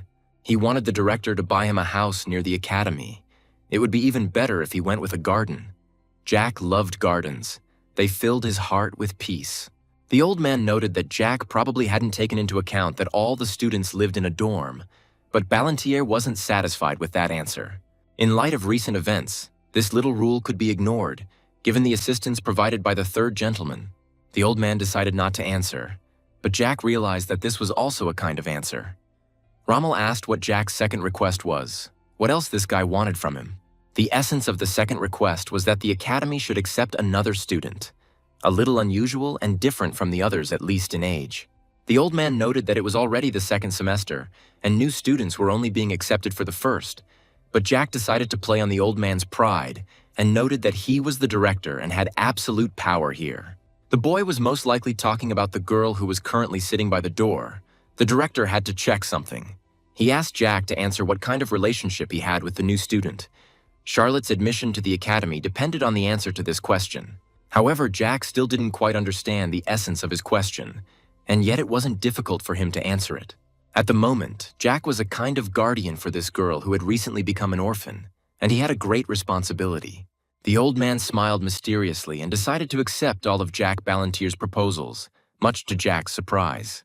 In fact, it didn't escape Jack's notice that the old man breathed a sigh of relief. He even felt a bit uncomfortable about what thoughts the director might be having at that moment. Ballantyre returned back to his friends. Charlotte immediately jumped to her feet and greeted him. She had already missed him. She was eager to find out if she could really join the academy, but luckily for her, Jack didn't have to make anything up. The old man allowed Charlotte to start studying at the academy even if she joined at the beginning of the second semester. Everything turned out as well as possible for Jack. But at one point, the girl's face became haggard and upset.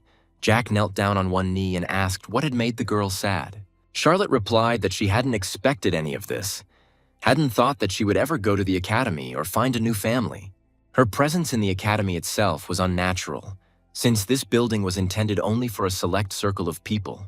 Well, Jack himself knew that Charlotte was not a human. She was a vampire. She had no place here. That's how she felt.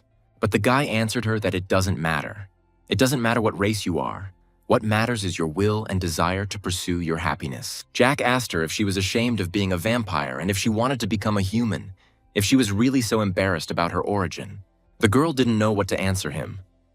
Jack had no right to say that, but he felt very sorry for her. Jack needed to work on her confidence. Charlotte came from a family of aristocrats who ruled over all vampires, and the blood of rulers flowed through her, just like her mother. However, this was the case in the distant past, when the dragons had not exterminated her kind. At the peak of the vampire race's power, it is a pity that the girl was not born at that time. Now, most of her race has been killed. Her father was killed, as was her mother, who was mocked by a dragon, however. Phylactus was already dead. The last person who had value in Charlotte's life was her mother, but she died right before Charlotte's eyes, which almost drove the girl mad. The guy took a deep breath and replied that it was enough to worry about one's origins. There was no need to separate people and vampires. We were all one in this world. Charlotte was a proud vampire. She was meant to be. She was Charlotte de Royale, from a hereditary dynasty of aristocrats destined to rule. Let her not forget it. Now Jack must keep his promise to her on the day her mother died. The words spoken that day were still fresh in the young man's memory. She needed to remember that no matter what happened, he was responsible for her. He would support her no matter what happened. Even if Charlotte wants to become a queen, Jack will make her a queen, and if she asks to restore her race, he will help do it. Balantier will help her in all her endeavors. Whatever problems come her way, he will solve them all. He will support her in the darkest hours, no matter what happens. Therefore, he did not want Charlotte to have such dark thoughts anymore. Let her remember his words well forever. The girl thanked him shyly, but replied that when her mother was alive, she taught her one rule of this life, which was followed by all living people. Vivian taught her that nothing in this world is free, nothing is given to us for free, and everything must be paid for. Charlotte herself understood this truth during her life. Balantier chuckled and replied that her mother was indeed right. There really was a rule in the world that had to be followed. Charlotte replied that at the present time she had nothing to offer Jack. She had nothing left. The guy replied that for now this was indeed the case. But in the future, one day, he would ask Charlotte for one favor, and she would only have to fulfill it. Nothing more was required of her. The girl was glad that she could at least somehow repay Jack for his kindness and everything he had done for her. She would help him, no matter what he asked of her. Now that the conversations were over, it was possible to go and carry the suitcases, and then take a stroll around the academy. Jack had not been here for a long time. The guy was happy with today. He remembered how a few minutes ago they talked with the director about all of Jack's requests. The director noted that today or tomorrow he would be able to arrange Charlotte's admission. He gives his word that no one will dispute the girl's admission. If we talk about the apartments that Jack wanted for himself, he would arrange them in about 2 hours. The house is outside the academy. But there was one nuance. It will be very difficult for one to live in a large house, especially without servants. So Rommel will send Jack several people to help him. They will look after the house in Jack's absence. Balantier replied that he would be only glad to receive the assistance. He was flattered by the concern for him. The director himself would provide him with servants. Naturally, the director's actions were not simply motivated by concern. In this way, he intends to use surveillance on him. As they walked to their new home, Valentine kept her eyes on Jack, and he asked why she was looking at him like that, to which his mentor replied that he had said the right thing. Jack's views on racial differences placed respect first, and Valentine couldn't help but like this, and she was pleased with her student. After all, up until that moment she considered him an ordinary spoiled pompous fool. But in fact it turned out to be the opposite. The guy thought that it was a mixture of a compliment and a reproach in the usual manner of his mentor. And yet Jack thanked her for the compliment. The journey home took him more time and effort than they had expected, and the mentor was already tired. They arrived at a place where a white-haired young man was practicing his blade strikes right in front of them. He didn't notice their approach at all. But their path lay further than this place, and Jack did not care about this person. But his mentor became interested. There was something about this guy. She took Jack by the ear and asked him to keep an eye on this young man. He aroused a certain interest in her. So they decided to make a short stop. The group sat down on a bench, and they began to watch as Valentine wished. Jack was puzzled as to why she had decided to stop and watch this young man train. But most likely the answer would not take long to come. Balantier began to analyze how his mentor taught him. The guy was about 17 years old, but for his age he was very tall and had developed muscles. Now Jack was curious to know how much mana this nameless swordsman had, so he looked at the guy with the eyes of magic. At first he noticed a faint glow inside this swordsman, but he looked closer, and the picture that opened up surprised him incredibly. He couldn't believe his eyes. Something like this had almost never happened, especially at this guy's age, and especially while studying at the academy. Jack even cursed out loud and couldn't believe his eyes. He had a lot of questions for this young man. Jack saw that the guy was on his 4th circle, but his strength was like his 2nd. He had never encountered anything like this and didn't think it was possible. On the outside, he certainly looked very impressive, cool, fast, and strong, but in reality, it turned out that he was incredibly weak. Jack was disappointed. He asked the mentor why this person interested her so much. Valentine joked with Jack, telling him not to worry, or he was worried that the mentor would take another guy as her student. But Jack wasn't really worried. This young man was in his 4th round, but he was actually interested in why Valentine had taken such a liking to him. Jack had a good eye for the general characteristics, but it was clear he didn't notice anything else. Valentine wanted him to see more. The guy looked closely at the man's body again and tried to see more than he had noticed the first time. something more than just his physical form. They sat on the bench in front of this guy for several minutes, but Jack still couldn't think of anything. It seemed to him that Valentine was just joking. But suddenly Charlotte spoke up. The girl jumped up in surprise and wanted Jack to pay attention to the little details that she had managed to notice. Judging by this guy, he has been practicing for a very long time, and it seems that he could lose consciousness at any second. Sweat was pouring off his body. Also, the entire body of this young man was covered with a large number of abrasions and bruises, which also served as a certain measure of his skill. Ballantyre agreed. It was indeed true. The teacher was surprised that Jack still didn't understand what she was hinting at. He turned his gaze back to the swordsman and finally saw that one of his circles was broken. This academy was full of interesting personalities. It was indeed so that restoring the destroyed circle was difficult and even practically impossible. The guy was well aware of this. And judging by everything, it was unlikely that this was the work of other hands. It was the work of the guy himself. He somehow managed to allow the destruction of the circle, and Jack became interested. This fact pleased the mentor, and besides, there was one more thing that Jack still hadn't found. The guy became curious about what the mentor was hinting at again, but she didn't want to tell him because she didn't see the point. But Jack guessed what the mentor was talking about. She was attracted not only by physical strength, she knew that the basis for any black magician was dark emotions. They were death, destruction, chaos, and endless revenge. If you put all these factors together, then a person could become a good black magician. She saw in the boy the tenacity to restore the destroyed circle, as well as the willpower to raise the sword again and again despite great wounds. And also the hatred that was hidden deep inside the body of this youth. It would be interesting to know where he got it from, but it was clear that the youth could not control it. Jack approached the guy to talk. He had a little break and he could catch his breath. He spoke to Jack with a constant breathlessness. The fencer was completely out of breath. Ballantyre began with advice. The guy was putting too much strain on his hands, which was a big disadvantage. More effort was expended and there was less return. He pointed out that his right arm was too tense and he needed to swing his sword more accurately if he didn't want to die. But his biggest flaw was that he was too focused on the destroyed circle and it was best to protect his heart. Jack advised changing the attitude towards what was happening in his head, and then things would go much faster and better, and the fencer would be able to reach greater heights than he was currently trying to. The stranger asked who Jack was, but he only replied that he was a completely ordinary spectator. He decided to tease the guy and asked if he was ashamed of being a weakling with such a physical form. He was embarrassed and couldn't answer anything and only turned his gaze away from Jack and looked at the floor. He was ashamed to speak, even to think about it. Ballantyre decided to lend him something. He handed the swordsman a red and blue bottle, which was an elixir, and not an ordinary elixir, but a top-level potion with the flavor of grapes, which Jack also loved. The stranger was puzzled why this guy, an ordinary spectator, gave him the elixir, but Ballantyre replied that he simply did so out of his own free will. At this point, the third gentleman was counting on the fact that he could simply give away the expensive top-class elixir, since Gonzalez was rich enough that there would be at least some use for it. It was necessary to move on, but Jack almost forgot about his manners. He asked the stranger's name, and he looked at him and remained silent.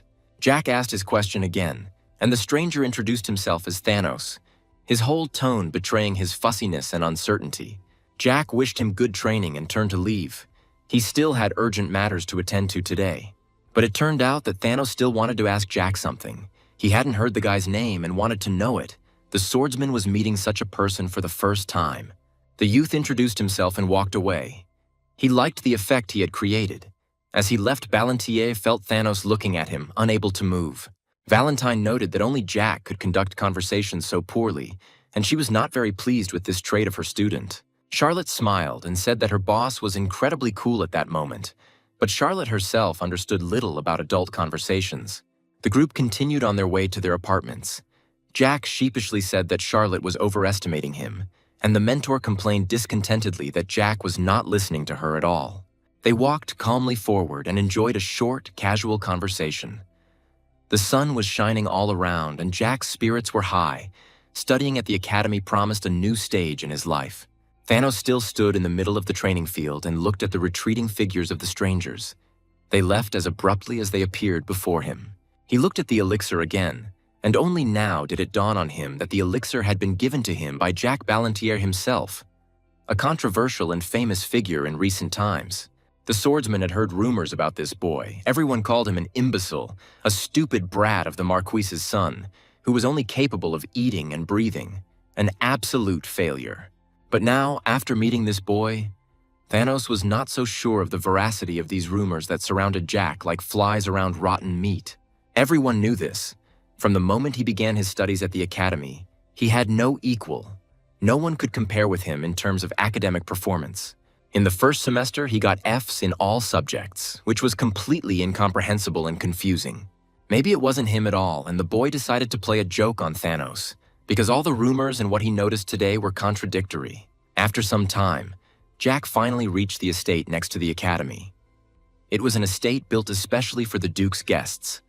A white, majestic building richly decorated with gold, marble, and with a large garden. Somehow, you wanted the third gentleman. He was met by a group of servants, led by an unfamiliar man in a white robe with blue hair, who noted that if the master needed anything, he could always inform his servants about it. Jack recognized this unfamiliar figure. He was the director's servant, whose name was John Doe, and his past life had been of great use. Ballantyre recalled that a man with the same pseudonym had become famous for his cruelty during battles and bloody war. Jack was pleased with the result. The Duke's estate was on a completely different level, and the director did not skimp on the third gentleman's request. The house that was given to Jack Ballantyre was an estate for aristocrats. Such a subtext did not escape Jack's sharp mind. He couldn't shake the feeling that the director wanted to interfere with the succession of titles in the Ballantyre family. It was clear even to a fool that the old man had his own plans for him. Jack asked John about this, but he only replied that his personal feelings were completely unimportant. He did what the master ordered. The boy agreed with his statement. He really was a servant, but it was not very polite on his part. The hooded man was perplexed as to what Jack meant. This man, after all, hid his true nature from his new master, and this was a sign of bad taste. I wonder if the director knew about this. The servant was puzzled as to what Ballantyre was getting at and wanted him to explain everything. But the guy didn't stop. He criticized this strange hood that covered his face. Jack was tired of the fact that lately he had been running into so many idiots. As far as Ballantyre knew, there were very few ninth circle holders in the kingdom, and by all appearances he was an incredibly lucky man. But one thought crept into the guy's mind. He decided to ask his new house manager one thing, just in case. Isn't he a spy for the Tulkun Empire? Otherwise Jack will first interrogate and then kill him. Instantly a tense silence fell over the entire area. No one could answer this. Everyone waited spellbound for John's answer. The next moment, the hooded man cursed. He was perplexed how Jack could understand, because he stopped the flow of mana in his body. In those seconds, the stranger's face and hair changed. The final face had a completely different texture. It was a middle-aged man with a scar near his left temple and long gray hair. The director's request to look after Jack greatly surprised the owner of the Tesla Empire Tower, Bellamy Craig. During the war between the Tesla and Tulkun empires in the Third Master's past life, it was he who remained until the very end near the director's body. When Rommel's lifeless body was found, Bellamy did not leave his master's side until the very end. Even when he was covered with a blanket, he sat next to him and mourned his death. Craig was puzzled how a young man like Jack could figure out that Bellamy was a polymorph, but the guy replied that there was nothing surprising about it. He really wouldn't have guessed it before, but in connection with recent events, he could identify them by eye. Just recently, Jack had the chance to kill a polymorph, and he remembered the dragon he had sent to the next world. Bellamy was the master of the tower, as well as the rector of the Faculty of Magic, and Ballantyre was just his student. So, let him be more polite. The guy was angered by the statement that if he wanted respect, he should have introduced himself right away, or Bellamy preferred to make fun of people and then demand respect for himself. Didn't Jack have the right to do this today, after all? He had revealed the rector's true identity. It was unlikely that anyone had managed to do this so quickly before, if at all. The rector agreed with Jack that he really should have introduced himself right away, instead of going through all this masquerade with changing his appearance. Bell noticed the boy's unusual strength and abilities. He was curious to know what other talents were hidden in this child's body. He sensed potential in Jack and made him an offer to learn magic from him personally. But the boy did not appreciate the idea. The guy replied that he already had a mentor. Bellamy thought that the guy meant Elizabeth and noted her exceptional abilities. Previously, he wanted to make her his student. She had hidden potential, but she, like Ballantyre, immediately refused. But this time, Bellamy was going to give up so easily. He wanted to get such a student, even if he had to sacrifice a little pride. The man approached the third gentleman and grabbed him by the hand and again repeated his offer. He passionately wanted Jack to be his student, but he refused, citing the presence of the mentor. But the rector did not give up. He came even closer and offered himself as a tutor. But Jack somehow doubted whether the magic tower allowed such things. Before this, the mentor entered the conversation and called the child. At first, Jack thought that she was addressing him, but this turned out to be wrong. Valentine turned to the child who had the 9th circle and asked his name. Bellamy was shocked and did not understand how a toy could talk. Ballantyre introduced him as the owner of the Tesla Tower, Bellamy Craig. The teacher was curious to know who the owner of the tower was. From what she had analyzed, Bellamy had enough to easily reach the 10th circle. In the past, when the rector wanted to get it, someone attacked him. The rector's mouth opened in surprise. Few people knew this information. The form of the 10th circle was still inside Bellamy, and Valentine saw it perfectly well. She logically guessed the rest from the height of her experience. It was not difficult. She saw the remains of this circle, which indicated that the circle had once been whole, or at least close to completion. Bellamy thought about the words of this toy. Apparently, the remnants were present in those who had their hearts broken. This was his assumption. Valentine agreed. He had the theory. She advised him not to give up. It was difficult to develop further at that age, but he had already tried to do so, which meant the chances of success were much higher. Let him try, if not for himself, then at least for the sake of his tower and all those who lived in it and live in it to this day. Bellamy needs to show his best side. He has achieved a lot of success, and it would be a shame if he gives up halfway. The rector wanted to ask the name of the one who had just inspired him to new endeavors. Not all was lost yet. Valentine replied that it would be better for him not to know this information and let him consider her an heir from the distant past. But they were delayed. They needed to continue on their way. Charlotte had been waiting for them for a long time, and they could not waste any more time and continued on their way. But finally, Jack asked Bellamy to tell the principal that he would come to him on the first day of classes. They still needed to discuss a couple of details about their joint collaboration. As they were moving away, Ballantyre was glad that he had not been taken to the magic tower, but the mentor did not share his relieved views, saying that it was even a pity. Today has finally shown her that some people don't have talent, but they try their best and do everything to achieve at least a fraction of their dream and get at least one step closer to it. Others have talents and all the predispositions for power, but they do not want to develop it and simply sit idle. Ballantyre realized that she meant Thanos and Bellamy, whom they had recently met, but Valentine said nothing about Jack himself. He was even a little offended. But the mentor was not embarrassed whether she had something to say or what she was teaching Jack himself. She observed all his endeavors and was a witness to his abilities. He had already used Dark Release on Gonzalez, which meant that Jack could learn nothing more from Valentine. His training was complete. The guy figured that this was indeed true. Dark Release was the last technique that his mentor taught him at the end of their journey. The owner of the tower himself came to the third gentleman. If he came to keep an eye on him, then Jack was not against letting him keep an eye on him for as long as he needed. The maid and the master of the tower finally moved away from the estate, and Bellamy took one last look at the heiress of the previous and third master. The maid did not miss this, and she asked what he was thinking about. And in her opinion, what she thinks was going through his head right now, and she suggested that the director probably told him something important. It was only natural that some further instructions came from Rommel regarding Jack Ballantyre and Bellamy's role in all this. He remembered asking if the director really listened to the guy's words, and he answered positively, because he knew how to make deals. Did Bellamy not like Ballantyre? But he replied that it was not quite so, since Jack's personality was curious and interesting. He fights too well for his age, and also he had a second round at most. One thing was not connected with the other. How did he manage to defeat a 6th-level mage? And in the rector's opinion, the third gentleman was incredibly dangerous, and one had to keep one's eyes open with him.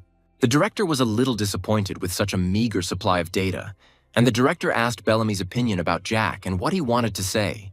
Jack Ballantyre didn't come to the Magic Academy alone, but brought a girl with him. The director saw something more in this gesture than Jack would have liked to show. He said that they would now attend classes together at the academy, but Bellamy couldn't understand why the director trusted him so much. After all, this boy could cause a war with the Tulkun Empire, and that did not bode well for them. But Rommel didn't want to rush. Everything had to become clear in time, and now they had to watch where exactly he would lead them. Although Bellamy agreed with the director's words, it still didn't make him feel any better. Anxiety never left the tower's owner's heart. Since the director thought so, Bellamy wanted to add one last thing to conclude their conversation. He had several thoughts swirling around in his head that he wanted to clarify. I would really not like the director to interfere in the quarrels of the Marquise's house. This house was notorious for its internal conflicts. The director should not have interfered, but he simply replied that the Ballantier family had already chosen an heir. This house enjoyed the unconditional honor and respect of other powerful persons. The Marquis ensured that the Emperor chose them among all the families as his favorites. The heirs of the Marquise's family were well known to everyone, and the eldest was Elizabeth, who could have become a master, but her father uses her in his political games. The second was a 17-year-old boy who, at his age, had only reached the third round. But there were plenty of such people in the academy. He wasn't particularly smart, and the director himself had never seen anyone so ineptly waste their life on constant parties and celebrations. Bellamy was leading Rommel to some idea, and he wanted to know what exactly the rector was hiding. The old man still had the strength for such games. He said directly that the director of the academy was already too old for such political games, and advised him to give up the title of Duke. Why should he interfere in such a complicated matter? For skipping classes, Jack could easily be sent to single rooms in the dorm, where, according to the rules, he belonged. But the director gave him a house outside the academy, which looked very much like favoritism. But why did Romiel need it? The old man was not at the age for such things. After this, of course, rumors would spread, and Bellamy didn't want his friend to be bullied behind his back. But the old man simply responded ingenuously, remembering that he and the rector had already known each other for more than 30 years. And naturally, Bellamy's worries were understandable to Rommel. But as he correctly put it, Rommel was indeed old, and he had a premonition that without this boy he could miss something important. The director thought about how he looked when he said all this, and Bellamy answered that he really looked very strange, to which the old man only laughed heartily. Soon the third gentleman's house will be ready, and if the rector wishes, he can go and personally check the boy and then share his opinion regarding his personality and characteristics. The tower owner agreed, and now, after meeting this young man, he gets goosebumps and understands exactly what the director meant. Bellamy smiled at his thoughts in his head, and the maid did not miss this gesture. She asked why he was smiling, which brought joy to his face. The man simply replied that every person has the right to smile. It is something given to him by birthright, and there was a reason to smile. In addition to the maids, the estate had 1 cook and 5 guards who lined up in front of their new master to greet him and get acquainted. The third gentleman wished them to work hard, and also noted that he would also help them, to the best of his ability and capabilities, of course. To begin with, it is worth noting that Ballantier loves steaks. He needs them for a hearty breakfast, lunch, and dinner. Meat was what still filled him with joy. It was also necessary to use only fresh and high-quality vegetables without magic. This was a mandatory condition. Everything had to be up to standard. The guy thought to himself that this food couldn't compare to what his personal butler prepared for him. But nevertheless, it was better than nothing at all. The servants should also know that he loved strawberry and tomato juices and needed them every day, also for breakfast, lunch, and dinner. Let his new servants remember this and take note. The servants remembered all his wishes and will try to fulfill everything according to his whims. Jack decided that since the director had provided him with servants, he would use them to the fullest extent. Otherwise, why would he need them at all? If Jack's memory served him correctly, the chef's name was Guinness.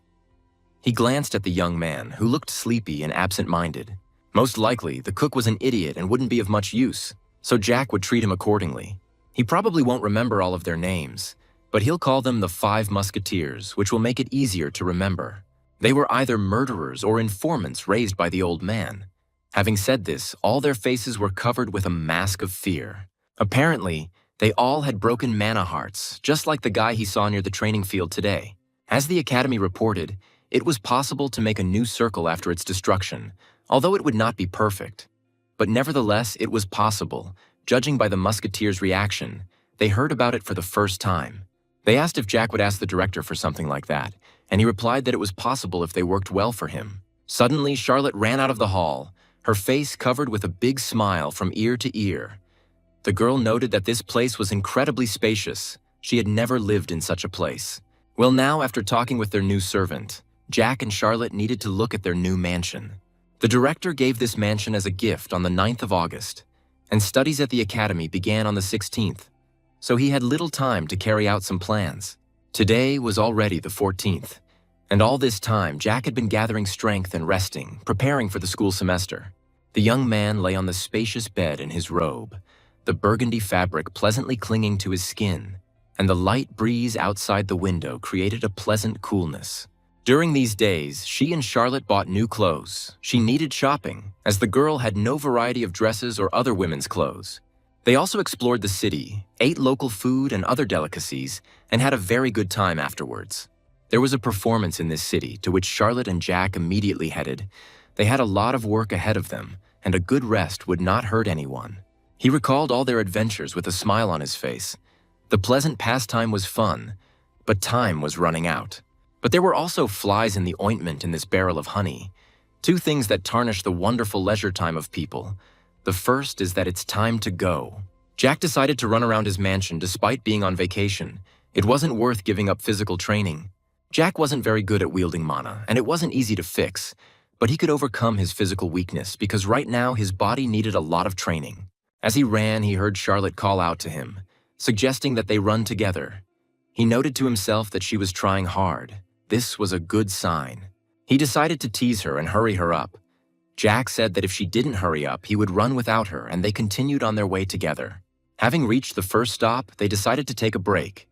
Charlotte was very tired and sat down on a bench. Jack stood next to her and drank water. His appearance did not reveal that he was almost falling over, but outwardly he stood firmly. Charlotte clarified that today they would again go look at that guy named Thanos. And now it was time for the second moment. From the moment they met, Jack noted that the fencer showed up here every day and trained until he lost his pulse.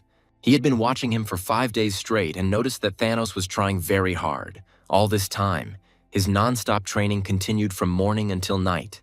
Although he completely lacked talent, even with such persistence, he could have become the first in the academy. Jack even became suspicious of himself.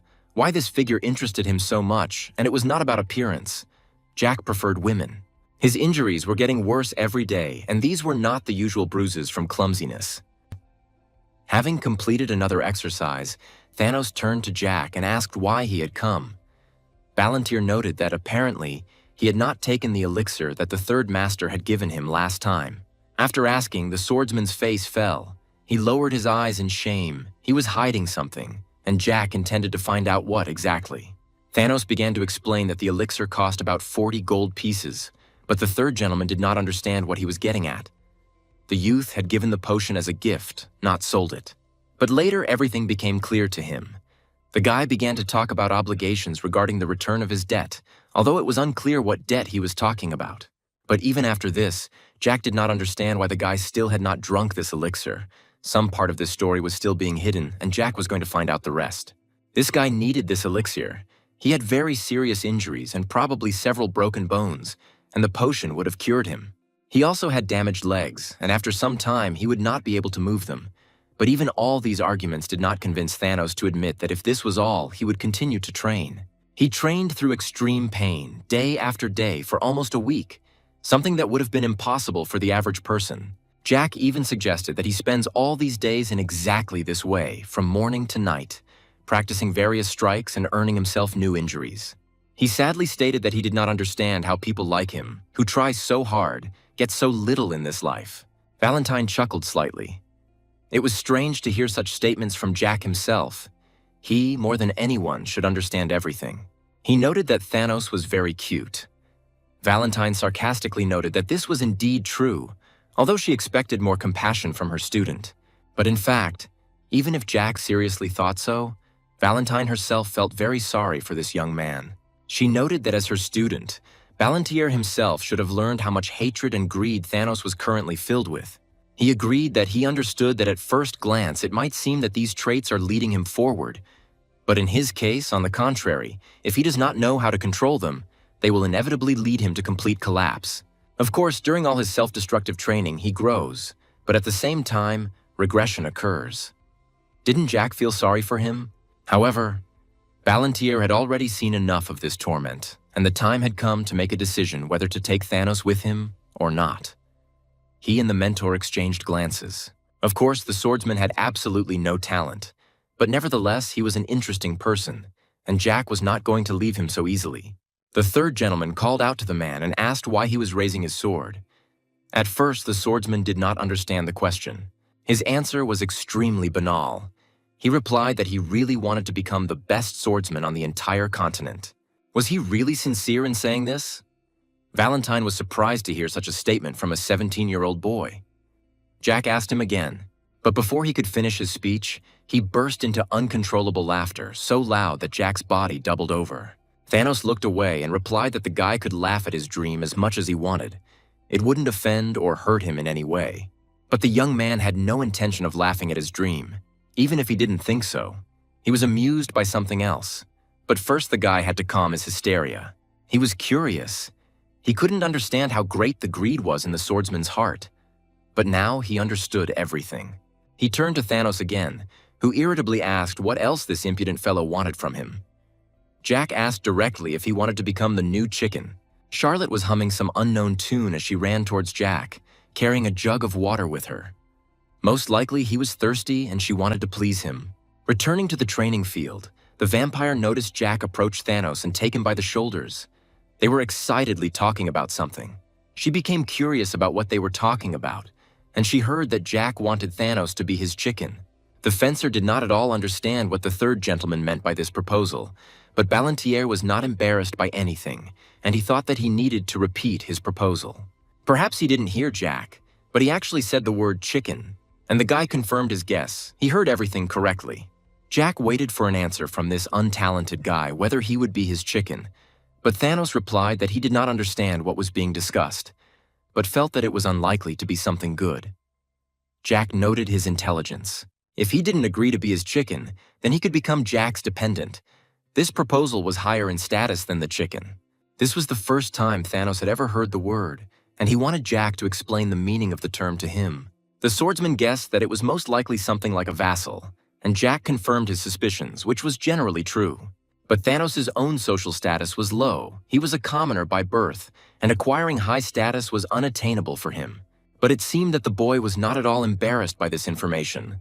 The swordsman's financial situation also left much to be desired.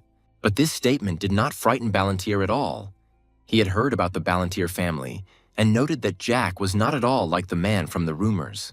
The boy realized that Thanos must have heard about him at least at the academy, and it was unlikely to be anything pleasant. But he repeated again that it didn't matter. The swordsman had neither money nor talent, and Jack would have been better off finding someone more worthy than him. The continent was full of outstanding people. He thought that he couldn't be of any use at all, but Palantir was touched by such statements, especially the fact that Thanos was worried about Palantir at such a moment. Even though he had nothing, he still wanted to become the best swordsman on the continent, and such a figure could not help but be useful in Jack's life. Isn't the fencer sure he can achieve his goal? This is a question he should have asked himself first, and based on the answer, he should have understood whether it was worth doing anything for his dream. Thanos was well aware that he had absolutely no talent for magic or any talent at all. But the swordsman had something more. Palantir smiled and noted that Thanos knew something he still didn't, and the boy advised him not to be so principled. The boy had something better than just a normal talent for mana, but the swordsman still didn't understand what Jack meant. There were already an incredible number of mana owners on the continent. Mana was present among both commoners and vassals or other nobles. Even ordinary farmers had a talent for mana, but they couldn't develop it properly no matter how hard they tried, or rather, they didn't have the opportunity. So they die without ever realizing that they had within themselves a tremendous power that could have been used to make their lives better. Jack himself has a talent for mana, but he didn't know about it until he met his mentor, who opened his eyes. The world as Jack sees it is not at all the same as the world as other people see it. Jack's world lived by different rules.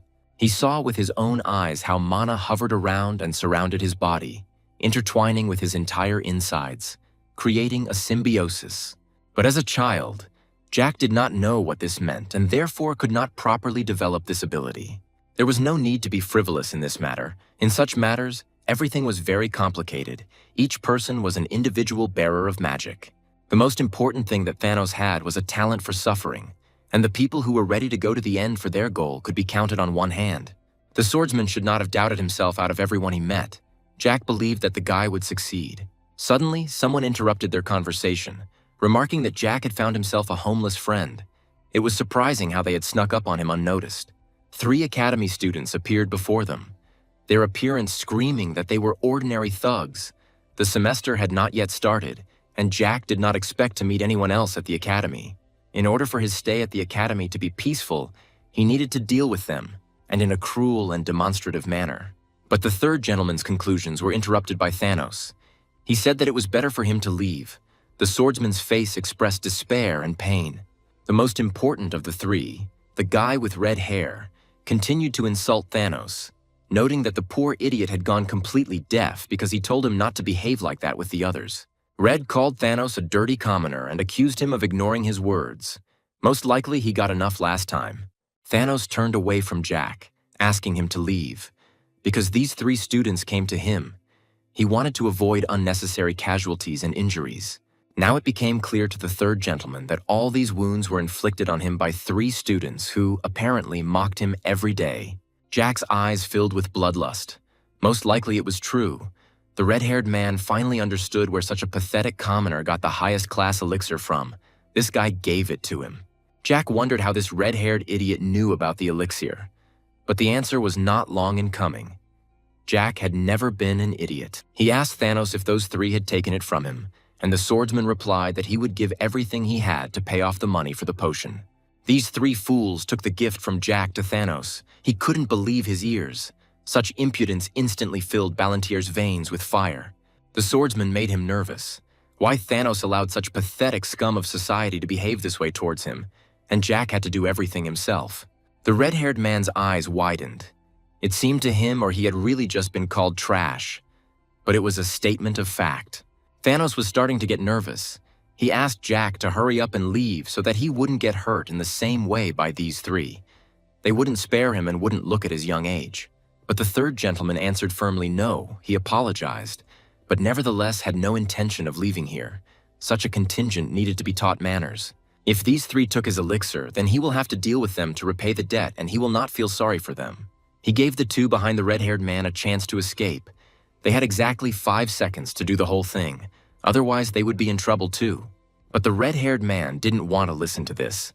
His friends were with him, and he wasn't going to get rid of them, just as they weren't going to run away from him. Since they didn't want to leave on their own, that meant Jack would help them disappear from here. Palantir took a fighting stance and concentrated on the upcoming fight. These idiots should have been shown that it was not worth touching the future best swordsman of the entire continent. In the Tesla Empire, there are 5 marquises. They are real aristocrats with lands, and not those who received the title for achievements and magic circles. One of the 5 marquises, Marquis Herman, lived in the East, and his family had one problem child who was right in front of Jack. The future young master, Dietrich Herman, who would soon graduate from the academy, was an extremely unpleasant person. His dark path began at the age of 13, when he brutally murdered his family's maid at the estate. But the matter was quickly hushed up.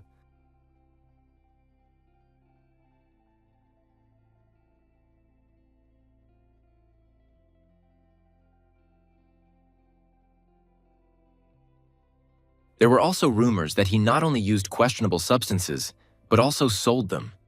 The future of the Herman family was predetermined, because Dietrich was the eldest son. However, at the academy, he was not allowed such liberties. All these dubious black things were vetoed, and he found other ways to entertain himself. The academy is attended by the offspring of the emperor and dukes, and there are too many eyes watching your actions. Therefore, Dietrich had to create toys for himself, or rather, find them, so that life at the academy would be much more interesting. This toy was a commoner, a student who ended up at the academy for some unknown reason, diligently honing his fencing skills. Someone distracted him from his work. The white-haired guy responded, sweat running down his face. Dietrich and his company mocked him daily, kicked him in the crowd, and laughed at him as he writhes in pain. With the next kick, a strange sound appeared, as if Dietrich had crushed something with his foot. He became interested in what it was, and after rummaging around, he pulled out a bottle of elixir, which was now broken. Anger boils in Thanos' soul, but he cannot respond in any way, and only gritting his teeth, asks for the return of what belongs to him. The arrogant guy was outraged that such filth as he could get the elixir, and swinging his arm, he wanted to hit him with a stick for such, for him, insolence. Thanos' face tenses with pain. He bravely endures all the blows and remains silent. One of these times, Jack intervenes in the bullying and punches a guy from Dietrich's company in the face. The leader clearly didn't like this gesture and was going to hit Jack from behind. But he doesn't succeed. The guy has good reflexes, and turning around, he kicks the baton out of his hands. The girl says that the boss is behaving like this again, and the mentor is not even surprised by what is happening. It was easy to deal with everyone. Thanos looks at him in bewilderment. A strange aura emanates from the guy. Now Jack has warmed up a bit. He is satisfied with what is happening and asks the amazed people if they are tired or something. But suddenly, a beaten Dietrich begins to appear on the floor as if Jack dares to do this to him. Dietrich's idiot servants have no intention of intervening even now that their target is lying around. A long sigh escapes Jack. He is infuriated that no one is paying attention and no one is doing anything about his security. Phrases continue to be hoarsely uttered that Jack is a vile spawn and that Dietrich will immediately contact his father. But the next thing this guy sees is Jack lifting his leg. Stepping on his head, he pins it to the ground and laughs because he can't get out. After this, he gets the attention of the guards who order him to stop. It finally happened. Jack was already tired of getting dirty on Dietrich's head. When asked if he understands who he's dealing with, the guy just smiles and asks if it's important. He turns to Thanos to ask, who whispers that it is Dietrich Hermann. This gives Dietrich goosebumps, and he tells him not to dare say his name. Immediately after the phrase, he gets a kick in the head from Jack. He doesn't like his arrogant little phrases. Jack says he's giving the guards 3 seconds to explain why the hell they let that idiot beat Thanos. They sit in front of him in a ready position. They clearly do not intend to answer some guy's question. Without saying anything useful, one of them attacks Jack, insulting him. The mana will mix with the bright red blood and the pitch-black darkness, creating a primal explosion. That is the spell the servant intends to use. Covering the little one with his hand, Thanos looks at what is happening with madness, the best magic for the 6th circle. It's a large-range explosive magic called Explosion. He most likely wants to destroy everything around him, Thanos, this site, the little one, and the mentor. Seriously, Jack thinks they are complete idiots. He started to create a blue glow around him. Having upgraded his skills, the guy can now concentrate all his mana in his hand. Even though the servant wanted to create an explosion, all his magic turned on himself. Jack is happy with the excellent blow. Everything is as he wanted. But the crying guy hasn't given up yet. He's about to attack again, and Jack notices an important detail. The swing was made, just like the first time. The guy immediately noticed that he would attack with his right hand again, and bending down, dodged. All his punches were so similar, Jack slid underneath and punched him in the chest. After Jack's blow, the servant, having endured it, drew his blade and swung it over his head. Throwing his body back a little, his leg flies up and knocks the weapon out of his hands. The guy has excellent flexibility. Apparently, the servant's head hurt because he was thinking slowly. While he was clutching at the pain in his hand, they had already managed to get around him from behind. A hand wraps around a hooded head, pressing down, depriving the air and making the person suffocate. The body quickly went limp. Jack was even surprised that it happened so soon. His mana is now blocked in his body. It is unlikely that he will restore it again. With such a spell, the servant could undermine the entire academy and cause a lot of trouble. In a barely breaking voice, the lying man asks Jack how he was able to remove the magic. But he doesn't need to know. All that's left is to admit defeat to the 14-year-old boy. Bending down slightly, the guy reminds them that it's time to explain why they mocked Thanos. Although there is no point in listening, for them Thanos is just a toy, because he is a commoner and cannot even complain about them. Then it's better to start with something simple. Jack asks for his money back for the elixir, and although it seems funny, it would be better for the guys in cloaks not to be stupid. Gritting his teeth in anger, the servant says that does the elixir matter when Jack has become an enemy of the Hermann family. But what does he care about his family? The elixir was Jack's, and he would like to get it back. Jack smiles innocently. Couldn't the servant in the black cloak agree with that? The elixir cost 40 gold, and they took it 5 days ago. It would be worth returning. Then Jack suggests settling on 5,000 gold pieces and spreads his hands. However, Where do people like them get money from? They'd better pray that the rest of us have at least something. Fear gripped Dietrich as he sat down next to him, but the boy asked him to relax because there would be no more. The only thing is, you have to give Jack everything you have. Your teeth are grinding. It's very humiliating. 2,000 in cash and 60 gold coins, and Jack became rich in an instant. A sneer escapes Jack's mouth. How sad can Dietrich be? Because if there was no money at all, it would definitely be the end for them. It was time to find out who he was, because Dietrich had never seen him at the academy. Amused, Jack scratched his head like a puppy, happy that such a question had been asked. It's a little late, but it's time to introduce ourselves, and Jack gives only his first name. To this he receives enthusiastic exclamations that he himself is Jack Ballantier. Everyone already knows about him, as if he were a celebrity. Looking from below, one wonders how this is possible. Is he Palon's younger brother? Now it became clear what kind of friends the idiot older brother Jack has. Now he enjoyed mocking him even more, he thought, not trying to hold back his smile. Jack never touches ordinary guys, but people like them are an exception. With a swipe, he shoves his boot straight into Dietrich's mouth, his face in tears. They only have a family name, and without it, they are nobody in this world. His circle? Didn't Dietrich use the mana of higher-level magic users to transfer it to himself? He can't do anything himself except mock those who mean nothing. Dietrich might consider himself lucky, but when they turn 20, Jack will definitely throw their bodies into the lake behind the academy. Jack's face is furious. He says to remember his name, and that he lives in the mansion near the academy. If he wants revenge, he will wait there. But next time, he won't stop, Jack says, and takes his foot out of his mouth, noticing that the guy has wet himself from fear. He calls the little one to come with him. She certainly agrees, and sets off with her mentor in her arms. Thanos is also called. Jack, passing by, touches his hand, saying that the offer still stands, so let the guy come. Kindly, he boasts that they have a good cook in their house, so Thanos can eat meat every day. Birds are circling above the academy courtyard. It looks like there will be a fireworks festival tonight. There's a magic explosion in the sky, and Jack has nothing better to do anyway, so he goes to see it. In the province of Ausenbul, there is always a fireworks festival 2 or 3 days before the start of the semester.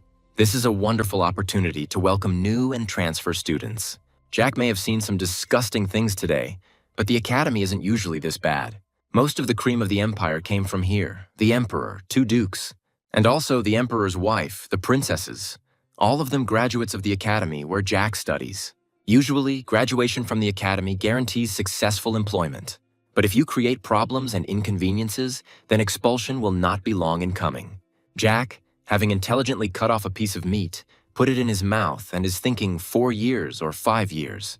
In the past, during this time, the name of the Tesla Empire was wiped off the face of the earth. As he chews, he already hopes that they will all die soon, and Charlotte is content with dessert. Jack is quickly pulled out of his thoughts by the teacher saying something is terrible. He already thought that he said it out loud and asked what she was talking about. The heiress answered that she was talking about what happened. That is, she's now talking about the academy, or more precisely, about the attack on it. The mentor doesn't understand why security is needed at all if she allows such behavior. It's not that the mentor, who was one of the founders of the academy, didn't expect something like this. According to paragraph 1 of the Special Law on Conduct on the Territory of the Academy, all students are equal. There is also a group of inspectors who regulate the internal discipline of students. Article 1, paragraph 2, everyone must maintain neutrality regarding political views. Yes, such attitudes would be beneficial, but ideologies become distorted over time, and the norm is set by those who manage to get in.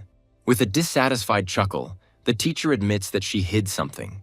She talks about dragon blood, dragon bone, and the Tulkun Empire. Jack scratches his head awkwardly and thinks about telling what happened in his past life. But it would take a long time. But nodding understandingly, the mentor says that it is not necessary, and the guy agrees with this. The sky began to glow. With each explosion, it acquired more colors. The attention of all the heroes shifted. Festive performances, fun, people. Jack hadn't lived in such a world for a long time.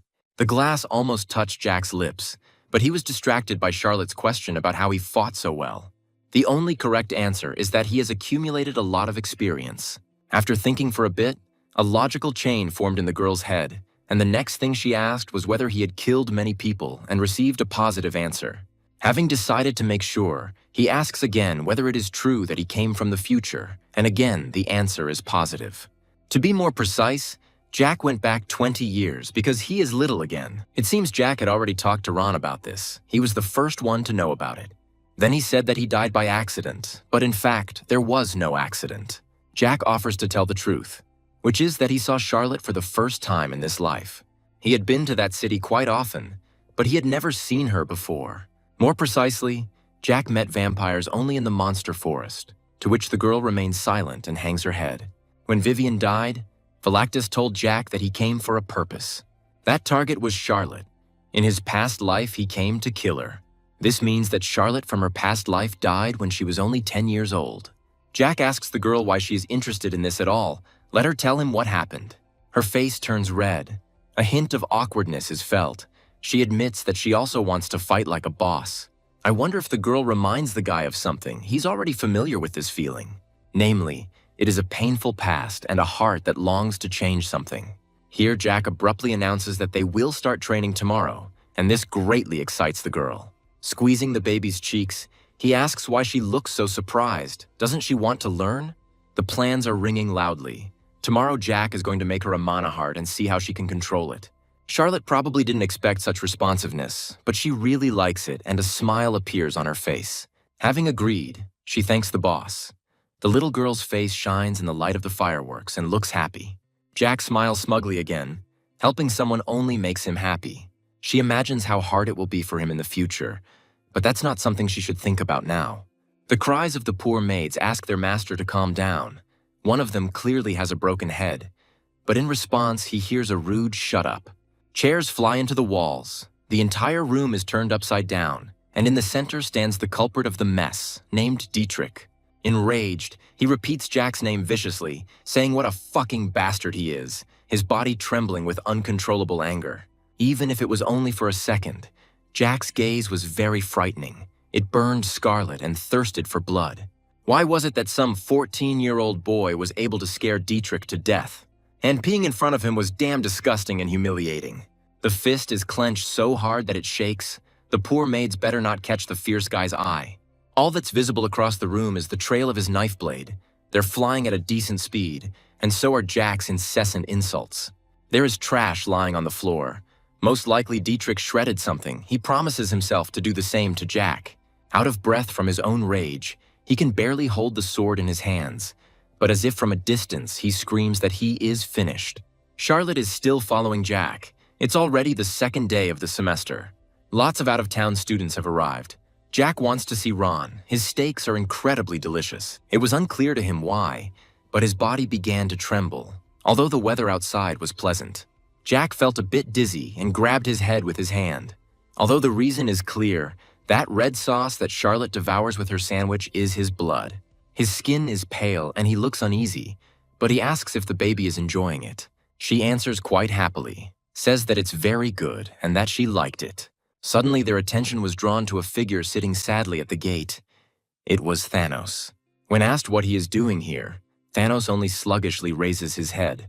But seeing Jack's look, he sadly lowers it again, asking if he could ask them for a favor. Sitting at the table, the guy spreads his arms out to the sides and says that there is nothing luxurious, but take what you want. In response to the hospitality, Thanos shyly folded his hands on his knees and wobbled slightly in his chair from excitement. Sipping a glass of red drink, Jack nudges him, saying they'll find him a room later. Charlotte, who has already settled in, also asks Thanos to start eating. There is a plate with a gorgeous steak in front of him, but the depressed guy hangs his head. Suddenly, tears start to flow like a stream. Sobs are heard throughout the table. This puts Jack into a stupor. The huge guy started crying seriously, biting his lower lip nervously. Jack, so as not to embarrass the guy, tells the cook that he was apparently in a hurry, and this time there is too much onion. It hurts his eyes.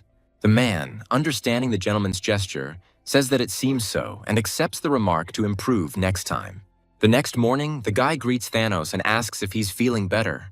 The flushed guy rubs the back of his head.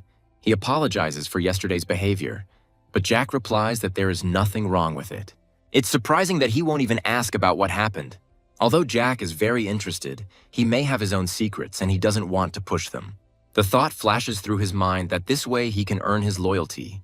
He hopes that the mentor is looking at him, but the woman just snorts and Jack tries to play the hero again.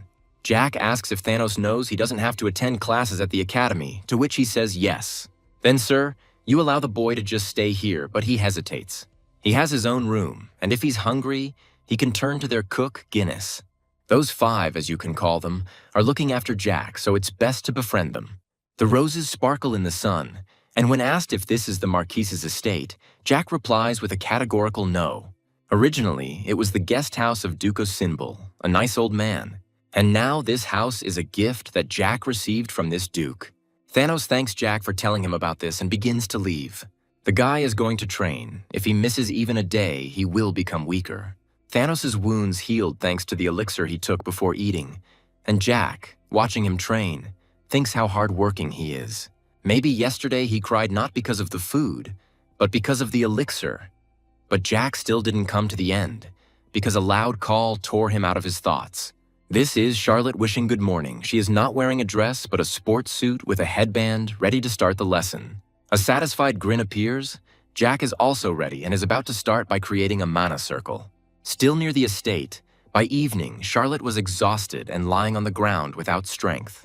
Jack praises her. She tried her best today, but in response, she can hear a howl that she can't do anymore. But suddenly, she enthusiastically asks what it means that now she can use mana. Smiling kindly, Jack gives a positive answer and calls Charlotte a good girl. The gentleman, of course, had guessed, but now he was convinced that she was truly amazing.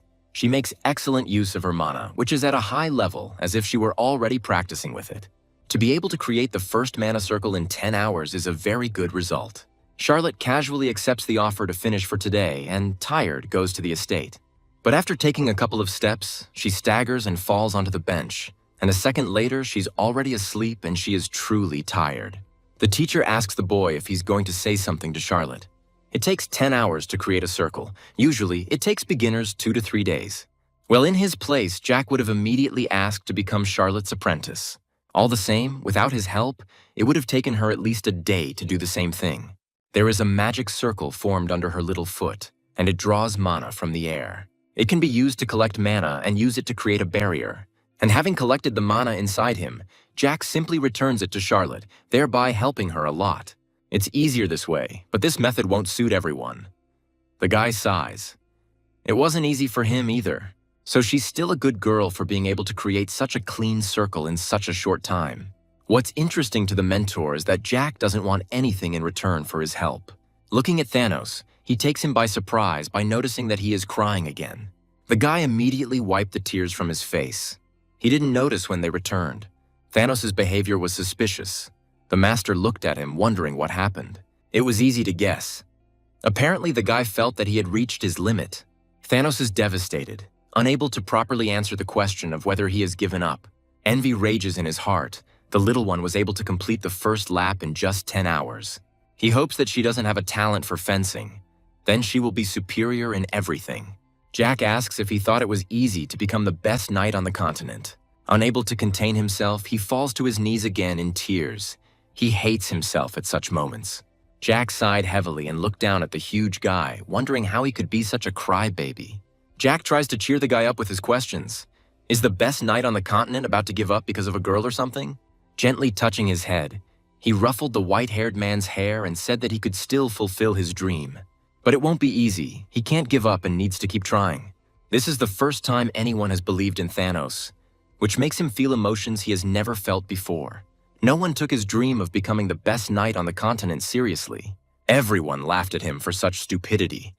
But he was not going to give up the idea because of someone's words. Jack had this in his family too, so he asks what's wrong with it. Thanos reaches out with both his hands and grabs Jack's palm, thanking him for believing in him. It was unexpectedly very sweet, which Jack noticed.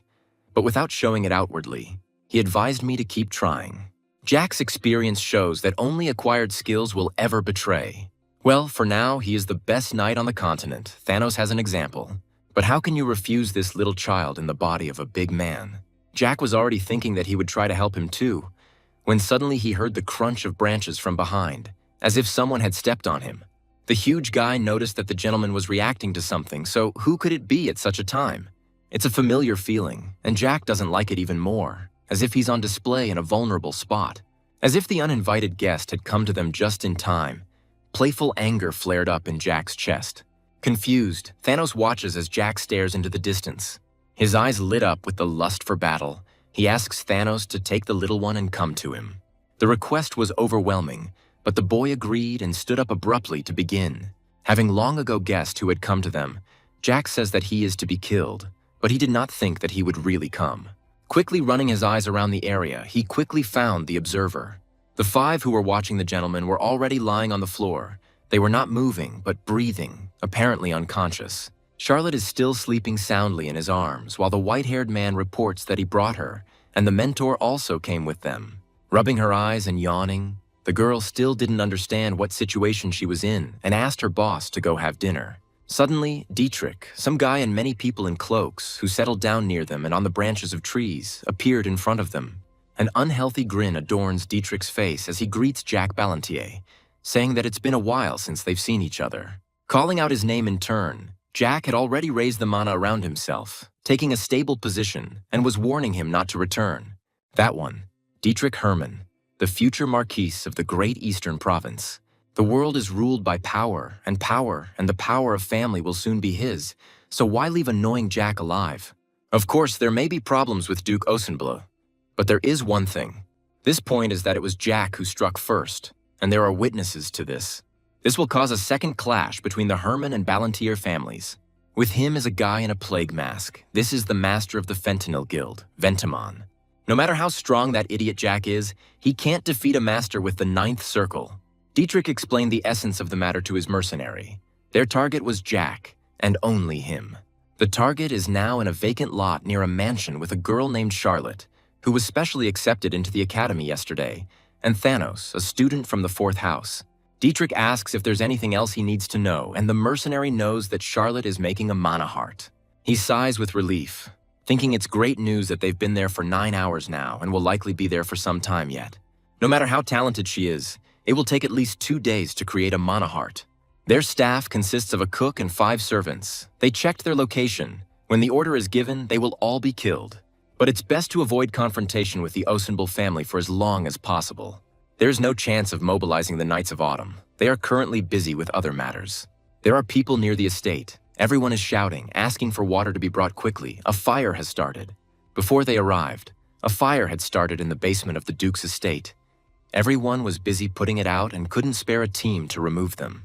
The Plague Mask tells all this to his fighters. Everything has worked out perfectly for them. They are ready. The decisive cry that it's time to attack comes from target Jack Ballantier, and they begin the mission. With a wave of the hand, dozens of fighters broke away and got down to business, shouting forward. That's how it all happened. A special order for 500,000 gold, which starts now. With a proud look, Dietrich thinks that Jack Ballantier is finished. Suddenly, little Jack is covered by Thanos' huge back. He asks the master to run while he holds them back. Charlotte also intervenes. His hands are shaking. The heavy sword barely remains in them. He thanks Jack for believing in him. He believes that it is his fault, so Jack does not need to interfere. He will definitely delay them so that he can escape.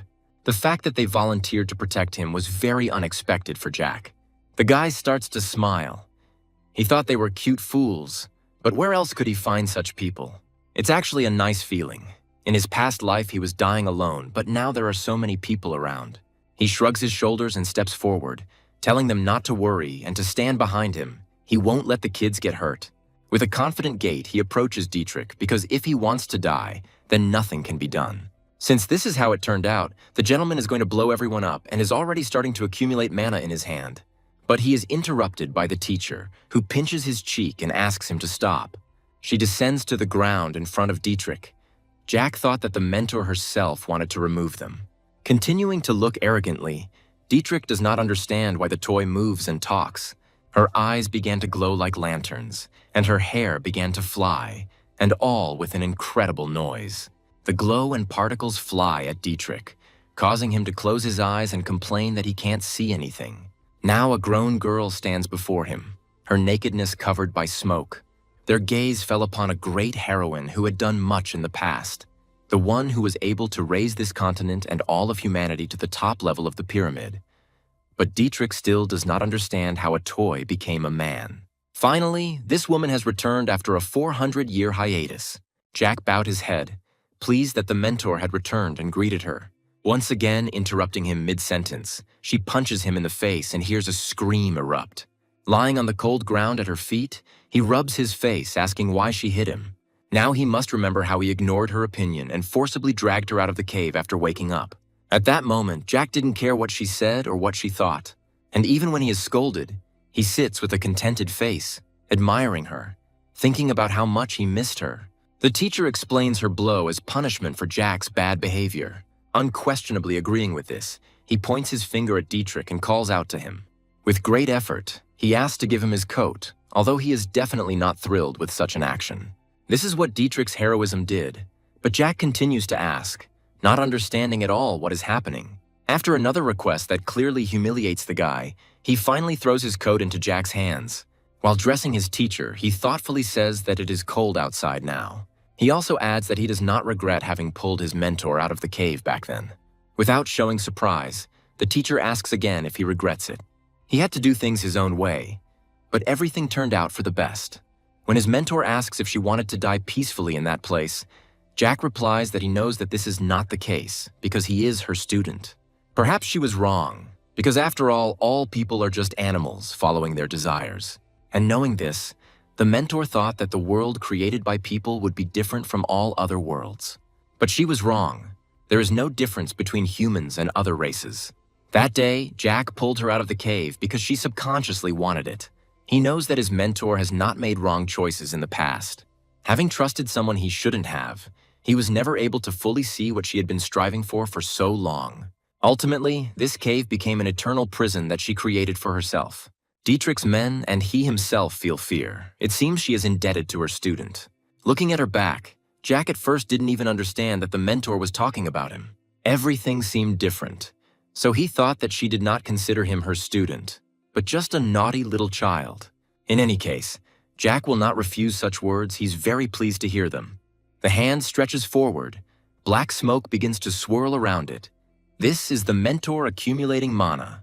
Since they came to eliminate Jack, the mentor asks them not to hate her when there is nothing left of them. His jaw clenched, sweat pouring down his face. Dietrich clearly didn't like this statement. He ordered his men to kill them right now. The teacher begins to recite a spell, a black resin that will cover the earth and color the sky. The world around him began to look different. Jack looks up and barely sees the mercenaries. A purple glow swirls around the mentor and gathers into a black cloud above her head. Continuing the spell, she says that by her command, the resin will return to this world, and the shadow of a skull appears from behind. Somewhere in the Tulkan Empire, something went wrong with the Lord at that moment. He's fine, but it seems like he's had this unpleasant feeling before. Maybe it was just his imagination. An island in the Black Sea, where someone is having discussions, and they clearly have no doubts about something. There can be no doubt that the soul's past energy and the present one are all too obvious to belong to Valentine Milos. The dragon still has a hole in his heart left by that woman. Someone in a cloak would like to forget her, but it doesn't work. Maybe because she's still alive. A man cannot live for 400 years. How much longer will this woman rule their world? Jack's amber eyes reflect the teacher's spell. This black resin turned into a skull. Opening its jaw, the skull lets out a piercing scream to strike Dietrich's group. All that was visible of Valentine Milos was a black shadow and glowing eyes, and the shockwave from her attack scattered everyone who was rushing towards her.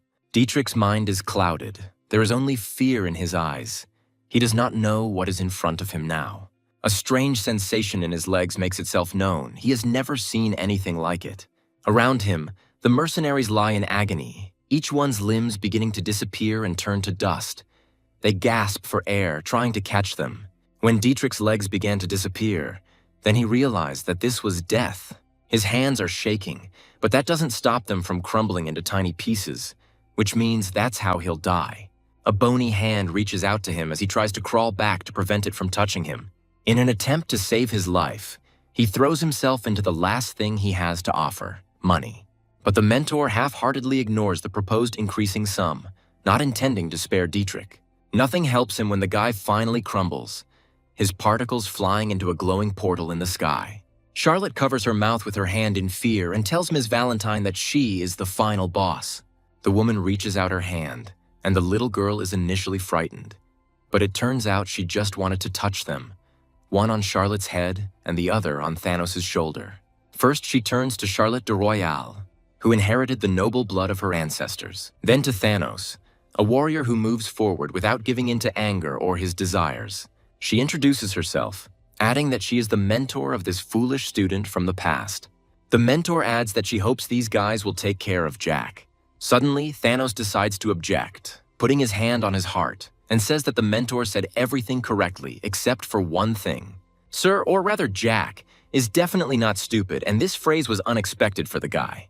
Smiling, the mentor agrees that she was wrong and Thanos is right. Without understanding what's wrong with her, Jack decides to play on her nerves, turns on the narcissistic little boy, which causes the teacher to push him away with her finger, and he is convinced that she is still just as mean. Having asked to be left alone, the teacher wants to talk to the student. Jack tells Charlotte that if she is hungry, there is some of his blood in the kitchen and she can drink it before bed. And he tells Thanos that there are unconscious guys on the territory. They need to wake them up and he can go to sleep too. After stretching Thanos' huge arm, Charlotte says that her legs hurt and asks him to carry her. The guy himself is not happy with this news. Waving goodbye, Jack tells his mentor that they are loyal and good guys and that it's really fun to be with them. Jack grinned and asked what the teacher wanted to talk about with her smart student. Standing opposite each other, Valentine Milos says she has given it some serious thought. Has Jack already forgotten the words he said when talking to that man? Even though the mentor sat in Charlotte's arms, she had heard about the dragon's blood and bones. Immortality. It is natural for a person to want to live forever and never grow old. It was the heterogeneous system that became the continuation of the study of immortality. Does this mean that dragon blood and bones are connected to this? The mentor asks. Nodding, Jack replies that the mentor is thinking in the right direction and everything is correct. All people want to live long, but of course, this is not enough, because at the same time they want to be healthy and young.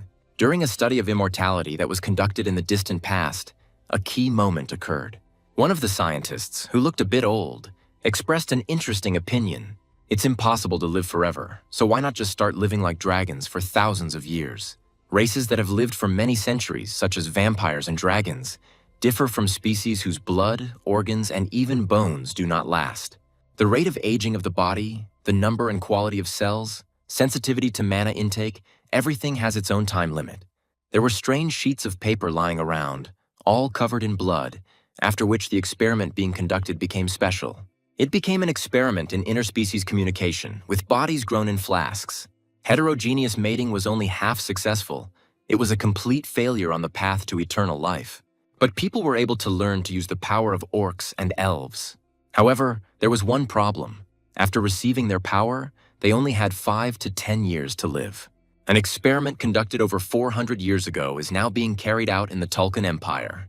In 2 years, she will complete it, and the life expectancy of half-breeds will increase to 30 years.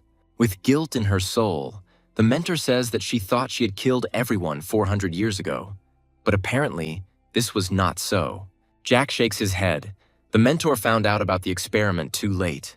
She walked into the lab alone, her bare feet treading on the cold, leaf-strewn floor. There, the mentor burned all the documents related to him and killed all the half-breed monsters that had been created. The body on the floor was barely crawling, it was dying, crying, and reaching out with its hands to the woman's feet. Scientists, magicians, knights, and so on suffered the same fate when they saw her. She destroyed all the documents and killed everyone who was connected with the experiment. However, she missed one moment. The mentor should have killed the Dragon Lords. A look of sadness appeared on her face. She understood why they had to be destroyed. In order to destroy it, the Dragon Lords most likely handed over their own as test subjects. That's right, because the two lords really want to penetrate the human world. Jack asks the mentor if he knows who exactly was the test subject, but receives a negative answer. The guy thinks that he doesn't need much explanation about what's so special about half-breeds. These half-breeds of the future can use soul energy, just like Jack and Valentine Milos. This means that the dragon that became the material for experiments is the child of two lords. Among all the dragons in existence, only these two lords can use soul energy. And of course, their own child, their heir, also has a talent for this. A heterogeneous combination of the 10th Circle Lords of the Tulkun Empire and the child of two Dragon Lords. Thanks to their talents, they can easily break through the mana wall and use soul energy. Having heard all this, the mentor had one more question, and Jack was not averse to answering it. Looking at the student, she asked what he was striving for, but the boy almost didn't get the point. She is a person from the distant past, and she does not want to be connected to the world, but she cannot stop being interested in it. Since Jack knows about the future, there must be something in his head, and that's what interests her.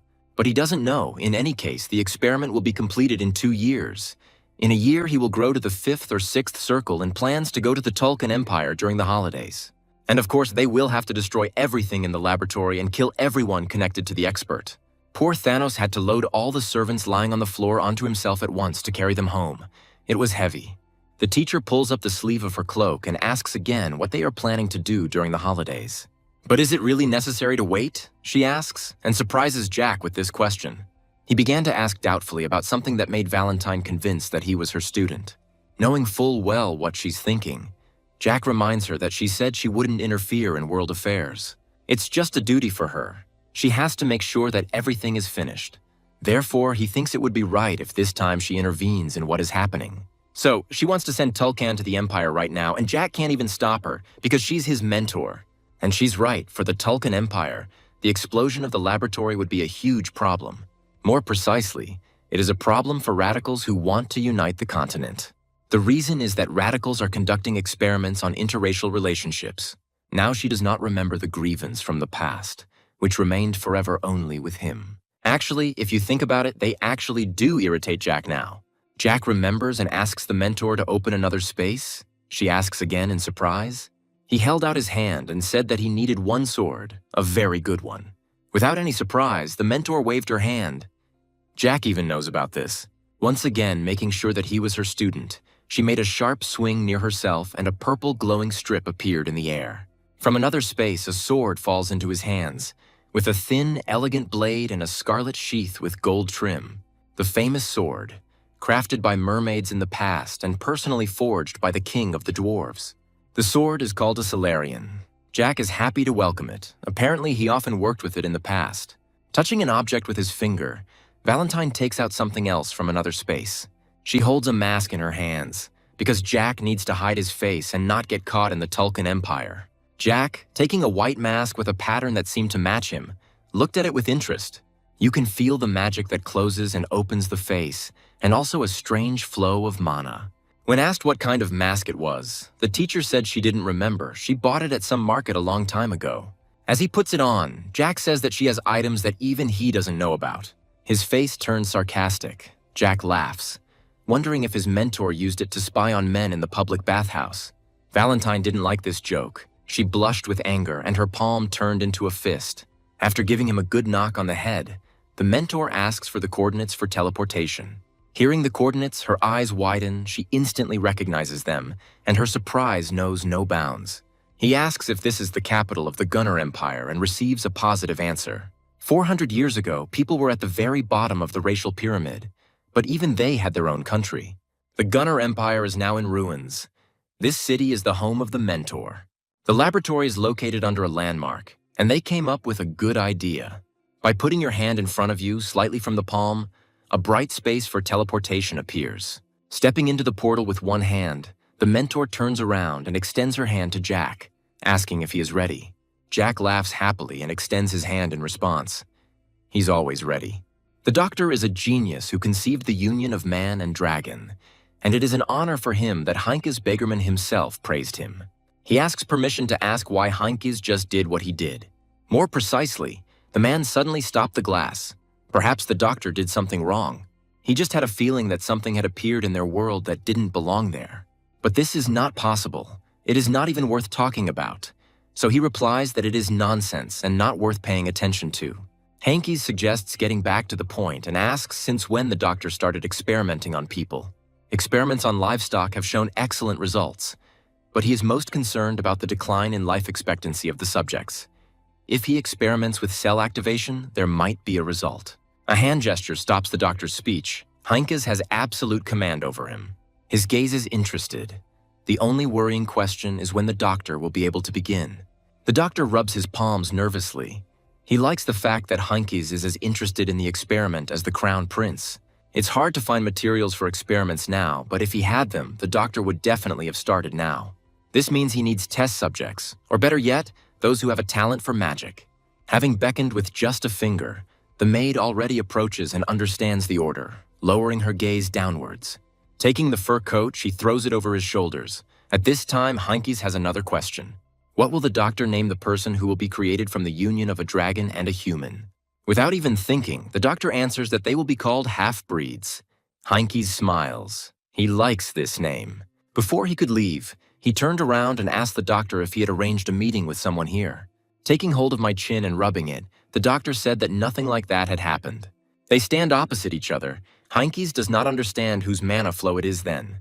Before they could even finish saying that this was clearly the master's energy, a stream of mana was already rushing under their feet. A second later, the floor beneath them explodes, but Heinkies manages to react to it. Furniture shatters from such an incident, and the man tries to protect himself with his magic. The doctor's screams can be heard. He tried to defend himself, but his strength is not capable of this. Blood started pouring from his mouth. The doctor doesn't understand what's happening. The servant who is standing next to Heinkies asks from safety if this is the end of the blow, but he is mistaken. His gaze is serious. He warns those present that they are attacking again. A bright flame rushes forward. The doctor stands right in front of it, and he is unprotected. You have to work hard to protect yourself from fire. Heinkies' body begins to tremble. He is clearly tired, and with the last of his strength, he shouts the barrier spell. Unable to withstand the force of the attack, he is thrown back and flies backwards. He flew away too quickly. The shield remained, but Heinkies was already coughing up blood. Grasping his chest, he tries to stop coughing, but blood continues to spray in all directions. Turning his head, he saw a carcass lying on the ground. It was the doctor in charge of the research. In the basement, lit only by torches, bloody bodies lie scattered about. Blood falls straight onto the floor every second. Jack points to something that, in his opinion, looks terrible. This is a dragon. He is suspended on chains, and it is his blood that is beating on the stones. He's not in his best form right now, filled with a fierce desire to kill. Autumn is a huge, deep emotion that moves even the mana around. When asked what Jack will do, he smiles contentedly and asks to leave it to him. The mentor agrees with his initiative and will do as Jack said. Valentine stretches out his hand and begins to use magic, causing a glow to appear. She created hellfire, just like the one that struck Heinkies and his subordinates. Jack says it looks great even in this life, but it's not over yet. Covering his face with his hand, the boy sees that her hellish fire still looks like a fire. They must be on the 3rd floor now. Who would have thought that these are the remains of a civilization that disappeared hundreds of years ago?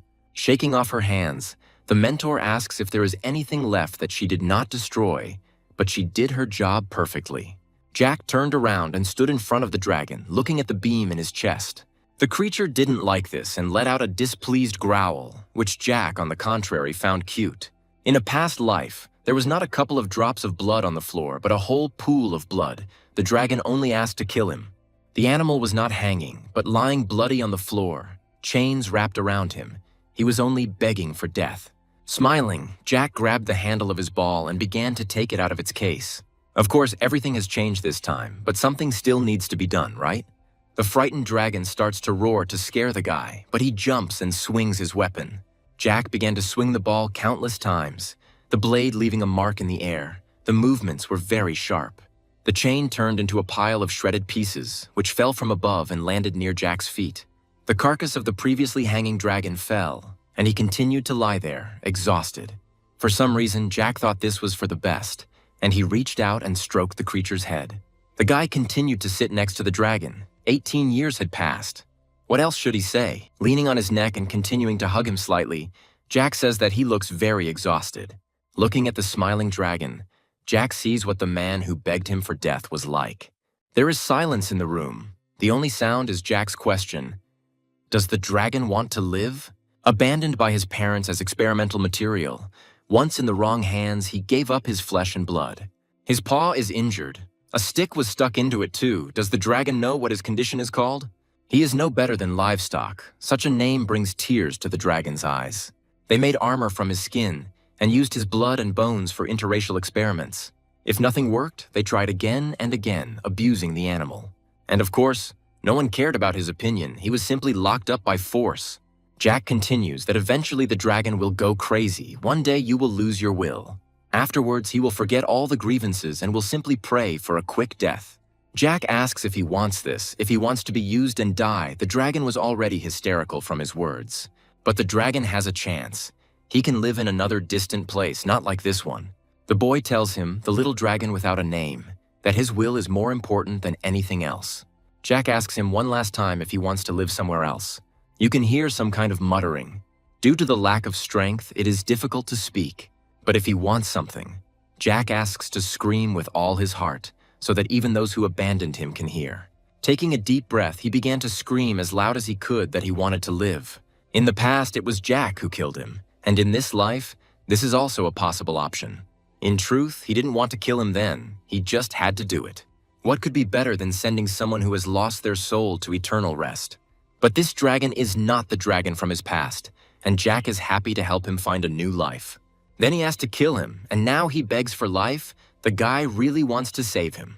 Of course, now he even has to do it. Jack offers to go home together. Having already decided everything, Jack asks if the mentor is against it, but receives silence in response. Still, in the end, she nods positively, thinking that she liked him too. Suddenly, an angry voice called out to them, asking who they were. It was Henke's, and he was clearly not in a friendly mood. The dragon immediately began to tremble, and pure fear was visible in his eyes at the sight of these people. Pointing his sword at them, he continues to glare, saying that he is asking for the last time. The boys are not even a little bit scared. They continue to talk about their own things. The teacher tells them to do as they know best. But even if the mentor hadn't said so, he would have done just that anyway. The white-haired man is furious that his question is being ignored and asks if they will answer.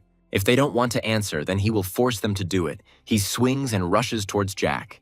But Henkes didn't expect the little boy to respond with the same force. He looks at the masked man through the crossed blades in horror, but receives a cold and calm look in return. He tries his best, but nothing works. Jack remembers that Beggarman was at that level at that time. In response, Jack only receives an angry scream. Henkes was not satisfied with the smile. How dare he smile at him? But Jack is only amused by this. He starts laughing and smiling more brightly, as if he is not allowed to do this. The man begins to use magic. He calls Jack a fearless idiot. He uses the 10th circle. Even among the masters, he's one of the best mana users. It is not for nothing that at the moment everyone considers him one of the strongest on the continent. A look of madness appears on Jack's face.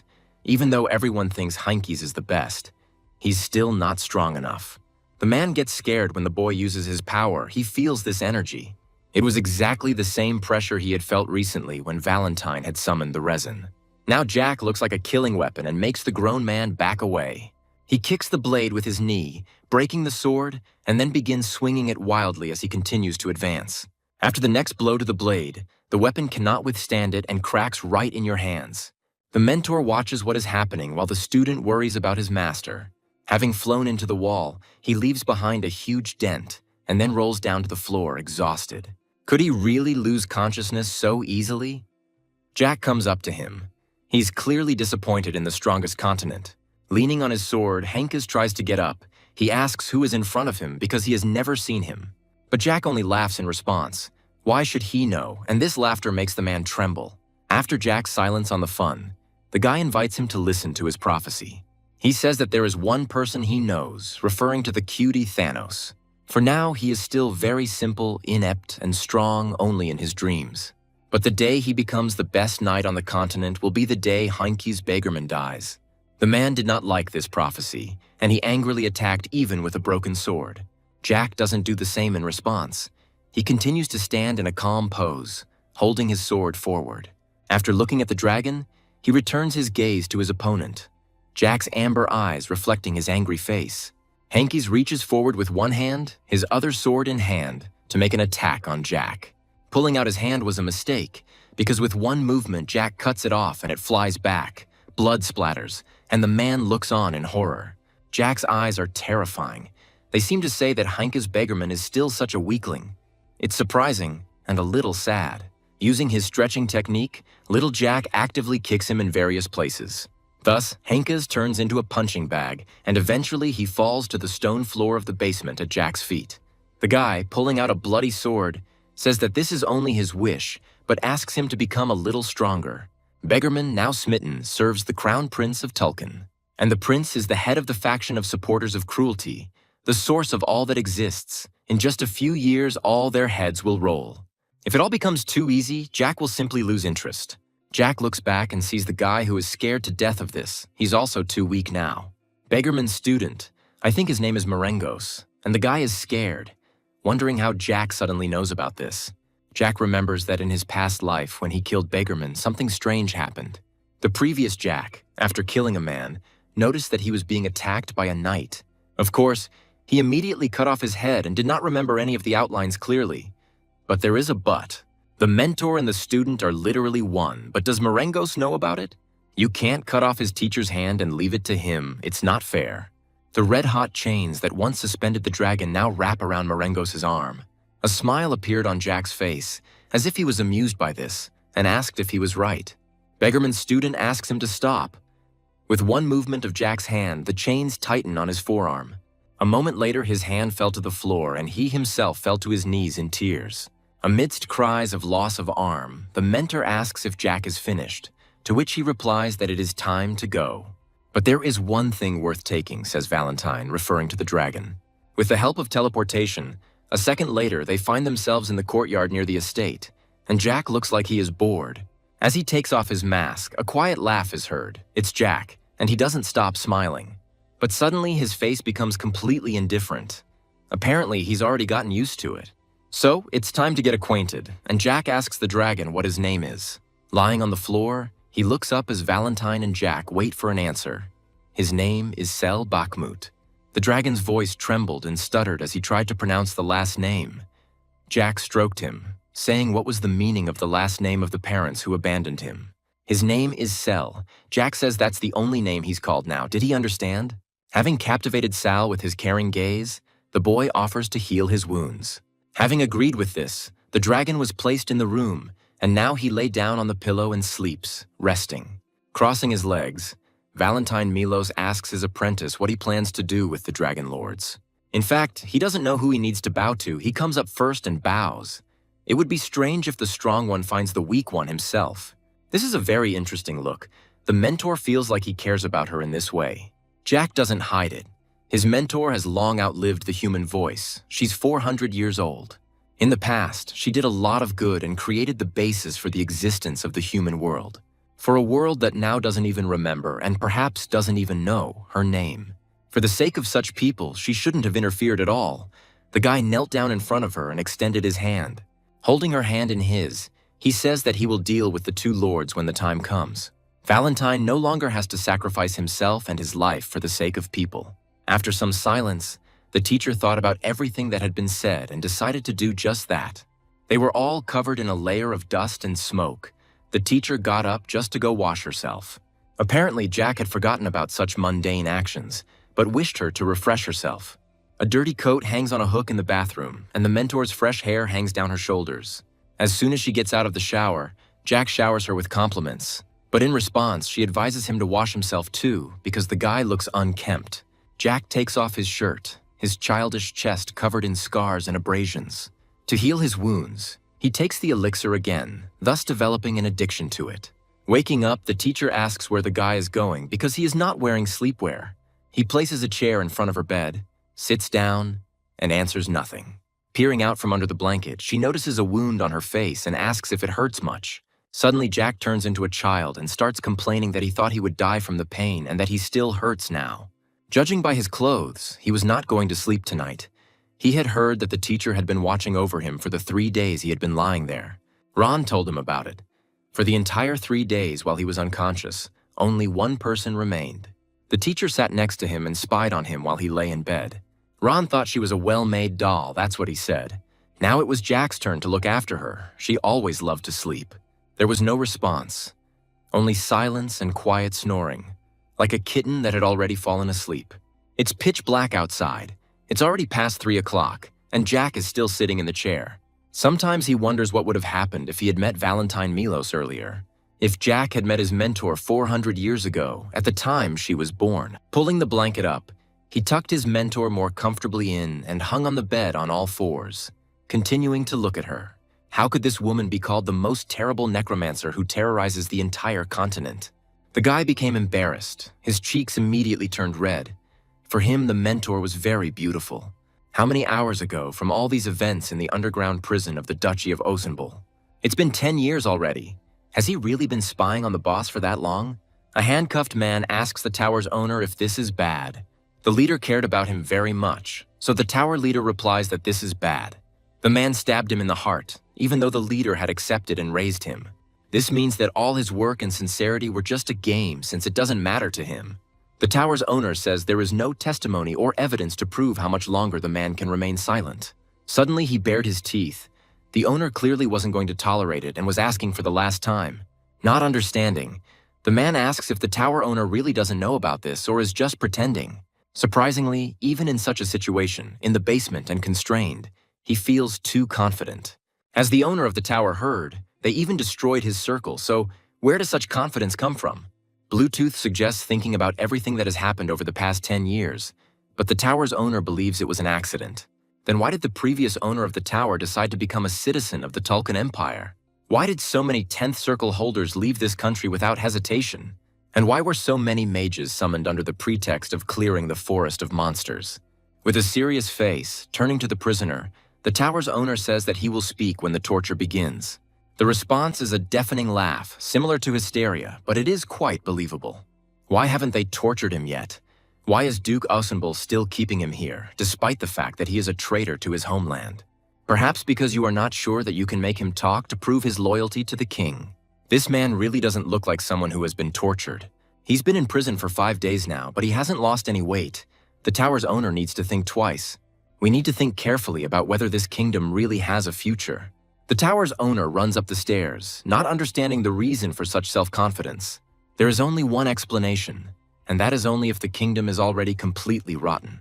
And if this is really true, then that is why the chained Bluetooth acts so confidently. Walking down the basement corridor, the tower's owner continues to reflect on the fact that tomorrow Bluetooth will be transferred to the castle. There probably won't be an official trial. Everything will probably be resolved internally.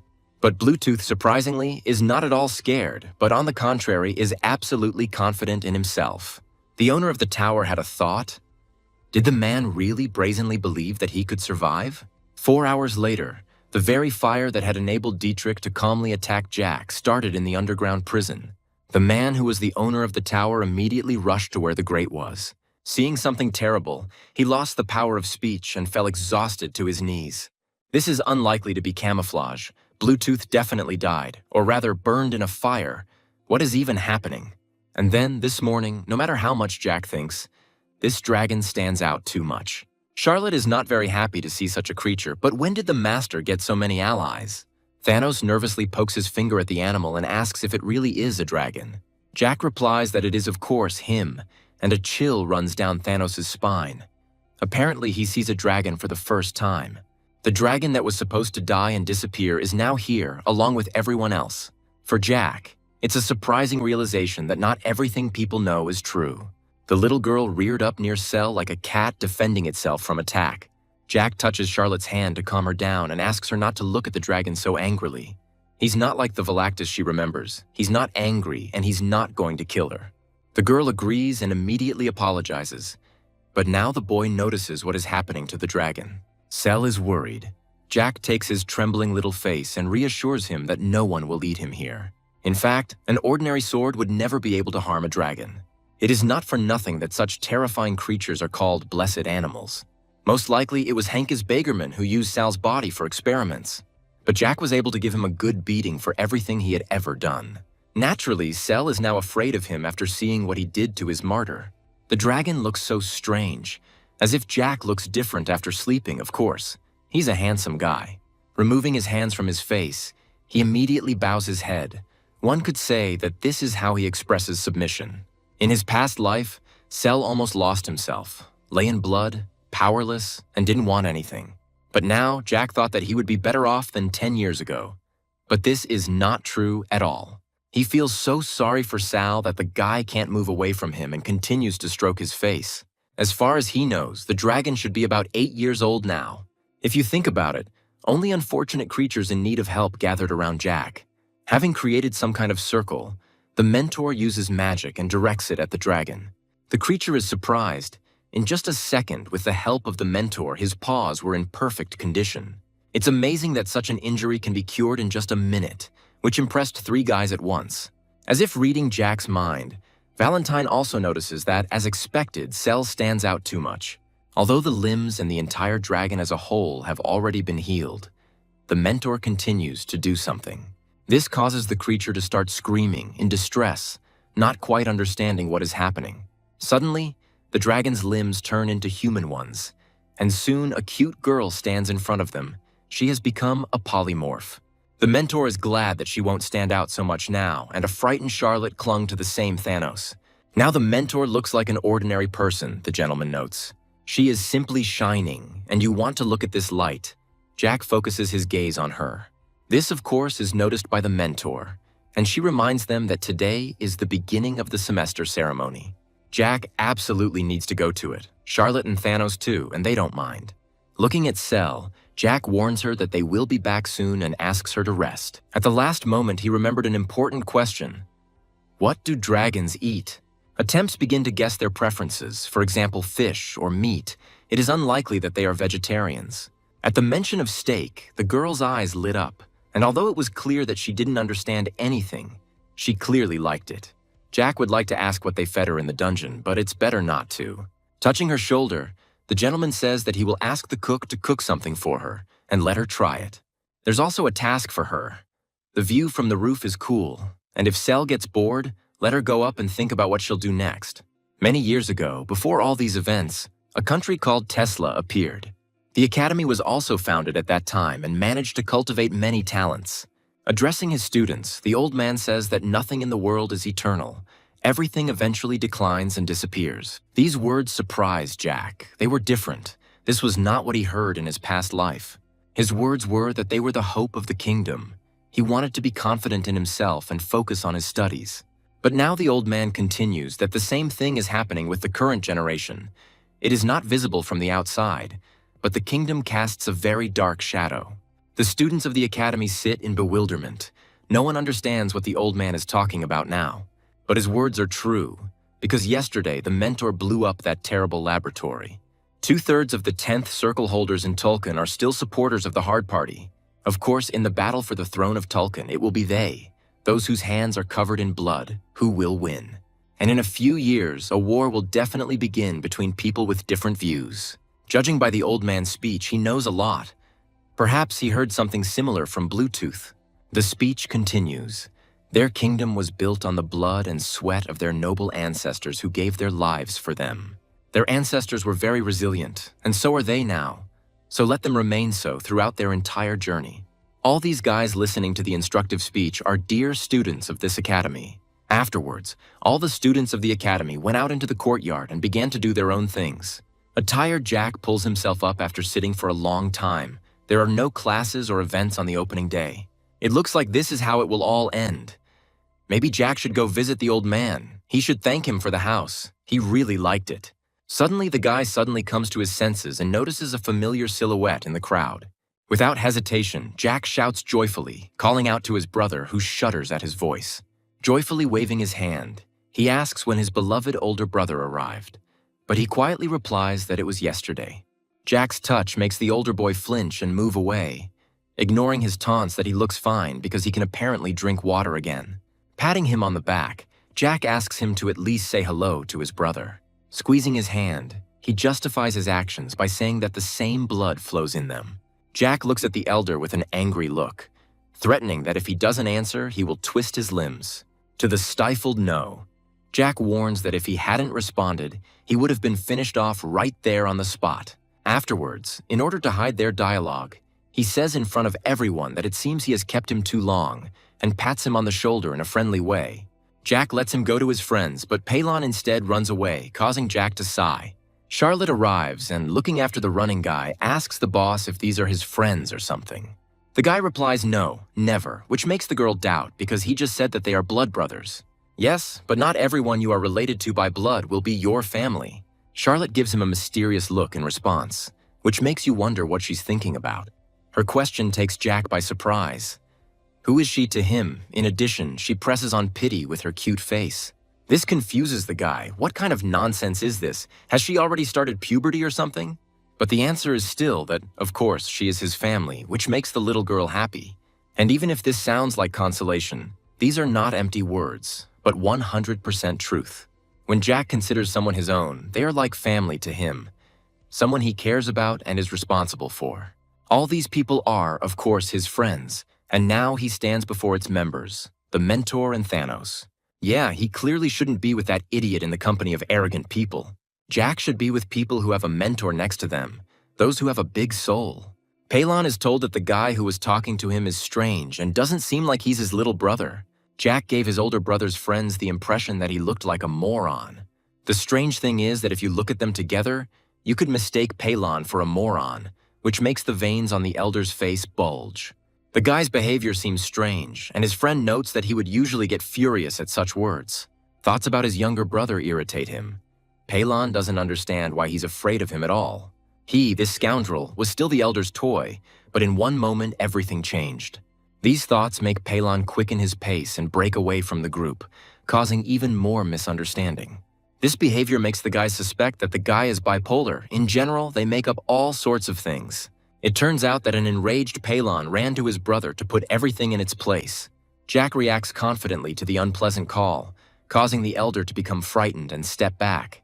Because of this behavior, Palon could not say what he wanted. He turned away and did not admit that he wanted to hit the younger one. Falling to the floor, Palon does not dare to look up, which causes his brother to tell him that he is boring. He has definitely overcome his fear of water, so why is his heart beating so fast?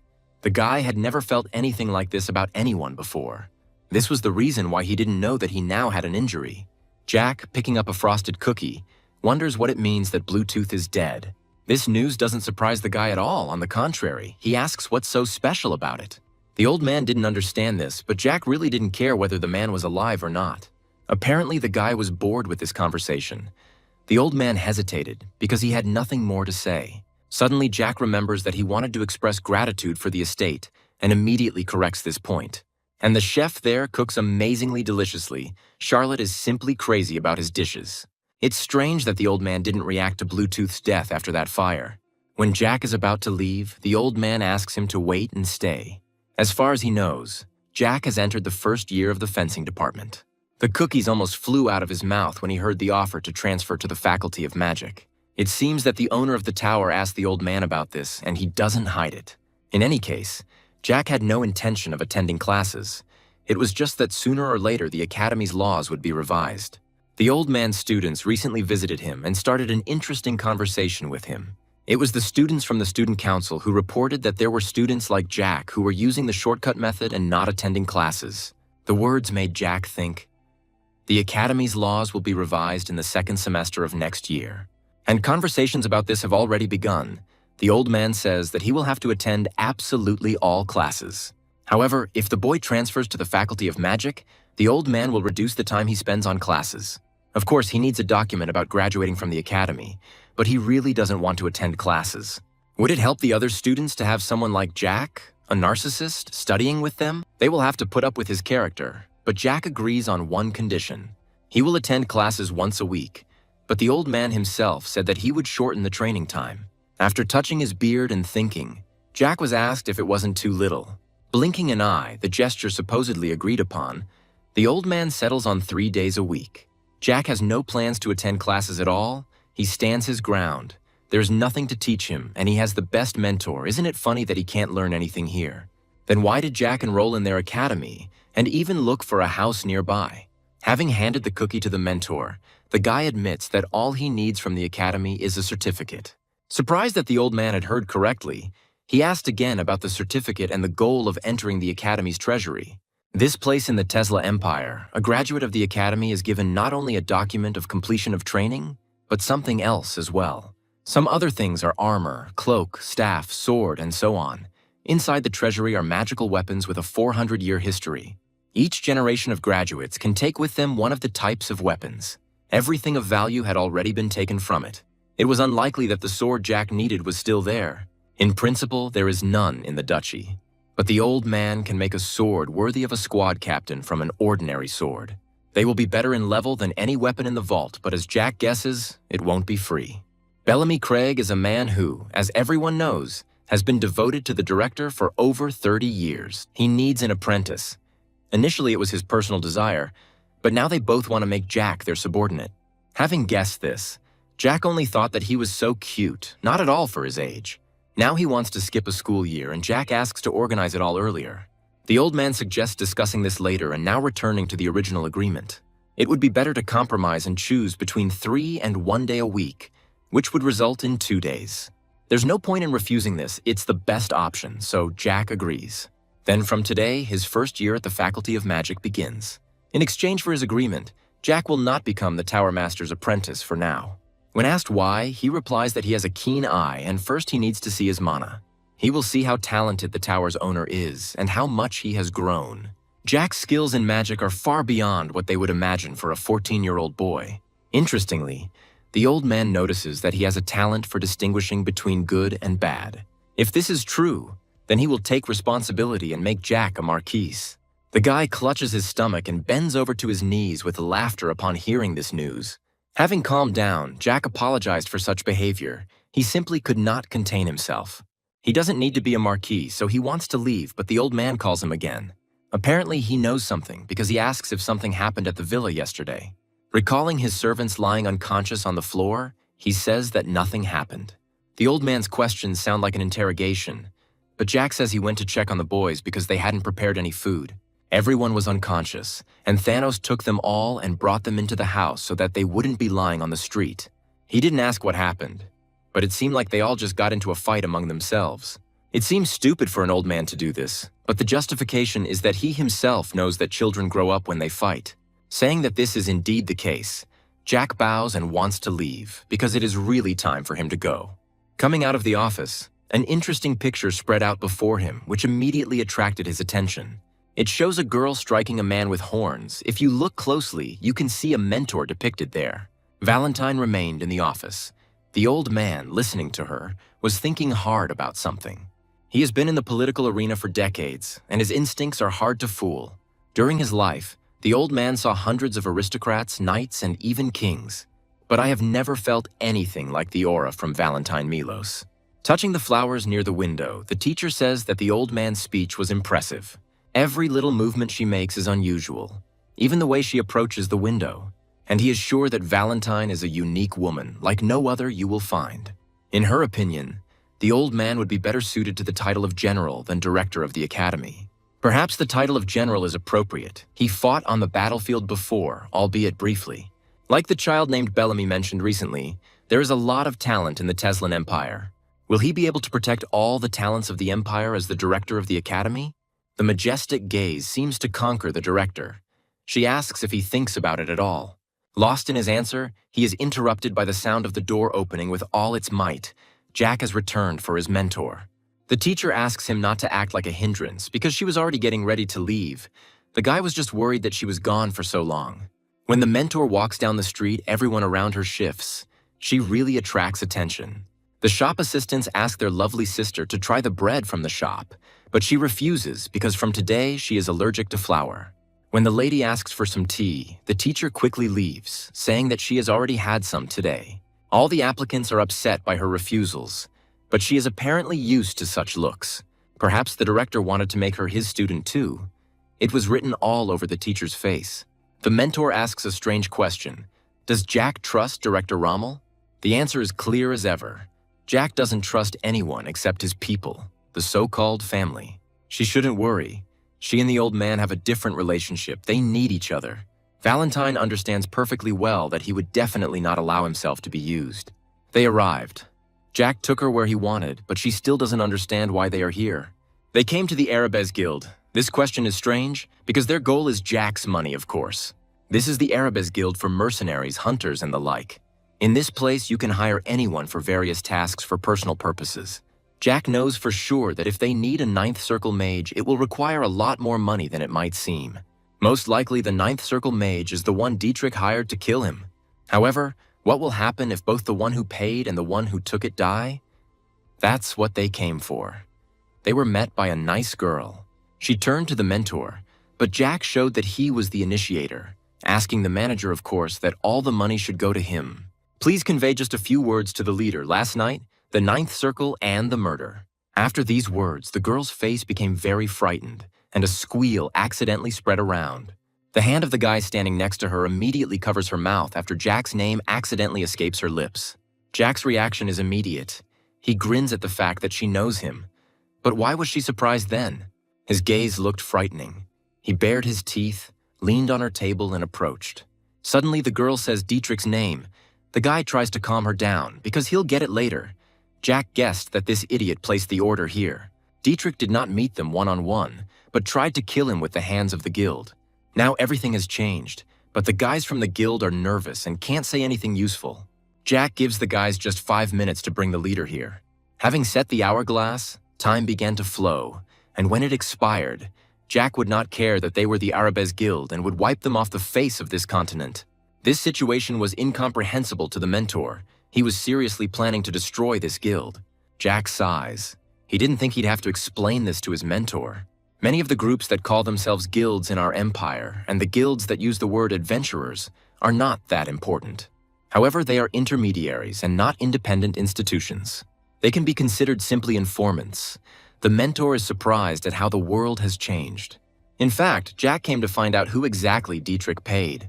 And the mentor just saw the reaction of that employee when she saw Jack. It's just that the employee knows about him, and now she's very surprised that he is still alive. If an aristocrat submits a request to assassinate another aristocrat through an agency, it literally means that he is telling the whole world that he will be killed.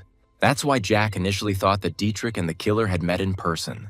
Who knew that he would use the services of an intermediary? Dietrich is an even bigger idiot than anyone thought. Everyone here looks at Jack as if they saw a dead man come back to life.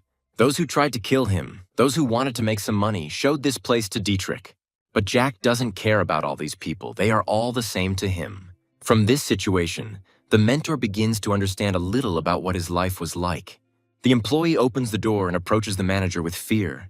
A man, with his legs folded, eats grapes and does not understand what has already happened. His face twisted when the man was informed that Jack Ballantyre had come to see them. His brows furrowed, his eyes dimmed, and the leader really couldn't understand why he was still alive. When asked if the employee had misunderstood, she replied that the young man had not introduced himself, but that she was absolutely certain. Clutching her skirt in stress, the girl relays Jack's few words to the manager. He also adds that if he doesn't come in 5 minutes, Jack will wipe them off the face of the earth. In his 34 years, he had heard a lot while on his way to becoming the leader of the guild. So much time has passed, but this is the first time such a situation has happened. The Fentanyl Guild. Those are the guys in the plague masks who attacked Jack. This is a group of assassins that never makes mistakes. Its leader is a ninth circle mage. But his target is still alive. The leader wipes his hands on his trousers. There is no time to think. I need to go to the young master since he is expected. As the sand is about to spill down, Jack responds to a knock on the stairs and immediately receives an apology for the wait. The leader says he is glad to meet him and introduces himself, saying that his name is Abero and he is the head of the Arabes Guild. The boys sat down opposite each other. Jack refused tea and wanted to get straight to business. Abero wonders what the young gentleman is talking about. Did he come to submit an application? Jack folds his arms and states that this is just a start, but yes, it is clear from his eyes that Abero already senses the money that will soon be in his pocket. But this is very much in vain, because Jack begins to talk about how someone tried to kill him last night. The guy asks if an order to kill him was placed through the guild. The guild leader agrees, no remorse, so he doesn't have to hide it. It seems that by imperial law, the Adventurers Guild is an intermediary that connects the client and the mercenary, receiving a fee for it. And although the man replies that this is not entirely true, Jack gets the gist. The leader warns that their guild is protected by law. True, mercenaries need work. They are sought after by those who want to do their work with someone else's hands, which is why adventurers' guilds were created, connecting clients with contractors across the country. The Arabes Guild is the largest mid-sized organization in the Teslan Empire, and its leader is in hiding, rumored to even be a member of the imperial family. It's simple. You can imagine how much the person who wanted to kill Jack paid. After all, he was a mercenary from the Fentanyl Guild. Abero adds that they themselves don't know what the exact amount was, which makes Jack frown. He came to talk about exactly this, about the price of his life, which surprises the manager. Kicking the air with his foot, he says that he needs full information about the amount and payment. Jack's furious, frightening eyes make you nervous. He doesn't like to repeat things twice because he understood everything right away. In response, all he heard was yapping that it was all so unclear and that his frowning mentor was watching him. Trying to get out of the situation, Abero says that it seems he wants to take on a task from the Arabes Guild, but he is not their employee or mercenary, so he will need to sign a contract. And even though Jack is losing his temper, he continues to listen about the real treaty with the Empire, about the provisions and points. Irrelevant conversations about the request and payment amount, the down payment, the advance payment, and the commission are getting on Jack's nerves. Jack thinks that the manager didn't understand. He didn't come here to leave a request. The man who wanted to kill him and the man who helped him do it are the same. To be more precise, these two people are dead, and neither of them got what they wanted, especially the money. Having played dumb, a conversation about the commission begins, to which Jack aggressively puts his foot next to the manager, saying that he has completely mixed everything up. They did not reject Dietrich's request, although they had a choice. No one did so. If Abero does not carry out his order, Jack will kill all the guild workers. Jack doesn't care that they are under the protection of the Empire. He just wants to know who he is talking to. It's better to do this quickly before he destroys the leader's impudent face. The guy won't continue any longer. The manager must do everything to find his money. He has a week to do this, and if they are not with him by then, the Arabes Guild will disappear from the face of the continent that same day. Having said his piece, Jack leaves and near the door asks the mentor to follow him. He will conduct his own investigation later, and if he sees a difference between Dietrich's payment and the amount received, it will be bad. Even if the difference is only 1 gold coin, the manager must understand the consequences. Let him not even dare to think that there is payment for his efforts or work. He doesn't respond to the threat in any way, but his face makes it clear that he has understood everything. After all that was said, the teacher and Jack went down the stairs. The conversation had gone well. When the employees were alone in the room, the girl asked if everything was okay. Having fallen onto the sofa, the man began to suffer. He was in a terrible situation and regretted taking the order. I can't believe it. An aristocrat kills an aristocrat. Dietrich was in his right mind when he approached them about such a matter. A cry of regret spreads through the room. He didn't want to take on such a job. The moment Abero first read Dietrich's request, he immediately thought that he would never want to fulfill it. It was clear that only a psychopath could ask the guild for such a thing. Having reported this to the top brass, he soon received a reply letter. In it, they told him that he could not refuse young Master Herman. The head promised that in any situation he could cover for him. Abero introduced the Fentanyl Assassins Guild to the aristocrat Dietrich, and everything should have ended very simply. This means that they are now being blackmailed by the most junior gentleman, who is not even in line to inherit the title. The leader is furious. Tolisso cannot understand what he can say and what he cannot, because the newcomer or the marquises are his friends. The guy doesn't know what to answer to these words. He hesitates and rubs the back of his head. This is understandable since they took this guy on just a couple of months ago. He does have outstanding intelligence-gathering skills, but it's unclear why else he was chosen. Tolisso's mind sank with realization, and he apologized because he realized that he had made a mistake. There's no way Ventiman could suddenly become a raven. So that he could become a raven and gather the most elite members near Osenbol, it would cost 30 silver. But what if the target of the assassination is still alive? Jack Ballantier, when asked to be honest about the price for his life, literally said that he did not know the amount of the contract. And there is no evidence that the killer left the province. He might have been caught, but then he would have known the exact amount paid. Calling out to Tolisso, the manager asks if Dietrich Herman was at the opening ceremony today. The answer to this question is that there was none, after which Abero asks to tell more details. At the inn where Dietrich was staying, only his servants remained, and the accompanying guards had not appeared since the previous evening. My head is almost smoking from this news. It's very strange that he just disappeared. Abero asks to imagine that he is attacked by a master of 9th Circle magic and 30 professional assassins of at least 6th Circle.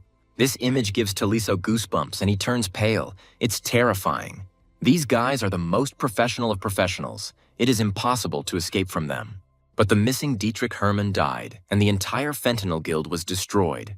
Upon serious reflection, Abero concludes that the mission has been a complete failure. Suddenly, the most stupid question is asked: is it really a failure? To which the manager loses his temper and shouts that the target is still alive. Is it normal that he came back without a single scratch? But Tolisso doesn't understand at all why he is being asked about this. Even if Jack was able to defend himself against the killer with someone's protection, there must have been at least a hint of worry on his face. However, he was completely calm, and even dared to threaten to destroy the guild. There was no one special among the latest recruits to Osenbol. The Marquis may have several knights, but he cannot get along with some of them at the same time. Maybe the one who helped him with the guild was one of the local magicians. Could it really be that the old man himself, Duke Osenbol, helped this little child? This could be an option, as Jack Ballantyre even lives in his residence. If this guy is a high-ranking guest in the duchy, then that's a good reason to protect him. But yesterday's fire in the duchy, the army would not have been able to cause something like that. Abero seems to be missing something, so he asks to contact a representative of the Marquis de Ballantyre, and also find out everything possible about Jack Ballantyre and bring the information to Abero. We need to gather the guys and search everything, but find the place where Ventamin could hide the money. Just as he was about to leave, the manager remembered something and asked to send a letter upstairs. It must be reported that Dietrich Hermann's mission has failed, and that the fate of the fentanyl mercenaries is unknown. And the main thing is that Jack Ballantyre may be under the protection of the Duke of Autumn. Also, in his memories, an image of a girl who was with Jack appears.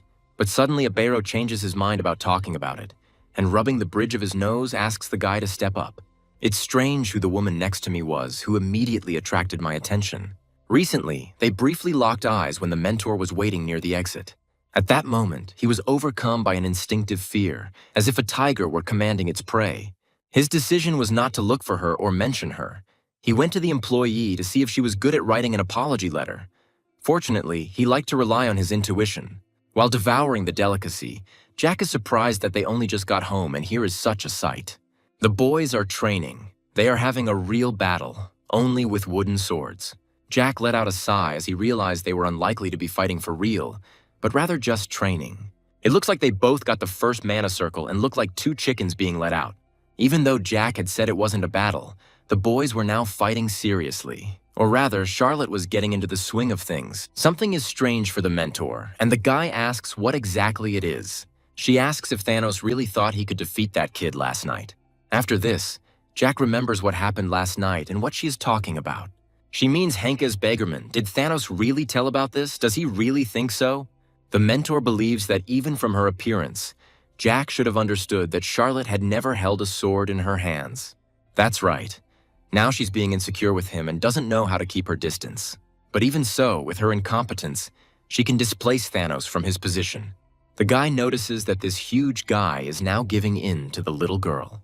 Charlotte seems to be losing ground. He tenses up and grins from applying all his strength. But in reality, it is Thanos who is doing this, and he is no less serious. He is stronger than Charlotte. The little girl even admires his power and muscles.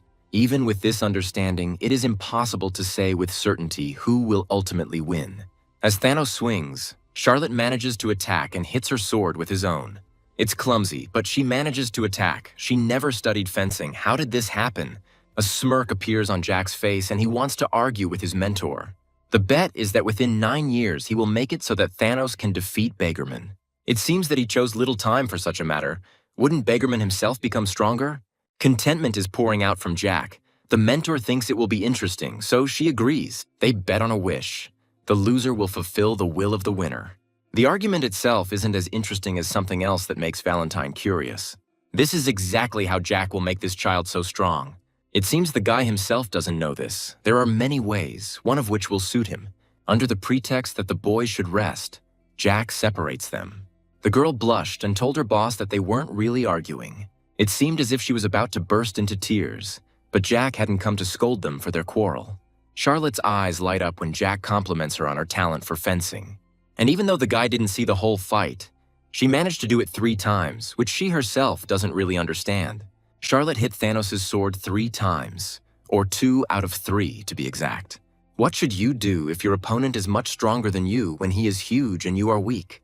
The answer is simple. You need to be like Charlotte and act as she did. If Jack hadn't interrupted their fight, she would have definitely ended up punching Thanos. After stroking her head, Jack praises her for having talent and that they need to see if she is also talented in magic. He invites the little girl to come up to his place and eat the cake he brought. She can also play with Cell, who is currently on the roof of the estate. Requests that Charlotte leave to speak with Thanos. In gratitude, she bows almost to the floor, and it is unclear where the little one learned to do this. Jack asks if Thanos knows he lost and is told he does. It's a shame for Thanos that Charlotte is so good at it. She has a talent for close combat. Unlike him, and he knows it, which is why his face grows dull and his eyes look at the floor. It's quite easy to figure out how to turn around a situation when you're losing ground, and Charlotte did it twice. Thanos was confused and did not understand how to repel her attack. Jack sharply clenched his fist. Another minute, if Jack hadn't intervened, this giant would have been lying on the ground. There is only silence in response, tears welling up in his eyes. But Thanos holds on while he is being questioned. Stubbornness and selfishness. He means Charlotte. She's physically small and looks harmless. But such a little thing was able to understand his strength, come up with a tactic and repel his attack. The guy mumbles, unable to figure out what he should do in this situation. It's simple. Thanos needs to change his sword technique or his power so he doesn't lose control so easily. But he didn't do that. He just continued swinging his sword as before. This won't do, so Jack suggests killing Thanos just once. This phrase really scares the guy, but he wants to train properly. There are no buts in this. He wanted to become the strongest on the continent. For this, he will have to try. But Thanos seems more like he is causing inconvenience to everyone. Jack had already told him that he would have to try, and Jack put his hand on the guy's shoulder. This means that for the sake of his goal, he must even be ready to die. But Jack wants an answer, so he asks again if Thanos is willing to try that hard. Feeling the sword in his hand, the guy tensed up and still answered that he was ready. Apparently this was a question to show off. He doesn't ask the mentor to leave, but rather to help, hinting at an argument. Still, she's interested in why Jack would like to use an illusion inside the magic circle. The mentor guesses that he wants to change the path of magic and create a training partner for this boy. This proves that he is truly an unusual person, since she immediately guessed his intentions. It will take a lot of mana to create an illusion that looks like a real person. Running his finger along the asphalt, Jack drew a circle on the ground with mana. The mentor recognized that this was a combination of the rules of death and illusion. The rule of death is a 10th circle dark magic spell. It controls a limited space, spreads black magic within it, and changes the path of mana according to the will of the caster. In this space, you can drive your opponent crazy and force them to panic. And the 9th circle illusion is a spell that creates an illusion that looks like a real person. But if you combine both spells, you get something interesting, something he and his mentor came up with in a past life. Holding the teacher's hat in his hands, he distracts her from the spell, wanting to say something. After this, Jack turns around and calls out to Thanos for the same reason. Jack says that battles have difficulty levels from 1 to 10. The higher the number, the stronger the enemy. Immediately after the explanation comes the question of what level Thanos wants to start from. Embarrassed to overestimate himself, the guy sadly replies that only from the first. Since Jack himself gave the choice, he did not object, and it was better to start with the easy one. Running his finger along the center of the circle, Jack continues to cast a spell on it. He will be amused that when he dies 100 times, he will definitely learn to hold a sword. After the mentor has finished her work, Jack tells the boy to enter the circle. After a brief hesitation, Thanos finally steps into the circle and falls into a trance. The mentor asks an interesting question. Who did Jack make into Thanos' opponent? The guy leans towards the woman's ear and says something, but in a whisper. The answer is astonishing, and Valentine does not hide it. On the contrary, he shows his emotion in full. Winking, Jack says that they will deal with such an enemy in less than 9 years. This smirk mixed with the gesture makes the mentor say that Jack is a terrible person, but he hears this very often. Looking around, Thanos doesn't understand where he is. There is only darkness around. Hearing a sound behind him, he turns around and sees a man in front of him holding a sword. Looking at him closely, Thanos remembers that he has seen him somewhere. As soon as the man opened his eyes, he immediately saw Jack's face in front of him. This is a grown gentleman, but he did not utter a word, but swung his sword in his direction. Realizing what was happening, Thanos assumed a fighting stance. This was apparently training. After this, the past Jack immediately takes off and flies into battle. This is impossible not to notice, which is why the guy puts his sword in front of him, preparing to defend himself. He tried so hard to concentrate his strength that a grin appeared on his face. Just when it seemed to him that everything had slowed down, his sword flew out of his hands. He realized that the previous Jack would cut off his head without regret, and he did it. After this, Thanos woke up on the tiles in the courtyard, out of breath and scared. He clutches his neck to check if his head is still in place, and Jack's question about what happened makes his body go numb. A piercing scream of horror is heard. Thanos is frightened by the still little Jack, which was to be expected. Jack holds out his hand and pretends not to understand why he is so afraid. Thanos grabs himself to rise and asks who was in the circle, but it is just an illusion. The guy didn't understand at all what the gentleman meant, which is why he repeated that it was illusion magic. Jack points out that Thanos has little experience and has never been in a situation where he had to risk his life. And that's true. He is told that he saw Jack in this circle at the age of 18. Jack will tell anyway, even though Thanos has already tried and should have understood it himself. To improve his skills, the guy will have to fight him from his past life. And the longer Thanos can last in battle, the stronger he becomes. Having drawn conclusions from his past life, Jack concludes that a lack of talent can be made up for by experience. There is no magic used there, only fencing, so the difficulty was at the level of the first circle. Jack says to try to win, and Thanos agrees with this, but he does not understand what this past life is. Exactly, he didn't tell Thanos about the rebirth, well, some other time. The guy hits himself on the chest and replies that he understands everything and, as he was told, will try to win. Let it be the magic of illusion, nothing more, but the feeling of death is too obvious.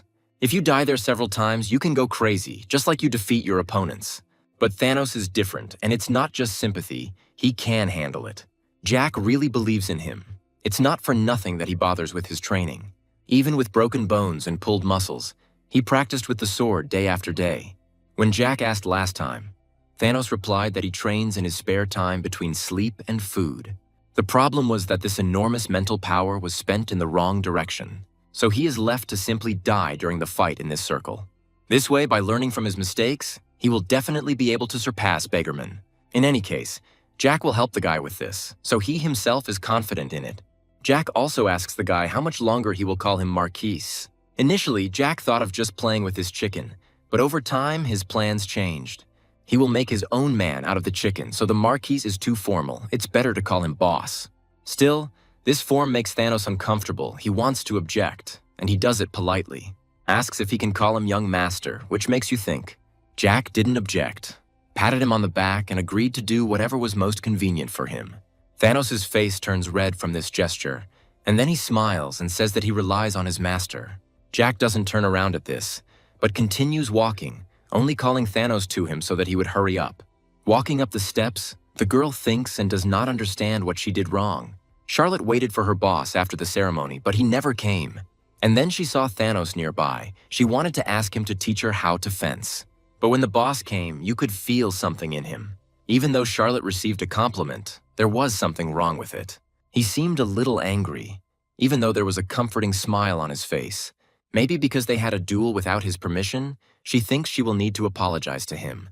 Rising up, she suddenly sees a girl standing in front of her. It was noticeable that she was scared, and then suddenly she fell to her knees and bowed to the floor. Galactus, the dragon who used Charlotte and her mother as toys and called himself her uncle. Now she hates dragons and showed it in every possible way when she met Cell. But the first thing the boss said was that she was not at all like Galactus. The girl's body was shaking. She felt guilty for not knowing that Charlotte was coming here. Tears well up. Apparently she feels very sorry for Cell, so she also falls down next to him and hugs him tightly. Until now, Jack hadn't told them what had happened to her, but it was clear that Cell was very traumatized. But maybe Charlotte can help her somehow, for example, with communication and friendship. The cook remembers that child and is surprised that she is still on the roof. He talks to Jack and offers him something to try since he ran to see the cook. Suddenly, two girls are asked why they are both hugging on the floor. Jack thinks they have become such close friends, but the mentor thinks it's more like only one side has become friends. Well, yes, if you look more closely, for some reason Cell is shaking and Charlotte is crying. Charlotte finally hears the dialogue from behind and immediately pays attention to it. Turning around, the girl sees the boss, quickly gets up and runs with apologies. But as soon as she ran up to Jack, they noticed that Cell was bowing again, almost hitting her forehead on the floor. This doesn't suit Charlotte, and she tries to get Cell to her feet, but hears in response a request to let go. Something's wrong. This little girl was completely different last night. Well, that poor thing had to go through a lot in that lab. Approaching the girls, Jack picks them both up in his arms and starts carrying them somewhere. At the same time, He asks what Charlotte is apologizing for, and she replies that the boss was angry that they started a fight without permission. Suddenly, Charlotte starts to almost cry and scream that it won't happen again. No way, she can have contractions whenever she wants. She doesn't need Jack's permission. Afterwards, Jack breathes a sigh of relief. Why would he be angry about this? If she doesn't hit him on the head with a wooden sword, he definitely won't be angry, she warns Charlotte. So there is no need to do this. And then Jack felt sorry for Thanos, who fought stupidly. And they are convinced of her talent as a swordsman. So Jack suggests testing her magic at night. Jack notices that Cell in his arms is not as mobile as Charlotte, or rather, she's simply trembling, trying not to move at all. This is a good time to ask her if she liked the chef's painstakingly prepared breakfast steak, and he hears a positive answer. When asked if she wants to try something else, there is only silence. This reaction makes Jack worry, and he wonders if something is wrong and why Cell has no strength. Yesterday, when he freed her, she resisted so much, a day passed, but she managed to change a lot. She shakes her head from side to side, saying that she doesn't feel bad, and begins a sentence about a blackened demon. The demon who changed the earth and sky. Jack did not quite understand the essence, so he asks again. He guessed that it was because of the destruction of the world, and Cell confirmed this. The mentor notes that the girl is talking about the third Dragon Lord's prophecy. 400 years ago, something happened to the third Dragon Lord. The one who was stronger than the fourth and fifth combined, opposed the will of the mentor and died. Of course, her victory was obvious, there was no doubt about it. He could predict the future using the power of souls, so he left a prediction before his death.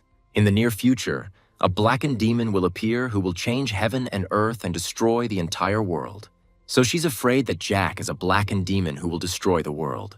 Apparently so, but Jack thinks this prediction is complete nonsense. When he sat down innocently next to her, Cell turned and looked at her with a frightened look. But Jack continues to say that the end of the world is nonsense. This opinion causes a violent reaction in Cell, because this is the prediction of the Third Lord, and he has never been wrong. Jack concludes that she must be energetic since she can scream like that. Apparently, her parents didn't tell her that the Third Lord liked to change his predictions, which makes Cell very surprised. He did this often, but only to protect the dragon race. Jack pats her on the head and says that she was worried about stupid things and it's time to calm down. Of course he can, but to make sure, he asks if he definitely won't eat it. But why would he need this? Dragons are not his type at all, which calms the girl down. It's almost lunchtime, so little Cell had better tell Jack straight out. Tell her if she liked the morning steak, the mention of which makes the girl's eyes light up. Her mouth immediately started watering, and she herself became embarrassed and honestly admitted that the steak was very tasty. Then Jack suggests they have steaks together for lunch, but not like the ones in the morning. He asks to cook something new starting tomorrow, and the girl is even more happy about the new steaks. So Jack suggests just eating something tasty and not being sad. Suddenly I remember that he didn't introduce them to each other at all. Of course, they already know each other, but he still imagines Charlotte and that she will become the queen of the vampires. She also introduces Cell, saying that she is the future dragon mistress. Remembering Thanos, who is shyly sitting in the corner, Jack says that he will introduce him at dinner. Only when Charlotte's name is mentioned does she respond like a subordinate. She was only asked to convey to Guinness the request to begin preparing dinner. Charlotte shakes Cell's hand, but the little girl doesn't understand the gesture. It was a gesture of invitation. Charlotte smiles and wants them to go together. In response, the girl looks uncertainly and a little scared, but agrees. It turns out it was embarrassment, because afterwards she blossomed and left arm in arm with Charlotte. The mentor notes that Jack is an excellent liar, because the Third Lord was very special. The dragon did not use soul energy as mana like they did, but only for psychological skills.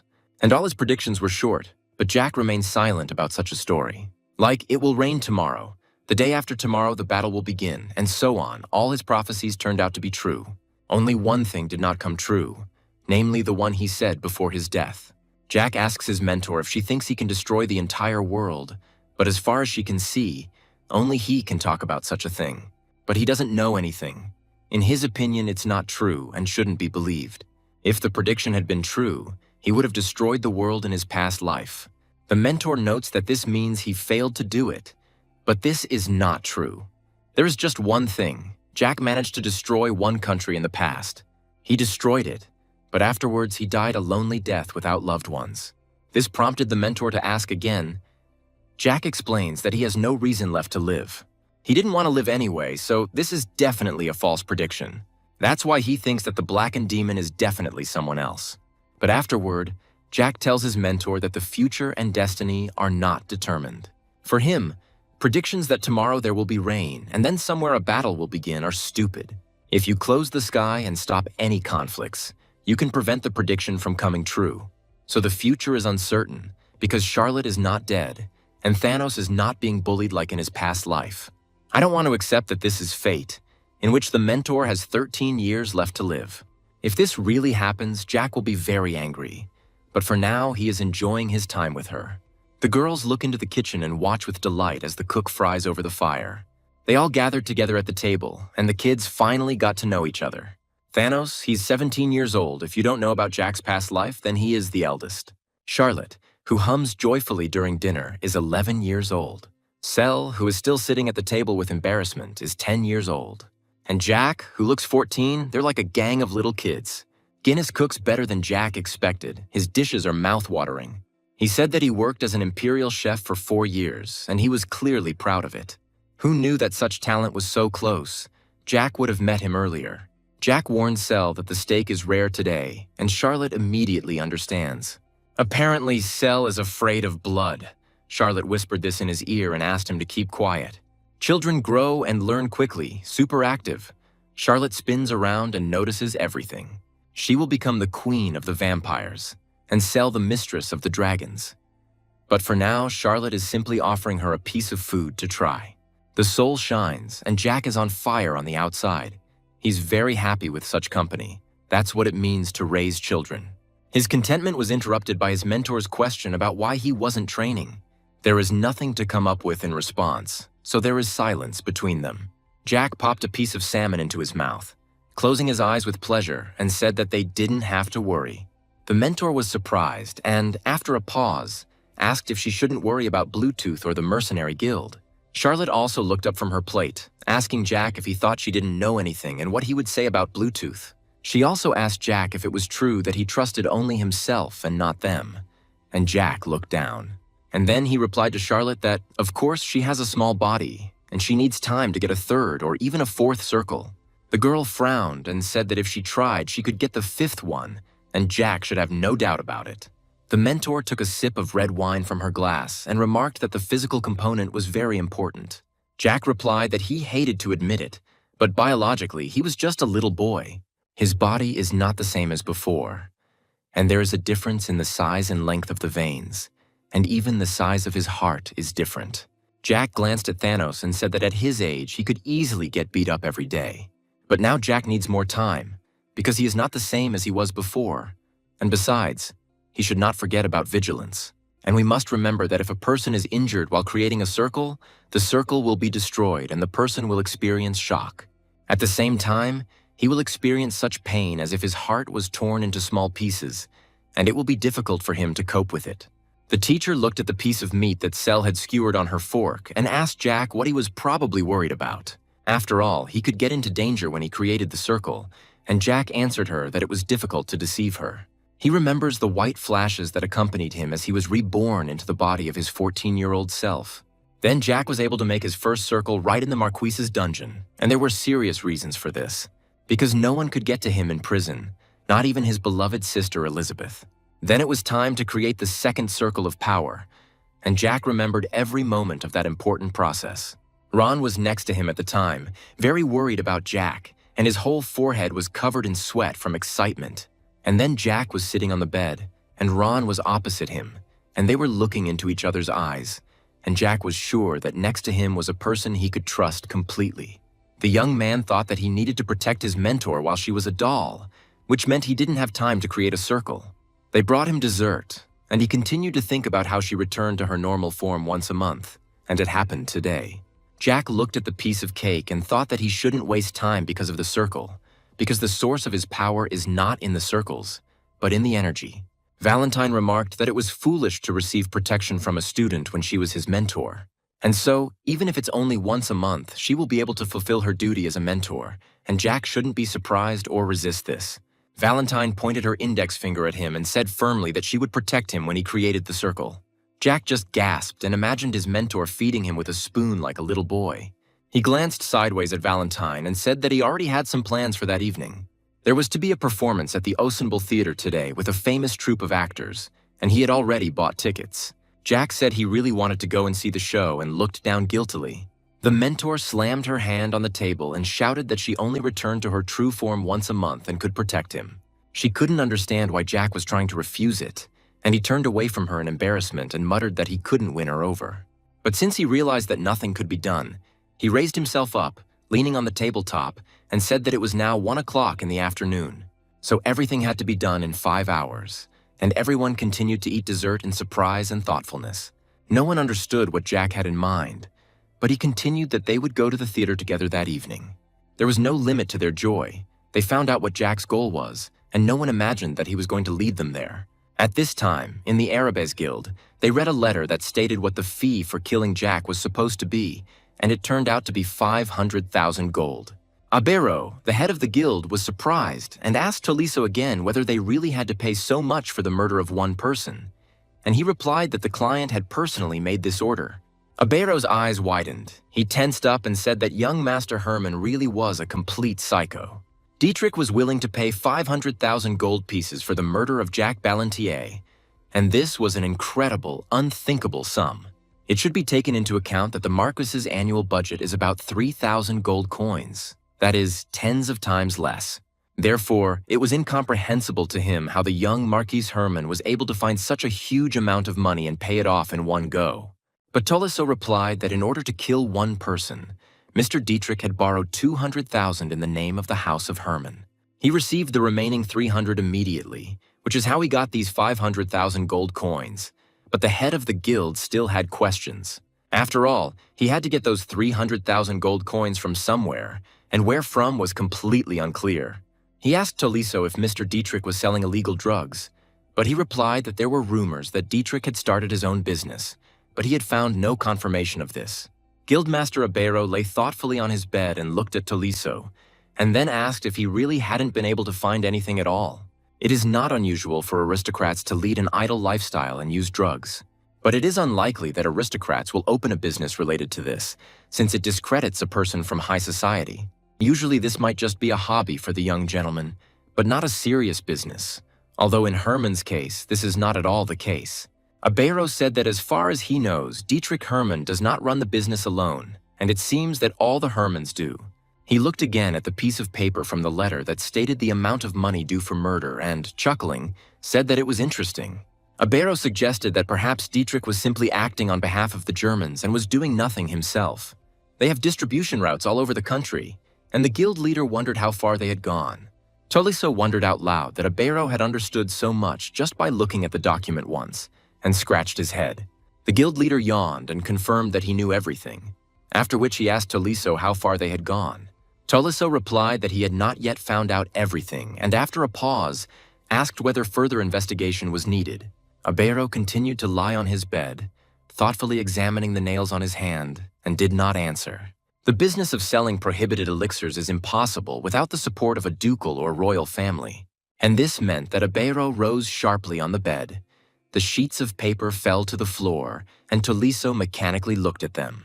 The guild leader said that there was no need to investigate any further and that it was important to deal with the payment, after which he asked Tolisso if he had found it, and he replied that only half had been found. Abero asked thoughtfully, and upon hearing the same answer, he said that now everything was completely clear to him. The assassination attempt was unsuccessful and failed, and the Fentanyl Assassins Guild was destroyed. Otherwise, Abero's informants would have found out about this long ago and would not have let them go so easily. Ventamin hid his money after dividing it, which is why Tolisso only found half. Abero said that the other half would not be so difficult to find, but then he realized that he was hungry and that he needed to go buy food. He told Tolisso that he understood everything and that he should continue the search and order the boys to join him. Tolisso asked hesitantly why they needed to hide this from the top and smiled sheepishly. He didn't know if they needed to do this. Abero replied that they would not hide it, but that they simply needed to resolve everything themselves so as not to add problems to the top brass. The guild leader added that the top brass were too busy, and Tolisso aloud admired his wisdom. And Abero thought it was a good thing he was such a fool. Soon, Abero went out into the city and went to the market to buy food. There he reached the baker's shop, a fat man with a gray hair and mustache. He simply burst into a smile when he saw him, and Abero asked the baker, Mr. Martin, to wrap up 10 buns for him to take home. And while the baker was taking hot buns out of the oven, the head of the guild was pondering Toliso's words, wondering if they were hiding anything from the higher-ups, and grumbling that he couldn't trust them. Jack's threat was real, so he needed to find the money at all costs to keep his head. He looked at the problem from different angles, and eventually decided that he could then decide whether to report to the higher-ups or not. Just when he thought that even though he was the branch leader, there was no point in him giving his life for the guild, someone touched his leg and meowed. Abero saw the cat with the collar, thought how cute he was, and bent down to pet him. And while he was ironing, he thought that he had never seen the top of the guild. Even when he became the head, he does not know either their age or their gender. The only thing he was sure of was that it wasn't just one person, and that confidence was reinforced by what he knew about the guild. But he often wondered how one could be loyal to those who hide their identity. A voice came from behind him, asking him not to feed the cat, who had only eaten 2 bowls of food that morning. And Mr. Martin, laughing, remarked that now he understood why the cat was so fat. Abero took the bag of buns and thought that it had been strange to try to subjugate a forest of monsters in the first place. He walked down the street, chewing bread and thinking that he even felt a little sorry for the people who were giving their lives in this place. He took another small bite of the bun and thought that this battle could have been avoided. Moreover, this was not just a battle, but a war between people and monsters, and this war was not for life, but for death. The monsters can't get out of the forest, but despite all this, the essence remains the same. It doesn't change. By the time Abero reached the door of the house, he had already concluded that wars are created to plunge society into chaos. At home, they were already waiting for him with food, and he told everyone that the kingdom was now calm and handed over a bag of buns, offering everyone to take one. The girls, talking among themselves, noted that the Arabes Guild was stronger than it seemed, and that it was not difficult to control the mood in the country with the help of information. Their faction supports the king, so naturally the guild is protected by royal law, and the number of enslaved mana users who were not needed was sharply reduced. Abero went up to his room and, thinking about the high probability of the king losing the support of the aristocrats, was surprised that their guild could also be involved in all this horror. He touched the portrait lying on the table with his fingers and noted to himself that too many strange things had been happening lately. Abero lay down on his bed and began to think about Dietrich Hermann and his drug business. He tossed and turned, thinking and thinking, trying to solve this riddle, but he came to the conclusion that it would be impossible without the support of the Empire. And then maybe those 300,000 gold pieces were used to push that idiot Dietrich forward and make him responsible. And in this case, without any doubt, they must have made a fortune because the sum is simply enormous. But even without mentioning the amount, Abero couldn't understand how the guild could not know about the movement of such money. And one day of investigation is certainly not enough to find out all the details and understand everything. Abero himself was unaware that his superiors were deliberately hiding all of this, and this worried him greatly. Abero took the document with the fee amount again, reread it, and understood why he had previously received a reply asking him to accept Dietrich's offer. But he still didn't understand why the top had gone so far. He lay there, looking at the ceiling and thinking about it. At first he thought it was stolen money from his superiors, but the amount was definitely not right. Then he thought that the money might be intended for military expenses, and then maybe they were planning to start a war. Abero continued to wonder whose money it was, and decided that it was either the money of the top brass or of people even higher up who were covering their backs. He watched the fly flying under the ceiling and thought that in any case, this was definitely not money for an attack on the monster forest. The guild leader also remembered that Count Mentis had paid most of the money, and that was also strange. Abero lay and thought, and all his thoughts boiled down to one thing: why and for what purpose all this was undertaken. Lately, it seemed to him that someone was deliberately undermining the power of this city, or rather, the entire country. The number of drug addicts has increased, as has the crime rate in general, and it is understandable why so many mercenaries are now being hired for protection. Abero thought that this was definitely not just speculation, and he also remembered the events that took place 2 years ago. At that time, persistent rumors circulated around the city that experiments on dragons were being conducted in the Tulkan Empire. Although they said that dragons were extinct, in reality all excuses can be considered just words. There must certainly be a reason why these rumors started spreading around the city. Abero wanted to check the veracity of the source of these rumors back then, but a message came from above. In that message, he read a strict order that he was not allowed to investigate rumors related to the Tulkun Empire. Abero picked up the tied tame pigeon and, looking at it, thought that if these were just rumors, he would not have been given such an order. Then he released the dove and lay down again, thinking that it had only been his premonition. But he still would like to stop thinking about it, although his life has always been connected with the extraction of information. He felt a terrible feeling because he could not stop thinking and was afraid that it might take over his whole body. In the end, he summarized that the guess he had made using the information in his head was something like this. Either the top of the Arabes Guild is connected to Tulkun, or one of its members is connected to this empire. It cannot be otherwise. The Adventurers Guild actively assists the Tulkun Empire in obtaining and controlling the information received and disseminated. We need to think again about these experiments on dragons. If this is true, then a number of questions arise. And one of them is, where did they get the dragon from if they shouldn't be on our lands?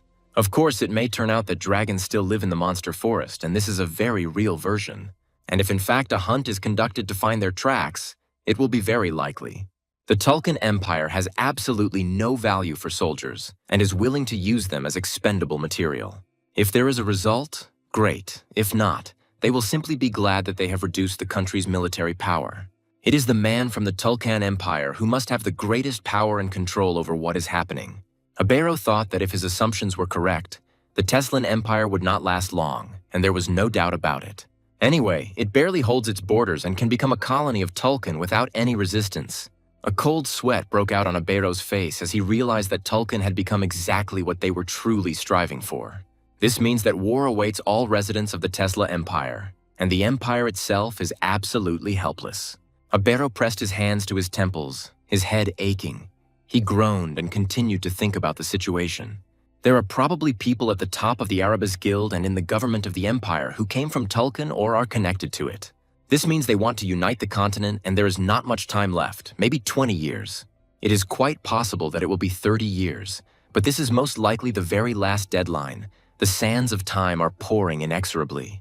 Although most likely, there are no more than 10 years left for this, and this is in the best case because it could be much less. Abero thought that he had always liked this country, but the time would soon come when everything would change. And then it will be completely unclear what will happen to the Tesla Empire, what will happen to the Guild, what will happen to him. Abir was not at all happy with the prospect of being thrown away as a hunting dog after catching rabbits. The Guild leader was sweating from the mental effort and the terrible prospect that opened up before him. Abero thought that he simply had to create new threads, and these had to be very strong threads. These threads must be so strong that they must never, under any circumstances, break. At this time, Jack Ballantier was sitting in the lotus position in the Round Temple, acquiring a new circle of power. Cell, the half-dragon, asked with admiration who he was and that she hated humans because they cut off her limbs. People drained her blood and held her with magical shackles as she became a dragon and roared in pain. Cell Bahamut couldn't love people, she hated them, but that was the irony of fate. Because it was one of the people who saved her when she was in a completely helpless state. Cell's parents abandoned her, and on top of that, they wrote down her knowledge about xenobiotics or something like that. And when the time came, they abandoned her in the middle of nowhere in a country called Tulkun. And that was all she remembered. At first, she was afraid that strong people like him could feed on dragon meat, and it drove her crazy. But it turned out that this person didn't need anything in return. And this was very strange, because everyone always needed something from her. Cell began to cry and said that a good man like him could not be a demon who would destroy the world. She was absolutely sure that the Third Lord had definitely been wrong in his prediction. It couldn't be like that. But she couldn't understand how a person could reach the third circle in just an hour and reach the fourth in another hour. Jack Ballantier continued to meditate, and less than 2 hours later, another miracle happened. Everyone watched him in fascination, exclaiming in surprise as he managed to reach the 5th level in just 2 hours. Cell turned to Charlotte, who was admiring her boss and saying he was really cool, and thought that everyone understood how she was feeling. Anyone in Charlotte's place, or even in her place, would have frozen in admiration upon seeing this, including Cell. The teacher decided to ease their worries a little. She told them to be calm, and the girls agreed. Valentine praised them, saying that they both had great talents and that they should keep a close eye on Jack. Because the state that Jack was in complete nirvana, is the most impressive state of the circle. The difference of one lap is already very large, and the case with Bluetooth Marco is exactly the case where this is very clearly visible. A timid question was raised as to whether she was truly human, or whether she was perhaps in fact a god or a demigod or a monster. The teacher continued that Jack was quite strong, and each of his circles was in perfect harmony, and the form in which the body and mana became one was sometimes called the unity of mana. Valentine told Cell that if you can control this state, you can open all the boundaries. She hugged the girl tenderly and said that there was no need to think about stupid things, and she, puzzled, tried to ask something. The mentor asked Cell who she thought Valentine and her student Jack Ballantyre really were. She thought for a moment, and the mentor continued her conversation and said that she could tell everything about herself, but not about her student. Cell lowered her head in disappointment, saying that everything was clear to her and that it was because she was a stranger to them.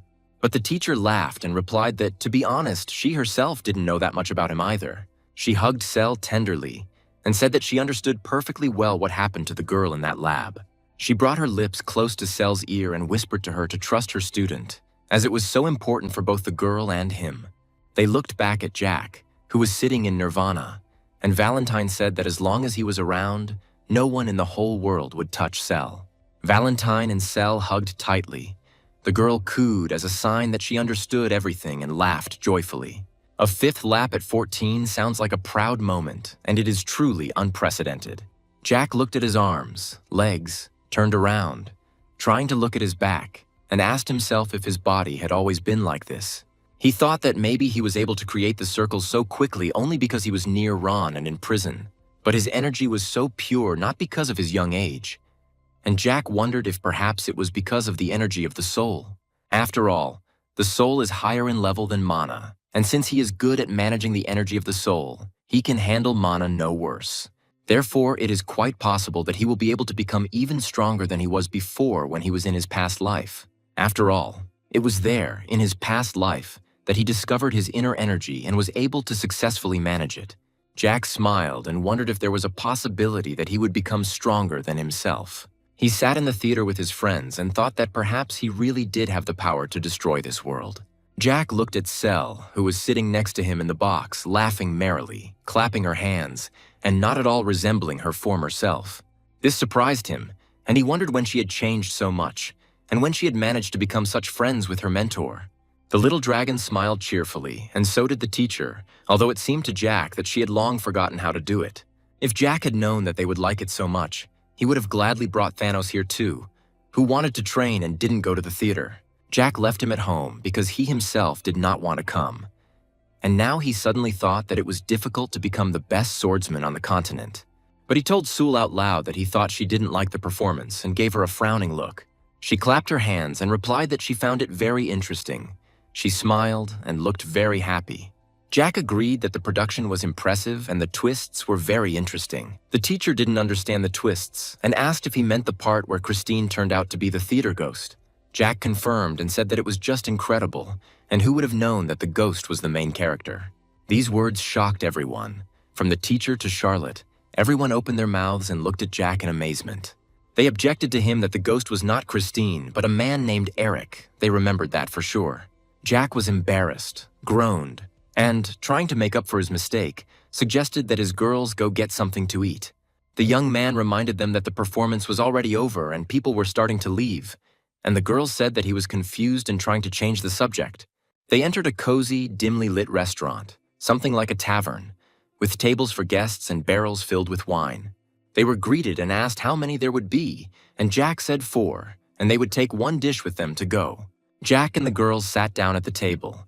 Everyone was very happy and remembered how much fun they had at the theater. And then he saw Abera, who was being happily hugged by the waitress who was serving them food, and he was a little embarrassed. Abero also saw Jack in the company of girls and noticed the way he looked at him.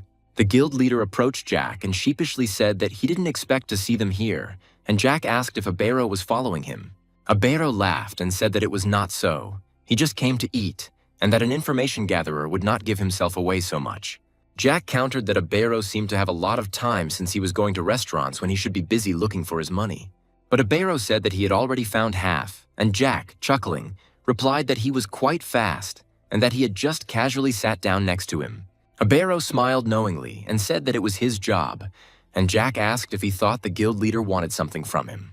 He replied that yes, he really did want to, but he wouldn't talk about it here in the restaurant, in front of everyone. Jack thought that everything was clear to him, and that the mentor stood out from the other visitors of this establishment.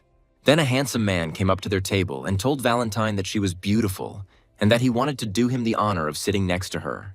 Jack's entire company stared at the man.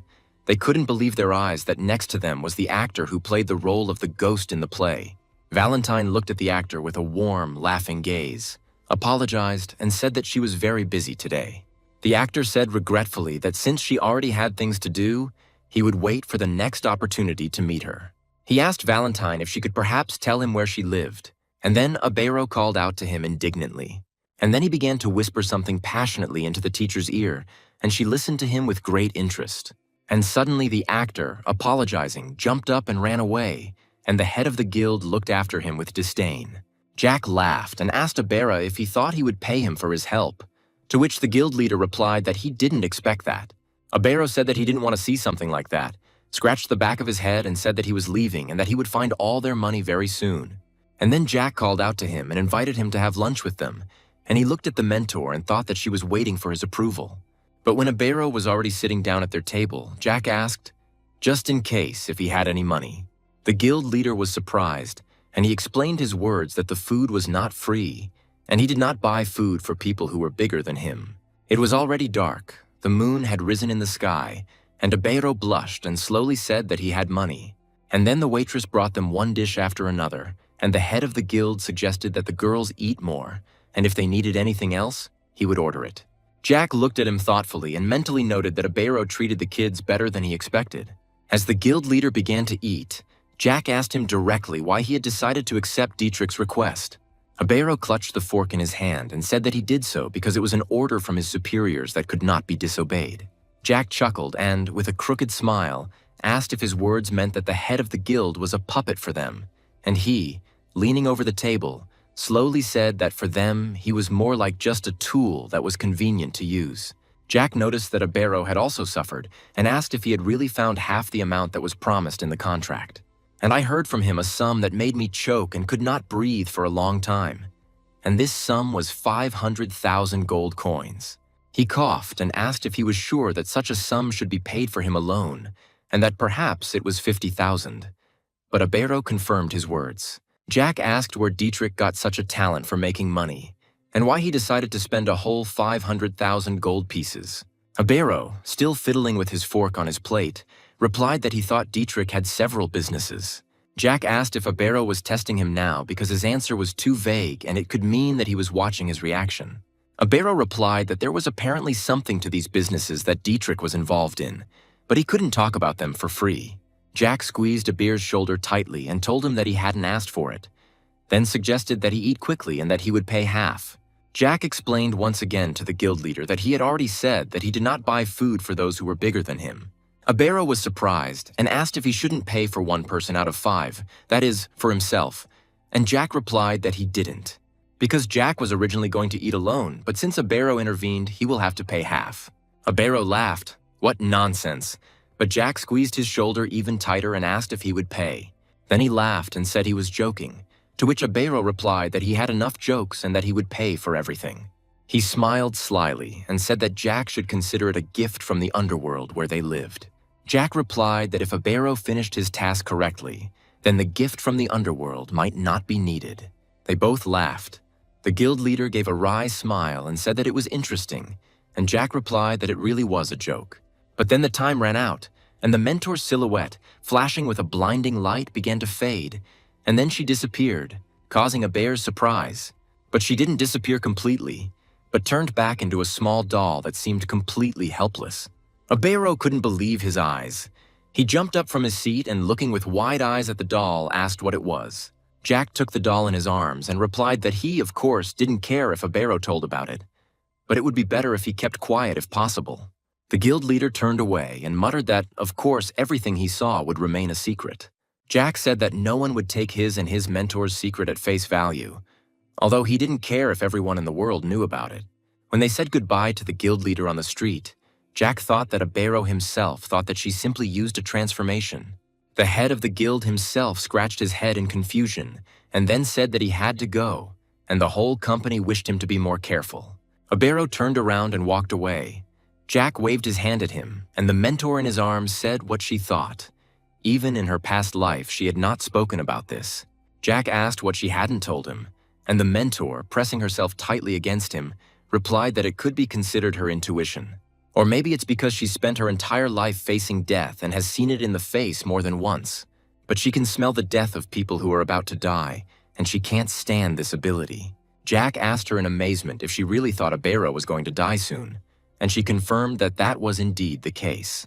The only thing she can console him with is that it is unlikely that Jack will kill the head of the guild. It will be other people or monsters. Jack thought he knew that many talented people had died in the Empire during this time, and that he was probably one of them. The doll asked the boy what he was probably doubting, and Jack replied that, to be honest, he didn't even know. He added that he didn't know what kind of person the guild leader was. He only knew his name and title. Abero didn't seem completely untalented, but on the other hand, he had nothing to offer Jack. At this time, Charlotte and Cell saw a ginger cat and began to play with him, and then invited Jack to look at him. He didn't refuse, deciding that with time it would become clear whether it could be used or not. But he said that he had already said that he didn't like cats, and suggested going home. At this time, Abero was walking down the street and thinking that perhaps he had overtime work again today and that he would have to chew on a wake-up fruit to stay awake. The next morning, Jack went outside and stretched blissfully, snorted and began to levitate. He felt fresh. The teacher, sitting on the steps, grumbled that this place was originally intended for meditation and prayer. And did Jack really have nowhere else to do it? Jack replied that he didn't understand how it would be a day off and invited his mentor to join him. But she thanked him and declined. On the steps of the temple, he saw Cell and asked her what she had decided for herself and what she would do in general. He sat down next to her on the steps and asked if he could find out, but she looked thoughtfully at her feet and remained silent. Then she bared her teeth menacingly. Claws grew on her hands, and she furiously replied that she wanted revenge. Firstly, she wants to take revenge on her parents who left her there and made her endure all this suffering. Secondly, the beggarmans, who abused her and caused her unbearable pain, must be punished. She felt awkward telling Jack this and hung her head as he said that Thanos seemed to have a rival. Cell asked Jack if it would be difficult. He chuckled and replied that it wouldn't be difficult, but she needed to hurry. He explained to Cell that before her revenge, they could all say goodbye to this world, and she began to cry. Cell lowered her head and thought, her eyes full of sadness, and then asked what she had to live for then. Jack smiled and said that he couldn't tell her that because she would have to figure it out for herself. They sat on the steps and talked until Cell's emotions subsided, and then Jack asked where Charlotte and Thanos were. Cell smiled and quietly said that they were now at the academy and were having a great time there. Jack asked her understandingly if she was asleep at that moment, and Cell replied that of course she was asleep at 7 in the morning. Jack started telling her about the academy, that they not only fight there but also study. That's why they go there. Cell called him boss and asked what they were learning from him, and Jack thought that Charlotte must have taught her that nickname. He told the dragon girl that he could teach them nothing but fighting, and that was precisely what he excelled at. But when it comes to relationships with other people, the process of communication and so on, he cannot teach this within their circle. He told Cell that the academy was made up of people from all over the country, and that being surrounded by them would give her more space to think. Jack smiled and admitted that he would like to send her there too, but he felt that she was hardly ready right now. Cell confirmed this and said that she still doesn't get along well with people and that she's unlikely to change anytime soon. Jack was surprised and asked Cell why she thought so. The dragon girl hesitated and replied that she just thought so. Then Jack's face became very cunning, and he splashed drops of his mana on her, which made her very scared and tried to hide from them. She shouted at Jack indignantly, calling him boss again and asking what he was doing when half of her body was gone. And he laughed, asked Cell for forgiveness, and said that she had a very displeased face. He asked her not to get too attached, because her past was just the past, nothing more, and it had already disappeared from her life. Cell looked thoughtful and asked Jack if he was attached to his past, her eyes full of curiosity. He thought that the dragon girl asked this because she knew or simply noted it as something very important. And Jack answered her that he was he and she was she. and that they were very different because she was still just a child. The young man invited her to continue living freely, like a bird in flight, and as wide as the endless sea. The guy also asked the girl that if she ever wanted to attend the academy, she would only have to say so. Suddenly, the boss looked into the room. He was looking for Jack and asked if he was there. The man said that the gentleman had a visitor, to which Jack was surprised and asked who it could be. The guest turned out to be none other than the head of the Arabes Guild in Osenblay. Jack immediately made fun of his mentor's previous words about the guy's imminent death, since he was still alive. The third gentleman received the guest, and after a while the boy settled down on the floor. It turned out that Abero had brought him money. The boy silently pushed a filled envelope with a red seal melted in wax towards the gentleman. Jack also silently accepted it and began to count the amount. He was surprised at how quickly Abero found the missing half of the money. Jack examined the contents of the envelope, in which, however, he saw checks from a continental financial house. The guy explained to him that if he gave them one of them, he would receive gold in return right there on the spot. Jack looked back for a second in surprise as he counted the checks. The envelope contained 500,000 ruble checks and one for 5,000 gold. Abero explained that the guy provided a check for 5,000 as a separate portion of the money from himself. The guy lowered his head uncertainly and said that he had a few questions for the gentleman, and if he answers them, he will give him another 5,000 in return. Jack was surprised, but still warned with a smile that he would not answer any questions regarding his personal life, and if he agreed to such conditions, then let him ask. The gentleman looked absolutely confident, but the guy sat hunched over, his head tucked in. But the next second he started talking about Pentinel's mercenaries and asked if Jack was the one who killed them all. In turn, Jack repeated the guy's question out loud, not intending to give an answer right away. He thought carefully about his answer and understood that his interlocutor was trying to find out the details. Still, Jack replied that he did it before he was sure that no one would ever find their bodies, and then wiped them off the face of the earth. The boy did not reveal the truth, because in fact, it was his mentor who killed the mercenaries. Abero accepted his answer and asked the next question, whether this could be related to the struggle for the throne in the Tulkan Empire. Jack immediately asked why he remembered Tulkan. How could the guy possibly be connected to the Tulkan Empire, Balantir wondered. Unexpectedly for Iberu, he stood up and said that it was his turn to ask questions. Suddenly, the room was filled with blue light and splashes of water. Jack was calling on his mana. He was angry, because it seemed the guy was trying to dig up information about him. All the objects around them rose in motion, even the water, so the girls tried to grab onto anything that held tightly so as not to fly away into the water whirlpool.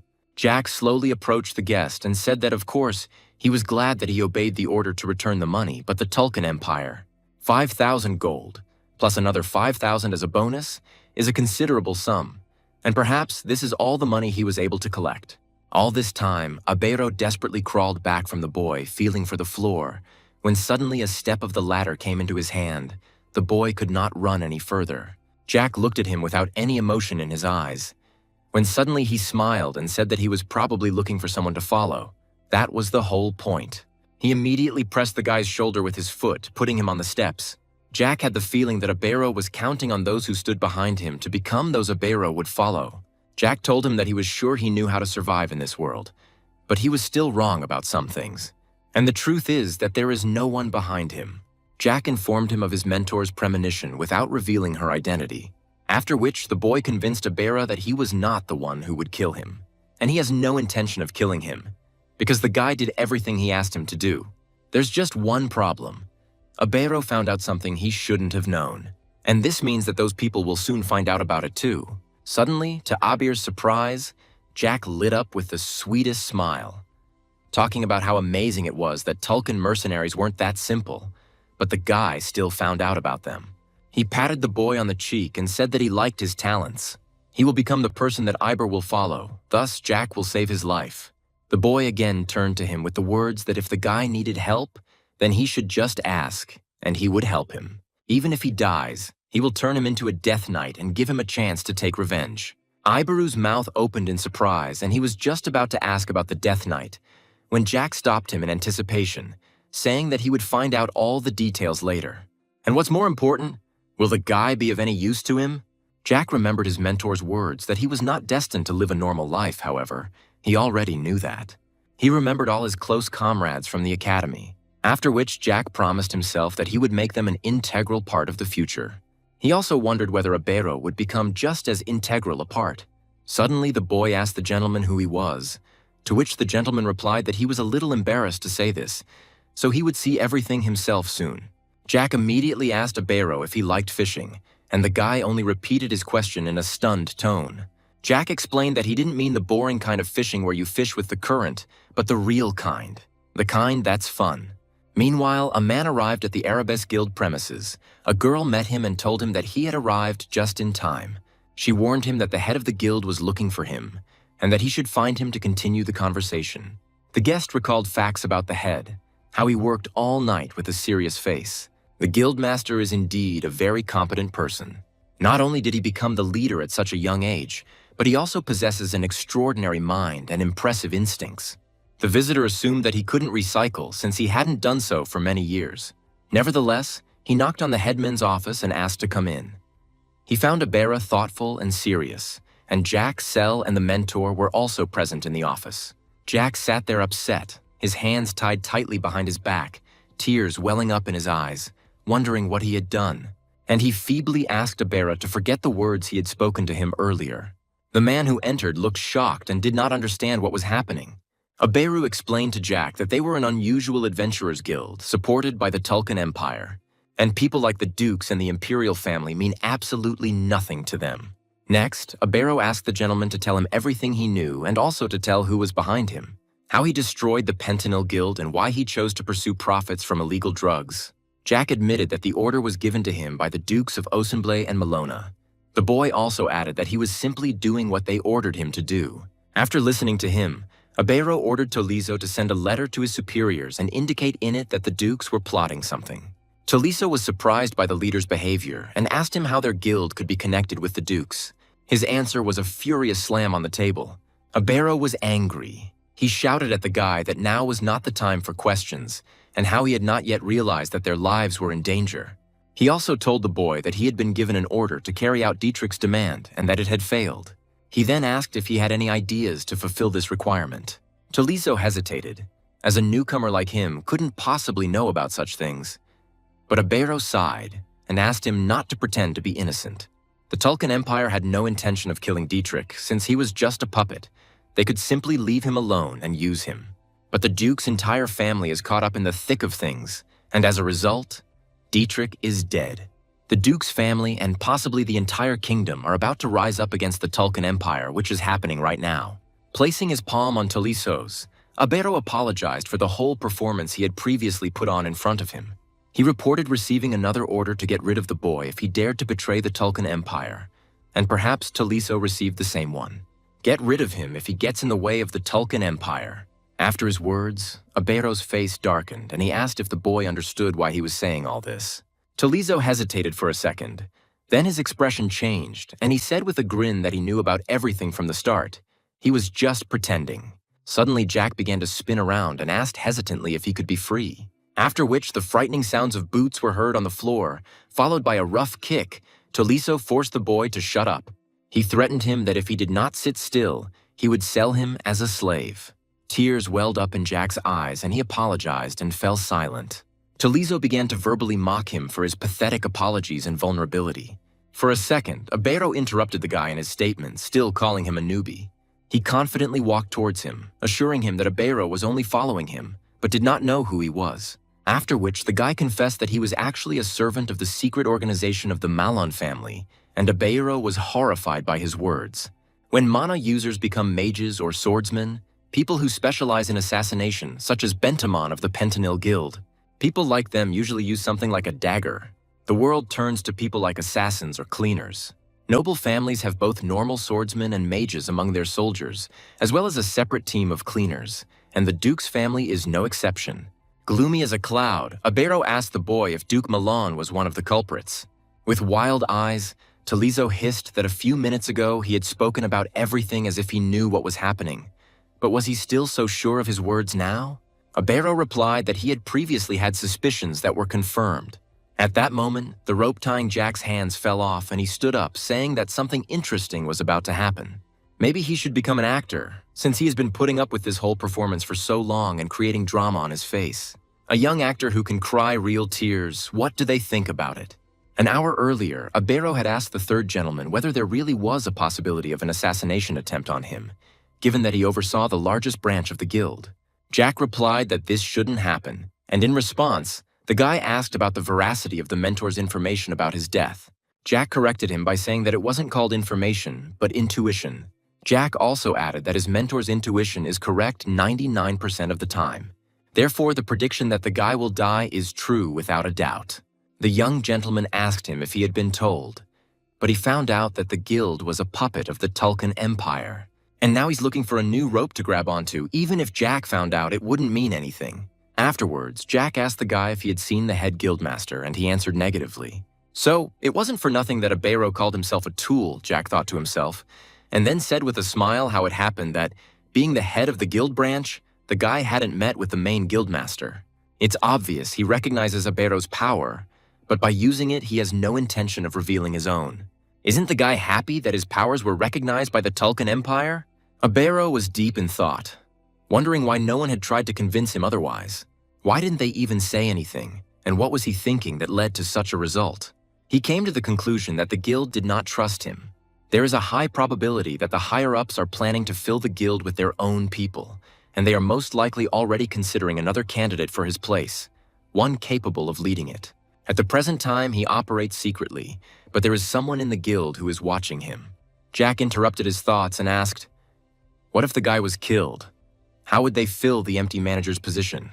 After all, it is quite possible that someone is already ready to take Abero's position. As a great thinker, Jack advised him that the guild would not use a mere guy. This person will definitely be their subordinate and experienced, perhaps someone clever and good at hiding their intentions, and this person could very well be from Abero's entourage. Jack advised him to think about the people who had been around him lately, some experienced and hard to read, some connected to the Arabes Guild. After some thought, Abero remembered Toliso, because he fit all the characteristics. A man with silver hair and scars all over his body, who joined the guild a few months ago. Jack was lost in his thoughts, remembering his first meeting with Toliso. He remembered that on the day they first met, they bumped into each other on the stairs. When Jack met him, he experienced strange feelings.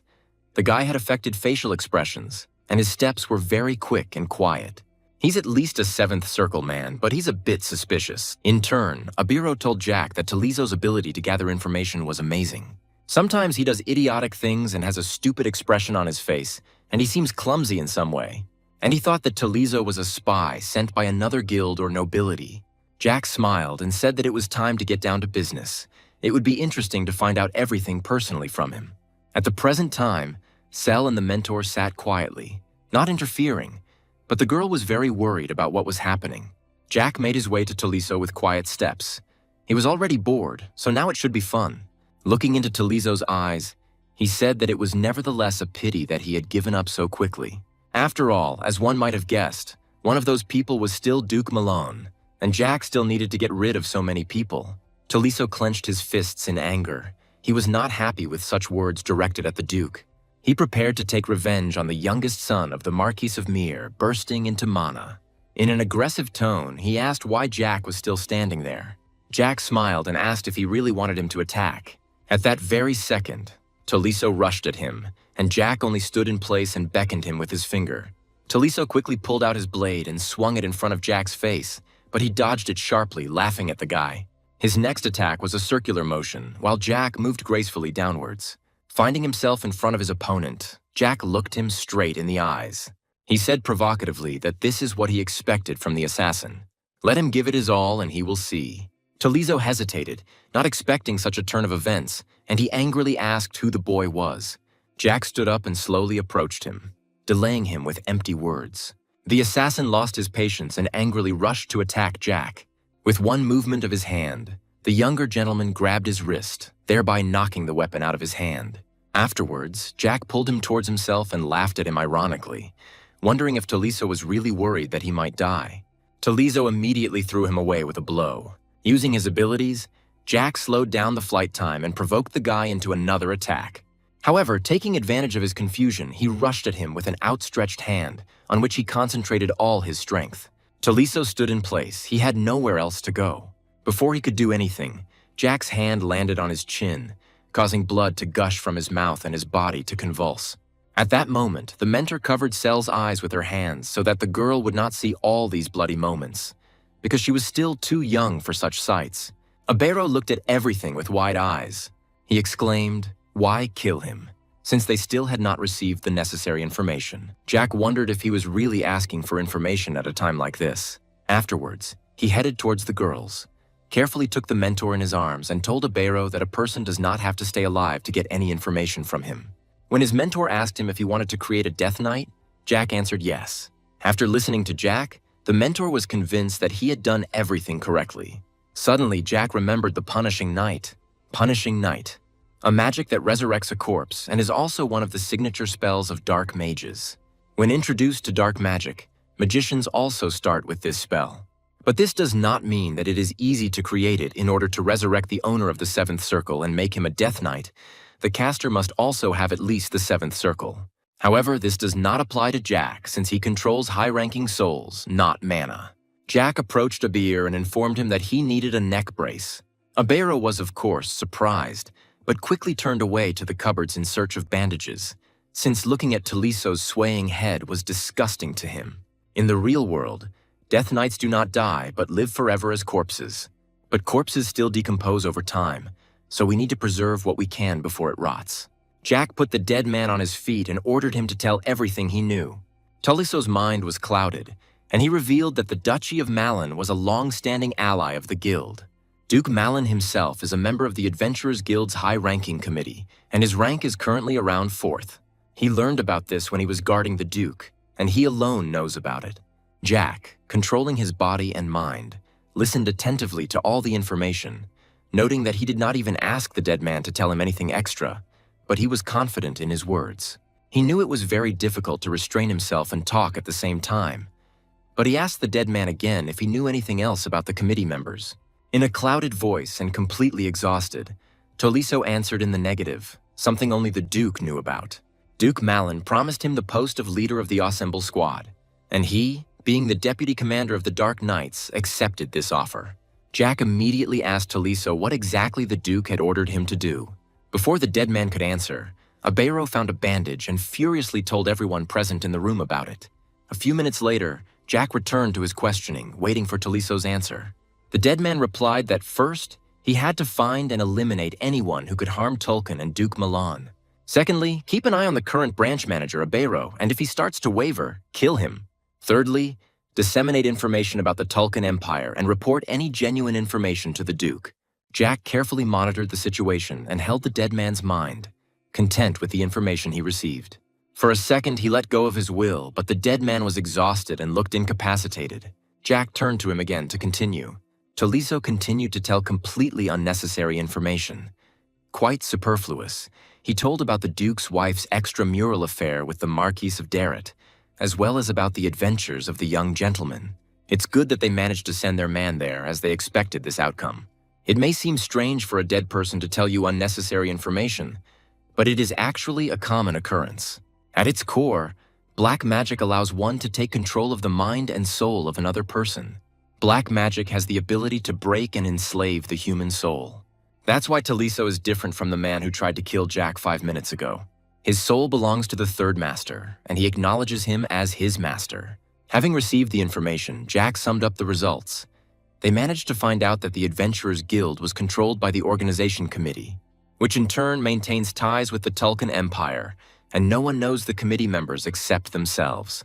Judging by the Tesla Committee, it is a branch of an organization with committees in different countries. Duke Malin is the 4th most important person, which means there are 3 people above him. Jack said the information wasn't as useful as he expected.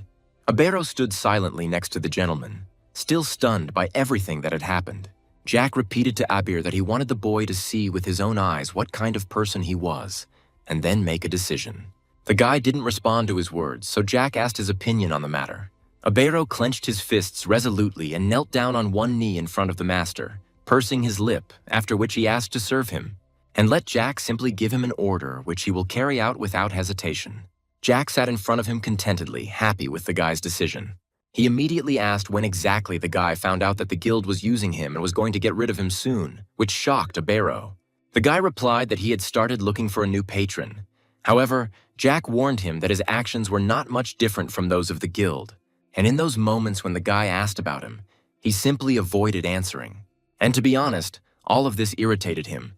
But if a similar situation arises, everything will happen again. Jack asked Abero if he was right. Abero listened to him and replied that the gentleman was right in everything. Jack knows what the next step will be not because of the information he has, but because of what will happen in the future. The current Emperor of Tulkun is ill and will die in 4 years due to deteriorating health. After his death, a full-scale battle for the throne will begin. Soon, the hardliners will win.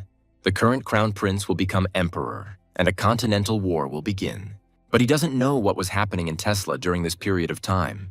But it is known that the sister died a tragic death, and the empire fell. That's all Jack knows about the future. To tell the truth, he wasn't interested, and he still doesn't really care about what's happening. The master wondered where he could use Abera if he became his servant. Suddenly, Jack asked him his age, and Abero immediately replied that he was 34 years old. The gentleman just laughed and said that he was still young and had a lot ahead of him. Jack continued to inquire about the guy's life and even brought up a personal matter. Abero turned out to be single. As for long-term goals, the guy wants to live a long, happy life. Abero asked why the gentleman needed all this information. Jack replied that it was a simple interview and asked if the guy had heard anything about going back in time. Abero replied that if he meant something that had been passed down from mouth to mouth for many generations, then yes. Jack just put his hand on his shoulder and stated that the conversation would be short. He admitted that he was the one who returned. And now, he will make one exception and tell him what the future will be like. Jack told how he killed everyone who hid behind the name of the Tulkun Empire, and also all the dragons that got on his nerves, and the inhabitants of the demonic forest. Jack added that he killed everyone except the orcs and harpies. He means that he gave them all freedom by killing all the dragons. But having become free, they united with the Tulkun Empire. Beings of all ages contacted Tulkun and pointed their swords at him. He killed everyone because the situation was painfully funny. The reason he spared the lives of the orcs and harpies was because they helped him. He acquired many nicknames such as the God of Swords, the Demon of Swords, the Devil, the Monster, and so on. Abero listened to everything. His face was shocked. He couldn't put 2 words together, but Jack just smiled. Afterwards, Jack, like a little boy, jumped up and became embarrassed, explaining that he was embarrassed to talk about all this out loud. Without knowing the exact numbers, Jack estimated that the population of the Western continent had been halved because of him. However, he decided not to go into details and leave it at that. After all, he doesn't want the mentor who was behind him to hate him. Jack only warned the guy that if he suddenly decided to leave this place, he should do it right now. In that case, he would not pursue or kill him. Abero only asked what outcome would await him if he started spreading rumors. Based on the fact that Abero told him his secret, and it was probably not the first time he had found himself in such a situation, Jack trusted him. Afterwards, the third gentleman assured the guy that no rumors would follow. Abero was lost in his thoughts. This child, or rather man, was different from everyone he had ever met. On top of all this, Jack is one of those people who doesn't defy common sense. The group of assassins of Duke Malin and its vice captain, the holders of the Seventh Circle. Abero was tormented by the question of how a kid like Jack could kill Taliso. He was haunted by the fact that Jack had dealt with him too easily. Moreover, the master not only killed Taliso, but also revived him. Ibaru realized that all this was black magic that the boy possessed. He had read about it in old memoirs, going back in time and knowing the future. The boy had only one question left. Was Jack Ballantier connected to the destruction of the Tulkun Empire? Abero looked at Jack with the understanding that he was not lying to him. His own instincts and intuition were telling him this. Clenching his fist to the limit, he realized one thing. This man would become king. He bowed his head at the feet of his master and swore allegiance. Jack was surprised by this gesture and immediately asked the guy to stand up. He gave him his hand so that he could get up. Abero asked what he should call the gentleman now, to which Jack waved his hand and replied that the guy could call him whatever he felt comfortable with. Abero decided to call him Young Master or Master and assured him that he would address him differently depending on the situation. Jack thought that if people heard Abero calling him Master, the situation would become more complicated. He asked to be called Young Master, and the first thing he did was to help the dead man keep his head straight. Abero immediately wrapped a bandage around Taliso's neck several times. Later, Abero began sharing the information he had. The goal of the illegal drug business is to subjugate monsters, the same goal as dragon hunting. Abero also told Jack that the turnover of this business was estimated at several million gold. The hundreds of thousands of gold coins Dietrich borrowed were received for his role as a puppet boss.